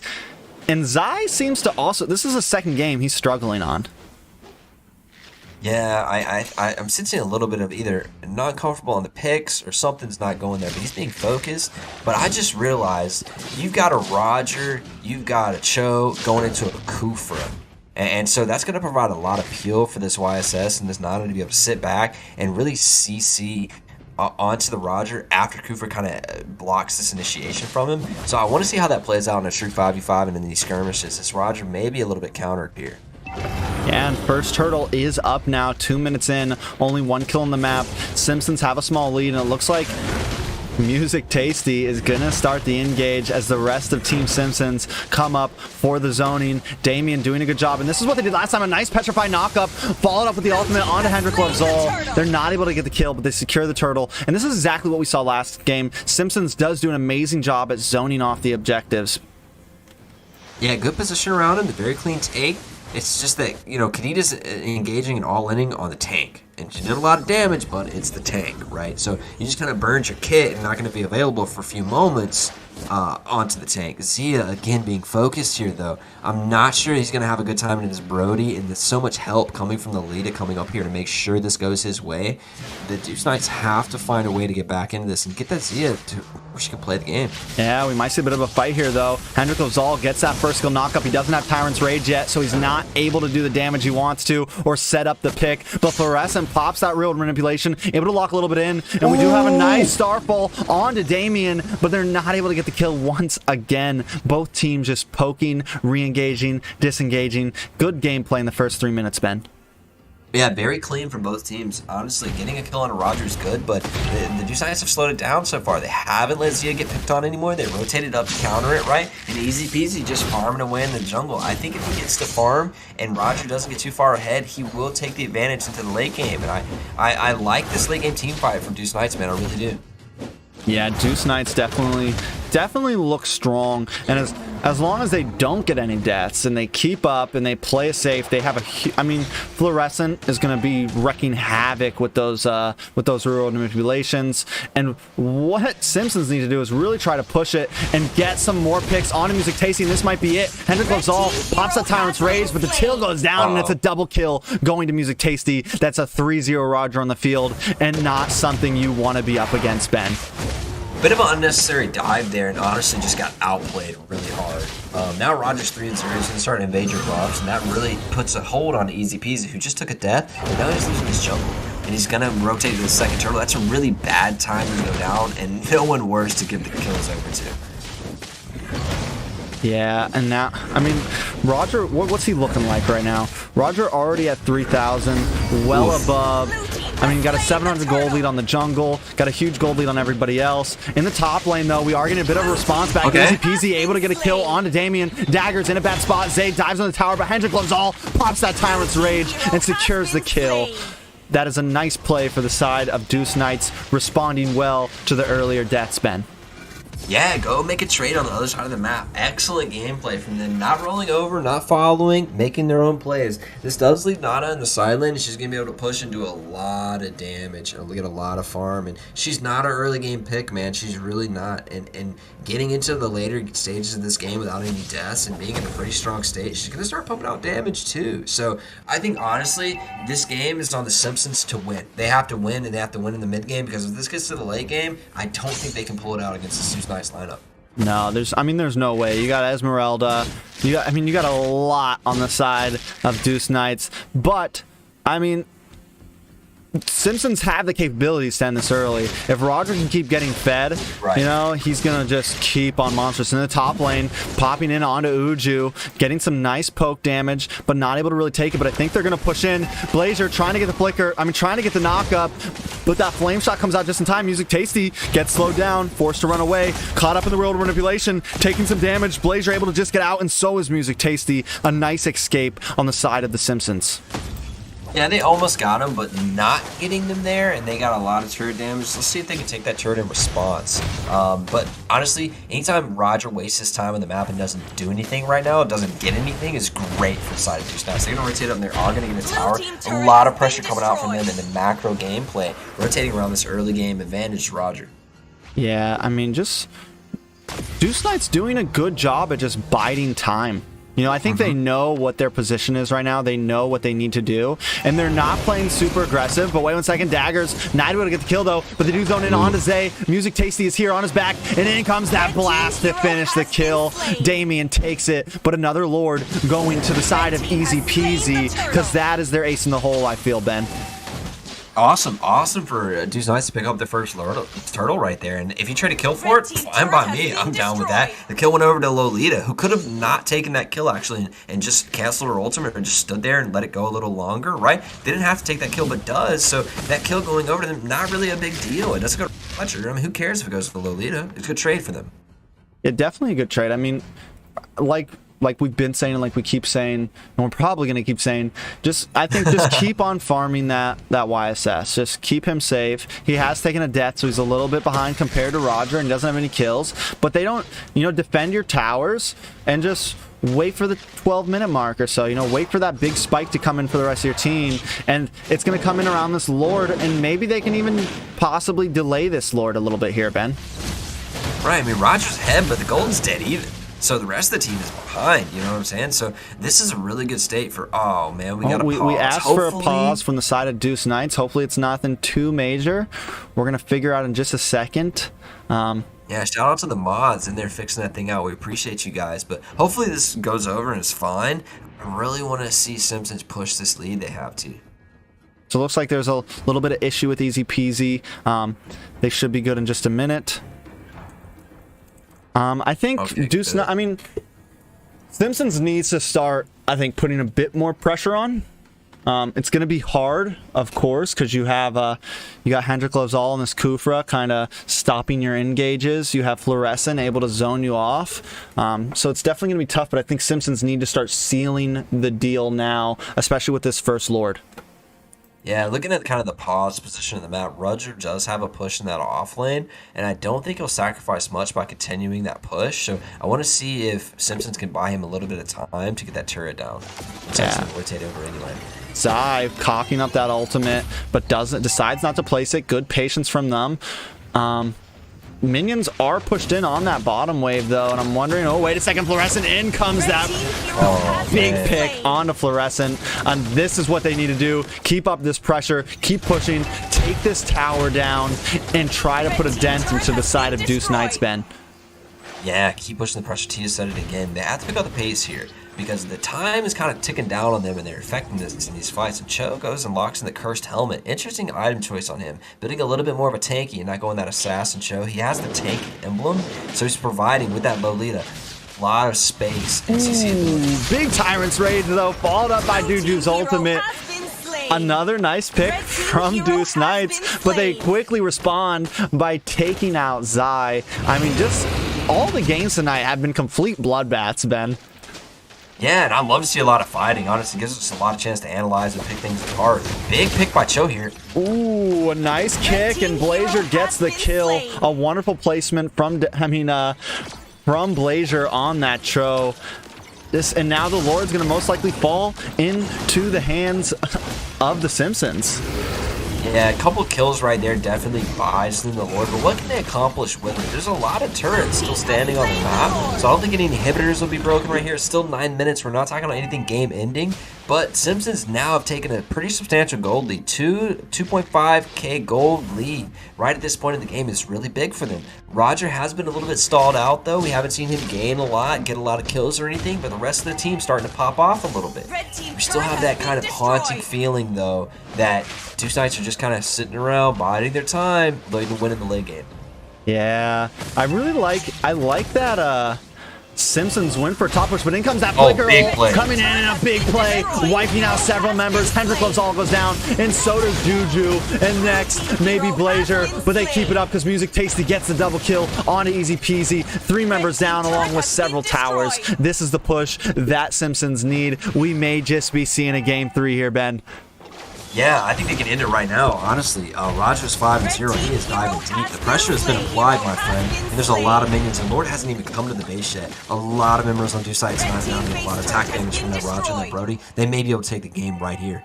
Yeah, I mean, like you said, Lord still full health in the bot lane. I mean, no, half health. Esmeralda stayed back, and maybe that was a bad mistake because they were just able to get a huge play under that tier 2 tower. And they're not going to push anymore, but look at everything they accomplished from that first Lord of the game. Yeah, I think they picked up 5 towers there. And one of them was an inhibitor in mid lane, which is like the worst one to lose. So this is a really big push from the Simpsons. Deuce Knights might be biding their time a little bit too much and looking for this mistake coming from the Simpsons, and it might not come this game. Yeah, I don't think it is. I think this is the comp they want to roll with. We have some interesting picks. A lot of set possibilities. You got a lot of singling out, a lot of diving. You have Damien sitting on this Lolita. You have Too Good on this Kadita, just ready with that Petrify. I mean, they're definitely timing these engages very well and making amazing plays. And in comes another one, a beautiful pick onto Zaben. And I mean, just one after one, knocking them down like bowling pins. Blades are providing so much pick off, man. I didn't think this show was going to be that useful. Really? He's just useful for his ultimate, man. Ultimate and roaming around the map, clearing waves. That's all he's doing, and he's doing it well.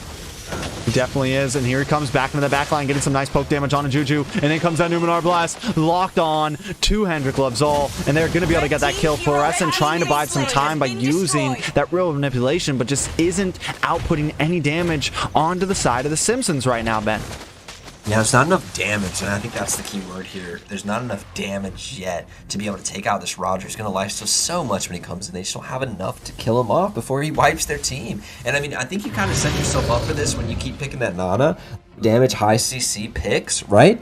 And in that gold lane, whereas if you would have had something like a Popol, if you would have had something like Clint, a Beatrix, man, the damage output would be massively different. I mean, or at least not fall behind so much, because of course, like, they will have damage, but are they going to be able to get to that at this point? Another Lord going to the side of the Simpsons, and this could be the game. Look at that ult flick, just missing, and the rest of the team decides to follow up, but the pressure, just the constant push coming from the Simpsons right now, not trying to give any air to breathe to the Deuce Knights. Yeah, that was a little bit of a waste of a flicker there, but had it hit, that would have been game ending, right? Yeah, it didn't, so they don't have to worry about that for the next engage with this Lord push. They don't have to worry about a big below lead to stun. So I think that is the breath of fresh air for the side of Deuce Knights. They're not going to get CC'd and taken out immediately. But man, we have to talk about this Esme, who has been struggling. Zay has been struggling last game, been struggling this game. We've got to see this guy get on something comfortable he can start to win lane on. Yeah, because Zay's, I mean, that's 2 games in a row, and you need that Esmeralda to really come in, but in comes the Lord push. Real world manipulation did go up. Pentacle's all tries to get the knock-up, but misses, and Damien comes in with that ultimate. A nice knock-up onto several members as Daggers collects the kill. Pentacle's all goes down next. That's a double kill going to the side of the Simpsons. Make that 3, and the Nexus goes down. We're going to game 3, boys. Going to game 3. That's what I'm talking about, Simpsons. Clap back on them. Don't roll over. And we talked about that before the game started. These top-level teams, man, they take an L and they bounce right back, man. And I love to see that. I hate to see teams get tilted and start picking bad, start playing bad. This team truly rolled around, and now we got a series on our hands, man. T, what do you think? Momentum has now shifted to the side of Simpsons. Extremely shifted. We saw a completely different game come from the Simpsons there. We saw Deuce Knights just roll over them, and this time we see the Simpsons roll over Deuce Knights. I mean, it's again, like I said in the very beginning, it's up in the air. It could go any way. I think it comes down to this draft. I think maybe Deuce Knights, yeah, the Nana worked before. Some of those things worked before, but you might want to switch it up a bit. And something that Zay needs to get it together. You know, I don't know if they're forcing him into picks that he doesn't like. Maybe he doesn't like the Esmeralda. Maybe he doesn't like some of these more meta picks. Give him a comfy pick, man. Give him something that you know he's not going to die 6 times in the game early. I think if you don't like Glue and you don't like Esme, you probably need to find your way out of the XP lane. Those are 2 staple picks, man. And honestly, I don't play a lot of Esme, but you kind of button smash. You know what I mean? It's not like a high mechanical hero. So, and the Glue is so OP right now. Seeing him perform poorly on both of those, I'm worried about the XP lane for Deuce Knights, man. And Simpsons saw that and took full advantage of it this game, what they found in the first game. So yeah, I think get Zay his most comfortable pick and put everybody else on maybe something second tier. Let this man have a good game, because those 2 L's, man, have been heavy on him. Yeah, most definitely. Let's jump back to this caster's desk. Get into this game 3. I'm ready. Last game of the night. Go either way. Let's go, baby. Deuce Knights versus the Simpsons. Let's jump into this draft. Let's get some predictions in the chat, guys. Who do you think takes this game? We're in game 3. It's 1-1, straight up game. These teams are similarly ranked. Who takes this game? Banning. Before draft. Don't be putting your answers in after draft. We're not showing draft right now. Draft. Okay, all right. So I would like to see pretty much the same picks and bans come out. I don't think anybody got a crazy OP pick or OP comp that wasn't be able to counter or didn't have win conditions on the other side. I think it was pretty even. I think they just kind of outplayed honestly by Simpsons early game. Lolita and Glue come out, not going to be able to play in this game. Do you think we'll see the Clint and the Esme banned, or I don't think they've earned that respect? What do you think? I definitely think Clint's definitely going to get taken out. Your team on the other hand, banning. Esme may, I mean, with Deuce Knights having first pick this time, they didn't make Esme work. They didn't make Glue work. I honestly feel like the side of the Simpsons, maybe just leave those both open, man, and you know you get one, especially if you feel like Yuri XP laner can play them both. Leave both of them open. Get crazy, because I feel like no matter what, Yuri XP laner is going to win the matchup. Yeah. I think we just have a more skilled XP laner on that one side than the other, right? So picks may not be that important here. So how does the side of Deuce Knights play around Zay? Because it seems like they're kind of catering to him and it's still not going good. How do they keep him out of trouble? Or how does Simpsons punish? How does this next game go around Zay? Because he's kind of a focal point in this. I think they did really well that first game with Fluorescent on a highly mobile hero. They also had, I mean, I think their gold lane does well. Juju does pretty good. She did well with that Nana please pick. don't see that Nana pick again. Maybe put her on something else. Hopefully that's not like a only pick thing. They're going to have a hard time if their hero pool is as limited as it's looking currently. But we'll see. I think they need to maybe try something a bit different here. Show that they have a wide range to pick from. Because that's, like, it's not just about this game. It's about how they compete in the rest of the season. Right. I do not want to see the Nana again. I think while it does provide CC and it can have some late game potency, especially in chokes, it just doesn't bring enough to the table, man. You can't push lane early. You can't, and for a lane bully as Nana is, we didn't see any lane priority going over. I like to see Fluorescent on the Sicilian, but I would rather him picked Farsa right there, man. They seem to play so well around that mobility. I don't know if going with a stagnant mid lane is the right path. Yeah, and you just left, like, you pick a Sicilian first, and I think maybe give up the Lolita ban and ban the Esmeralda, because do you want to go up against that right now? I feel like the Simpsons may have a better hold on it. I don't like the Sicilian first pick, though. You give 2 picks over and you get nothing really. I don't think Sicilian's broken right now. I don't think he's an OP pick. I think he's a decent second phase pick. So you just left a lot open to the side of the Simpsons. Yeah, why not relegate that to like 3rd, 4th, 5th, 6th, not 5th, 6th pick. Pick it later. Absolutely. I think it's perfectly fine. And that way you don't leave yourself open to something you get really countered hard on. Because this Lance is going to be looking for that CC booty the entire game. And the Brody with enough range to compete with the Sicilian, I think it's going to be hard trouble for him. The Farsa was open. Eve was open. A lot of eliminations were open. Easy peasy going for the pack here, but something I'm not looking forward to is they running back the Esme, man. If counter-picked here, it could get really ugly in that matchup. Juju is on the Esme right now, so maybe they're going to swap over. Maybe Juju picks up the Esme. Easy peasy bringing this Paquito. He's definitely not as, I don't think jungle Paquito is as meta as it's always been. But I do like to see something a little different coming from them. So we'll see how it works. But right now, looking at the side of the Simpsons, Eve, you got Brody, you got Lancelot for early game. Just overall, a nice beginning, solid build. Yeah, I want to see Lancelot really take off this game. We saw him earlier use to not a real effect. I want to see him take off in this game. It's a little bit more of an open field, and he doesn't have any hard CC to him. He can dodge the CC and the Paquito really easily, and then Esme brings nothing to slow him down. So he is right now able to dash on the team fight really well 3v3. Interested to see what support actually the Simpsons lock in to either go with Lance or provide this Brody and Eve peel. I'm not sure which way they'll go with that. I'm wondering if they go for, like, Matilda's out of the line. Estes is open. I think Estes would actually be a decent pick here. Matched up with that Paquito, matched up with that Esmeralda. I think it would be a very solid pick, or even the Wrath. Something along those lines, add sustainability. And Esmeralda, all of those heroes that they have on the side of Deuce Knights, I think, would benefit from that. You know, it's not an assassin who's bouncing all over the place. You'd really benefit from a nice Wrath or Estes pick right now. Yeah, I think that'd give their team confidence running around that 5-man, giving so much space to Sicilian, a lot of work. The Lapu ban and the Cho ban, I don't really, I don't really like those. I think there's just so many other things available right now that you could ban, and these guys, although shown to be picked sometimes, aren't really shown to be the most potent of picks anyway, right? So removing them seems to be like a little bit of a weird move. I don't know what that really paints for the off lane. You've already locked in probably the Esme for the XP lane, and then you don't want to play against Lapu, who you counter, or Cho, who you counter. So I don't really understand. There's your girl. Yes! Yes! Now, I don't know if this will be used in XP or Roam yet. It may be a Roam pick, but it plays fine into Esme, so we'll have to see how that goes. Yeah, I mean, Blazer locks it in, so my guess right now is going to be in the XP lane.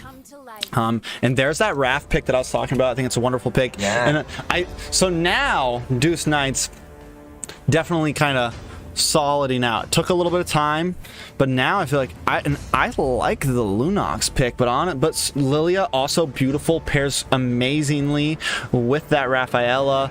Oh, he's just playing with you now. He's just playing with me. It's gonna be carry gold lane. Is that what we're doing, Deuce Knights? That's what we're doing.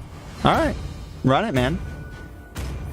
The only thing I'm worried about here is Lance's early game. Into this Raph, into this carry, into Sicilian, Lance could take over the game. Edith kind of double downs on that and provides a lot of CC and damage early.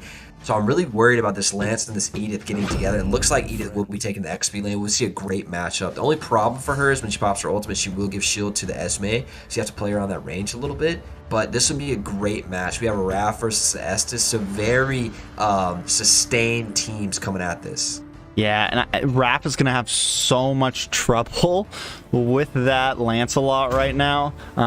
And up against that, I feel like she's going to have a lot of issues in the early game.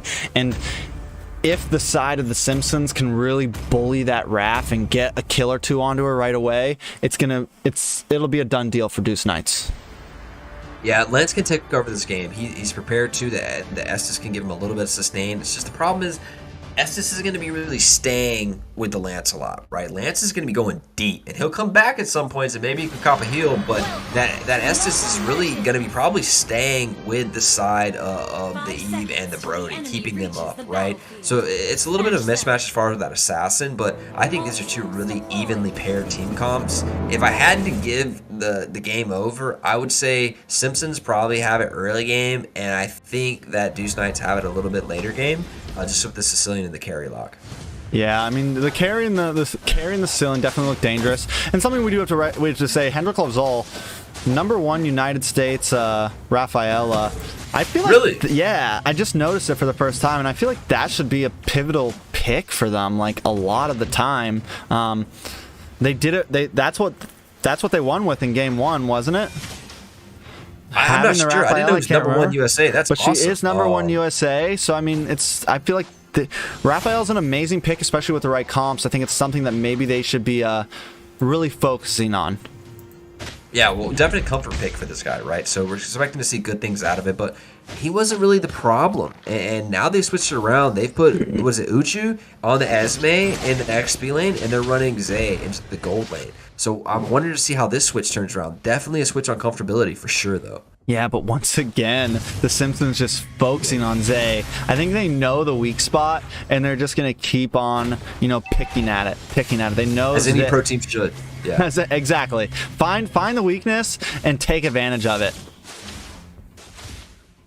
I want to see how this matchup plays with the Esme and the Edith. You saw Esme go really low, but she's so sustained, she can come back. The problem is when you push your lane into an Edith, you open yourself up to these ganks. Oh, she just misses. A nice maybe enough damage here. Puncture through with Music Tasty, but not able to secure the kill. But he is going to take this gold grab and give a little bit of an advantage onto Blazer in that top lane. Back in the mid, though, Fluorescent alone up against 2 members. Hendrik Lazal coming in for a little bit of help, though. He pops that ultimate, gets a nice speed boost, doing some nice poke damage. Can he get the finish onto Damien, though? The flicker is forced out right before Easy Peasy can get there to help, and now the turtle is up. Real world manipulation coming down, and we do get a first blood on a Fluorescent going inside of the Simpsons, and here comes Easy Peasy, knocked up from Blazer. A beautiful play from the Simpsons, and they keep on pushing. Juju may be next, and Juju is looking low. I think she's going to go down here, but they decide to revert back and go for the turtle instead, Ben.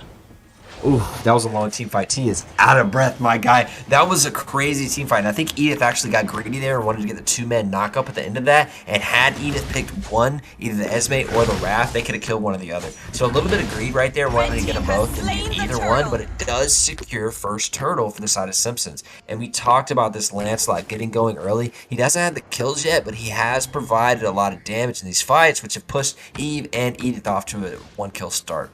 Yeah, and getting the kill, making one of those first 2 kills on Easy Peasy, the jungler, on the side of Deuce Knights, it's big, it's huge. It doesn't matter, like at that point, it's okay that Music Tasty didn't get the kill because he's still going to start taking a nice gold lead over them. I mean, we're already at 1,000 gold lead, 3 minutes in. It's looking good for the side of the Simpsons right now. Yeah, I love their draft, man. I think they have a great team, and this Estes just really rounds it off, and it's gonna make Edith almost OP, man. She has so much to stand in her kit anyway.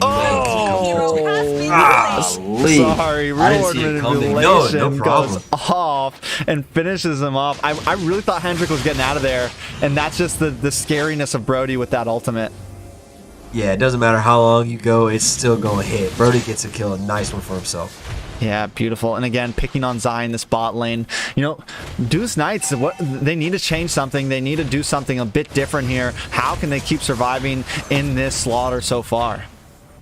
I mean, they've just given up a turret completely over to the side of Simpsons, and I don't know if that's the wise move. They do need to wait for some scaling here, but how much of the game do you give over in hopes of that? And I mean, the people you need to get going in the late game, they haven't really gotten an early start yet, so waiting to see if Deuce Knights, man, playing that weight game again. Another pick, too. A nice pick. Finally, a first blood for Deuce Knights. Coming down, that Holy Baptism lands on a Damien, and it's definitely a good target. Take out this Estes before he gets a little too scary. Yeah, just good picks coming out from Deuce Knights, man. And my point was, Deuce Knights is sitting back again and again and again and again, and then hoping that they can win later. And I like to see the Simpsons lineup really taking it to them and maybe able to finish it here in game series. Yeah, I mean, it's the same thing we saw last time. Simpsons coming in strong in the beginning and not, like, they don't want to let this get to the end game. So if they can do the same thing they did last time and finish this quickly, they have an advantage. Blazer with a nice knock-up on Easy Peasy, but Easy Peasy pops that chance stamp as the Holy Baptism locks in the deal and secures the kill. That's a nice trade up for the side of Deuce Knights, and finally they are responding. Juju with that falling star boon, but the puncture comes through and she takes some big damage. The burn also, she's forced to go back, but this turtle will go to the side of Deuce Knights, Ben. Yeah, I didn't realize that Turtle was going down and all that. Wonderful trade for side of Deuce Knights. Even in this early game disadvantage, they're finding turtles, they're finding kills, and that is really good for their late game potential. Any word on the pause, T? What we got going on? I'm guessing it's going to be something similar to last time. Easy Peasy's having some connection issues. I don't know if he's running at McDonald's or what he's getting his Wi-Fi from. So we're giving him a small second to figure it out. Keeping eyes on their VCs. Internet. Oh no! I mean, we're literally on West server for them, so there's no reason to be lagging. Okay. Like, both these teams are West teams. They're on their home. Both of them are on home team advantage. You know, so we're gonna be starting back up though right now. Where do you think this game's going? Something good though, T. Something good. Zay hasn't died yet. Oh, that's huge. Don't speak too soon. I just said that. It's looking bad for him down here, but hey, he hasn't died yet, so maybe a little more. Takes some damage, but he's able to fend off. Music Pacey comes in, and the first kill goes on to Zay. What a jinx coming in from Bendo. And now the fight continues. The tower goes down too, but Fluorescent is here to help the engage, and Fluorescent gets the kill onto Damien. Daggers also taking damage. The burst is there. All he needs is one more strike, and Daggers goes down. That's a first blood for Fluorescent. I mean, Zay, I am so sorry, bro. I'm so. Oh, Lance following it up here. Maybe able to get the pick off Fluorescent. Oh, he does get it. Man, I'm so sorry, Zay. As soon as I say, hey, man, Zay hasn't died yet, he takes an L, man. They dive him, and they get a lot off of it. Honestly, the gold, pretty even. 1K up. It is a little bit of an advantage for the side of Simpsons, but not that much. I think the important thing that came out of all of that was Lance now has 2 kills. And so we're still not to the point of the game where this late game Deuce Knights comp is going to take off and this late game hero's hitting. So Lance is going to have a lot of potential to carry this if he can get into this mid game and do a lot of damage. Yeah, I mean, Lance is already scary. He definitely might fall off in the end game, but it's similar to the Roger last time. And you know, if he can get another kill under his belt, keep getting more gold, he definitely has a huge advantage right now. He just don't fall off. But Fluorescent starting to also look scary, and Easy Peasy not doing a horrible job. I think it's still super even and could go just about any way, Ben. Yeah, I did too. Just you have that late game advantage. Ooh, you've taken down here. Too good, taken down. Not too good today. But in comes Music Tasty with the puncture through, able to get a little bit of poke damage, but maybe a little overextended. And again, this is another problem with having this assassin with a healer like Estes. And when I talked about it with the Wrath before, he's a little too dashy, and he doesn't really get any advantage from the Estes. He may be able to steal here if he goes for it. Looks like he's not going to go for it. He can't steal like he can on something like high or something like that. But Lance, I mean, honestly, 2-0 hasn't died yet. He's still going to provide a lot of damage in this point. And I think, oh goodness, the damage coming out from Sicilian is crazy, man. He's only got 2 kills. He's doing that much damage? Yeah, he's definitely something to keep our eyes on. He definitely could be a game changer. I mean, we're only at 7 minutes, and he's already half chunking people almost. Oh, we miss it on the map. Music Tasty does get a kill, and now he's going to engage a bit more. Forced to run away. Damien pops that ultimate, able to get some heal, but the damage from Fluorescent just keeps them at bay, Ben. Yeah, and he still has Flicker, so it's not like they can just all in him and get him really quickly. I like to see Lance getting another kill, man. He's going to be really influential if he can keep going. Edith's going to provide so much CC for this to go on. Oh, another team fight here. Easy peasy, doing big damage, but he's able to get away, but Blazer gets the knockup and is able to secure the kill. A nice trade for the side of the Simpsons, and they might just take Hendrik Lovesall also. He's able to flicker out, but still too good for easy peasy. Another death going to the jungler on the side of Deuce Knights, Ben. Yeah, and I mean, Edith on Flicker has so much opportunity to provide so much CC. She's got the knockup, she's got the dash knockup, and then she has the ultimate range stun, right? Paired with Flicker, it provides a lot of opportunity for engage coming out of this XP lane, and that's going to provide a lot of early, like, set for the team to really follow up on. So I like to see this Edith even position the bush here might get killed. Another bushwhack onto Juju, but this may not be the gank they can get. The torn apart memories does go off, but he just can't get the finish. Music Tasty though in the back line, able to kill Hendrik Lovesall, but back over here, Fluorescent gets picked off and taken out. That's 2 members of Deuce Knights down, and next is going to be easy peasy. 3 down, 2 more to go. Can they continue this push as Music Tasty punctures through under the tower, gets some poke damage onto Zay, but Zay sends something back to keep them at bay, but the minions are coming, and they're going to take this tower, man. Simpsons look like they're rolling over this game right now. Deuce Knights have to catch a chance when they make their own play here. Problem is they haven't really drafted themselves the ability to do that. Yeah, you have Rap, yeah, you have Esme, but who sets here? Who creates the team fight for somebody else to come off of? Pat? Well, I mean, he's done it a couple of times, but he's not that tanky to do it, right? So they haven't really drafted themselves a lot of ways to get in the bush and make a play. But on the other side, man, Simpsons have that in spades. Yeah, they're doing a wonder. I mean, they definitely have no engage right now on the side of Deuce Knights. It's rough, and that's where that Edith right now is just coming in clutch, and she's doing it so well, sitting in these bushes. You know, she's not like a I'm gonna dive in. She's like she's doing great ambush plays right now, and it's helping the Simpsons tremendously in the overall objectives of this game. Something we haven't seen from Edith, though, is the flicker engage. And you take that generally to use the skill 1, right? And to flicker on somebody, kind of providing the Lapu stun that's just really unexpected, and you can flicker stun someone, but we haven't seen it yet. I'm really excited to see that used to fruition as Lord pushes in here.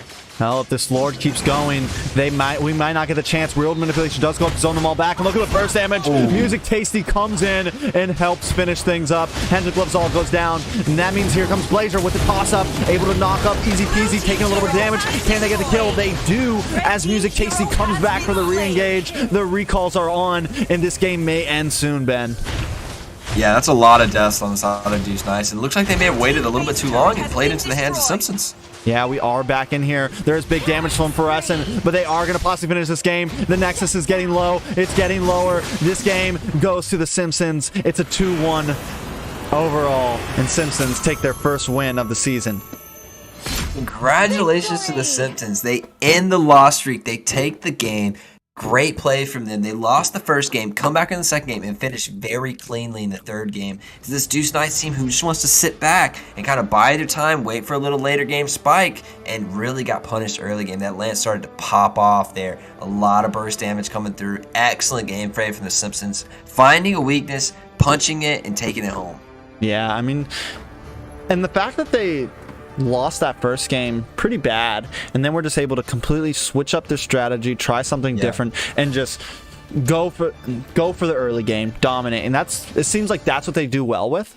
You know, I think they went for a bit more of a late game strategy in the first game. So it's like, you know what, that didn't work. Screw that. Let's get back to our roots and just steamroll. And they did it well, Ben.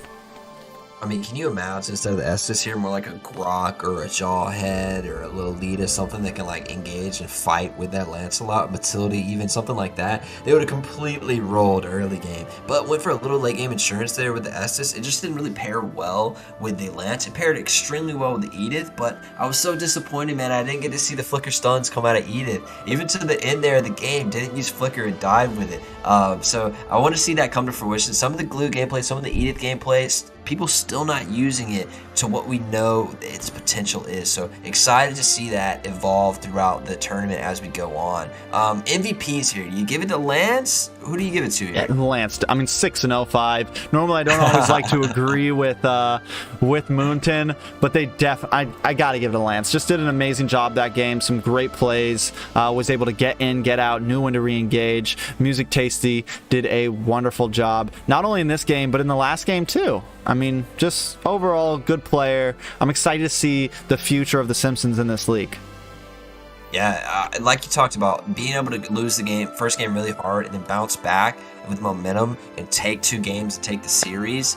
Big plays from them, adapting their team fight, adapting what they needed to do in the series to take it home. And that, hey man, they ended their loss streak right there. Unfortunately for Deuce Knights, though, it does take them to another loss, and so they're going to be down. But hey, still a lot of tournament left to go, a lot of chance to improve. I'm sure we'll see these teams get better and better as the league goes on. Yeah, it's only day 5. So, I mean, we still got a while to go, guys. It's going to be a crazy season. It was a good night tonight, Ben. It was a really good night. I feel like we had some great games, some great series, no crazy steamrolls. I mean, TSU, we got to see TSU play twice. Yeah. It was a great night. I'm excited for next week. The next series is gonna be on, what's today? Sunday, and we have another. Thursday. Today is Thursday, so the next series will be on Sunday. Sorry, it's been a crazy week, guys. This Sunday, we will have Taste the Rainbow up against Team Sexy. Should be a really good game. After that, the Kingdom versus Area 77. Then we have Area 77 up against Insomniacs. And then we have Sentinel Esports up against Aether Explicit. And Aether Explicit won their last game. They swept. So we're finally seeing Aether Explicit do pretty good. They didn't do good at all in the first season, but now it seems like they're picking up the pace. So, again, it's an exciting season. A lot of teams are showing up out of nowhere, doing some crazy things. I'm excited for the rest of how this goes, but we are at a close now. We have played all the games we can for tonight. Thank you everyone for watching. Once again, if you guys want to find any way to support the league, check out the GoFundMe. Shout out to all the mods, everybody. Thank you, Ben, for joining me tonight. You're by far my favorite caster to cast with currently. And I appreciate you, man. Ben just kind of does this out of the kindness of his heart. He also doesn't get paid for this. He supports it. So thank you, man. Any last words from you, Ben?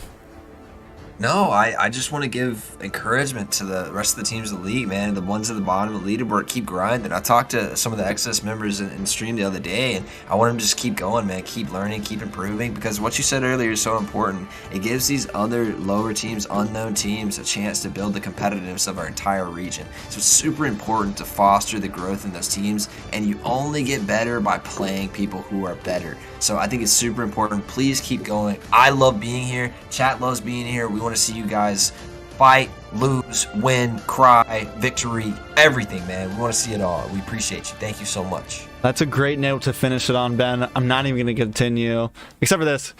Buy some crypto. Check out United Farmers X. All right, guys. Thank you so much. We're out. See you guys in the next draft.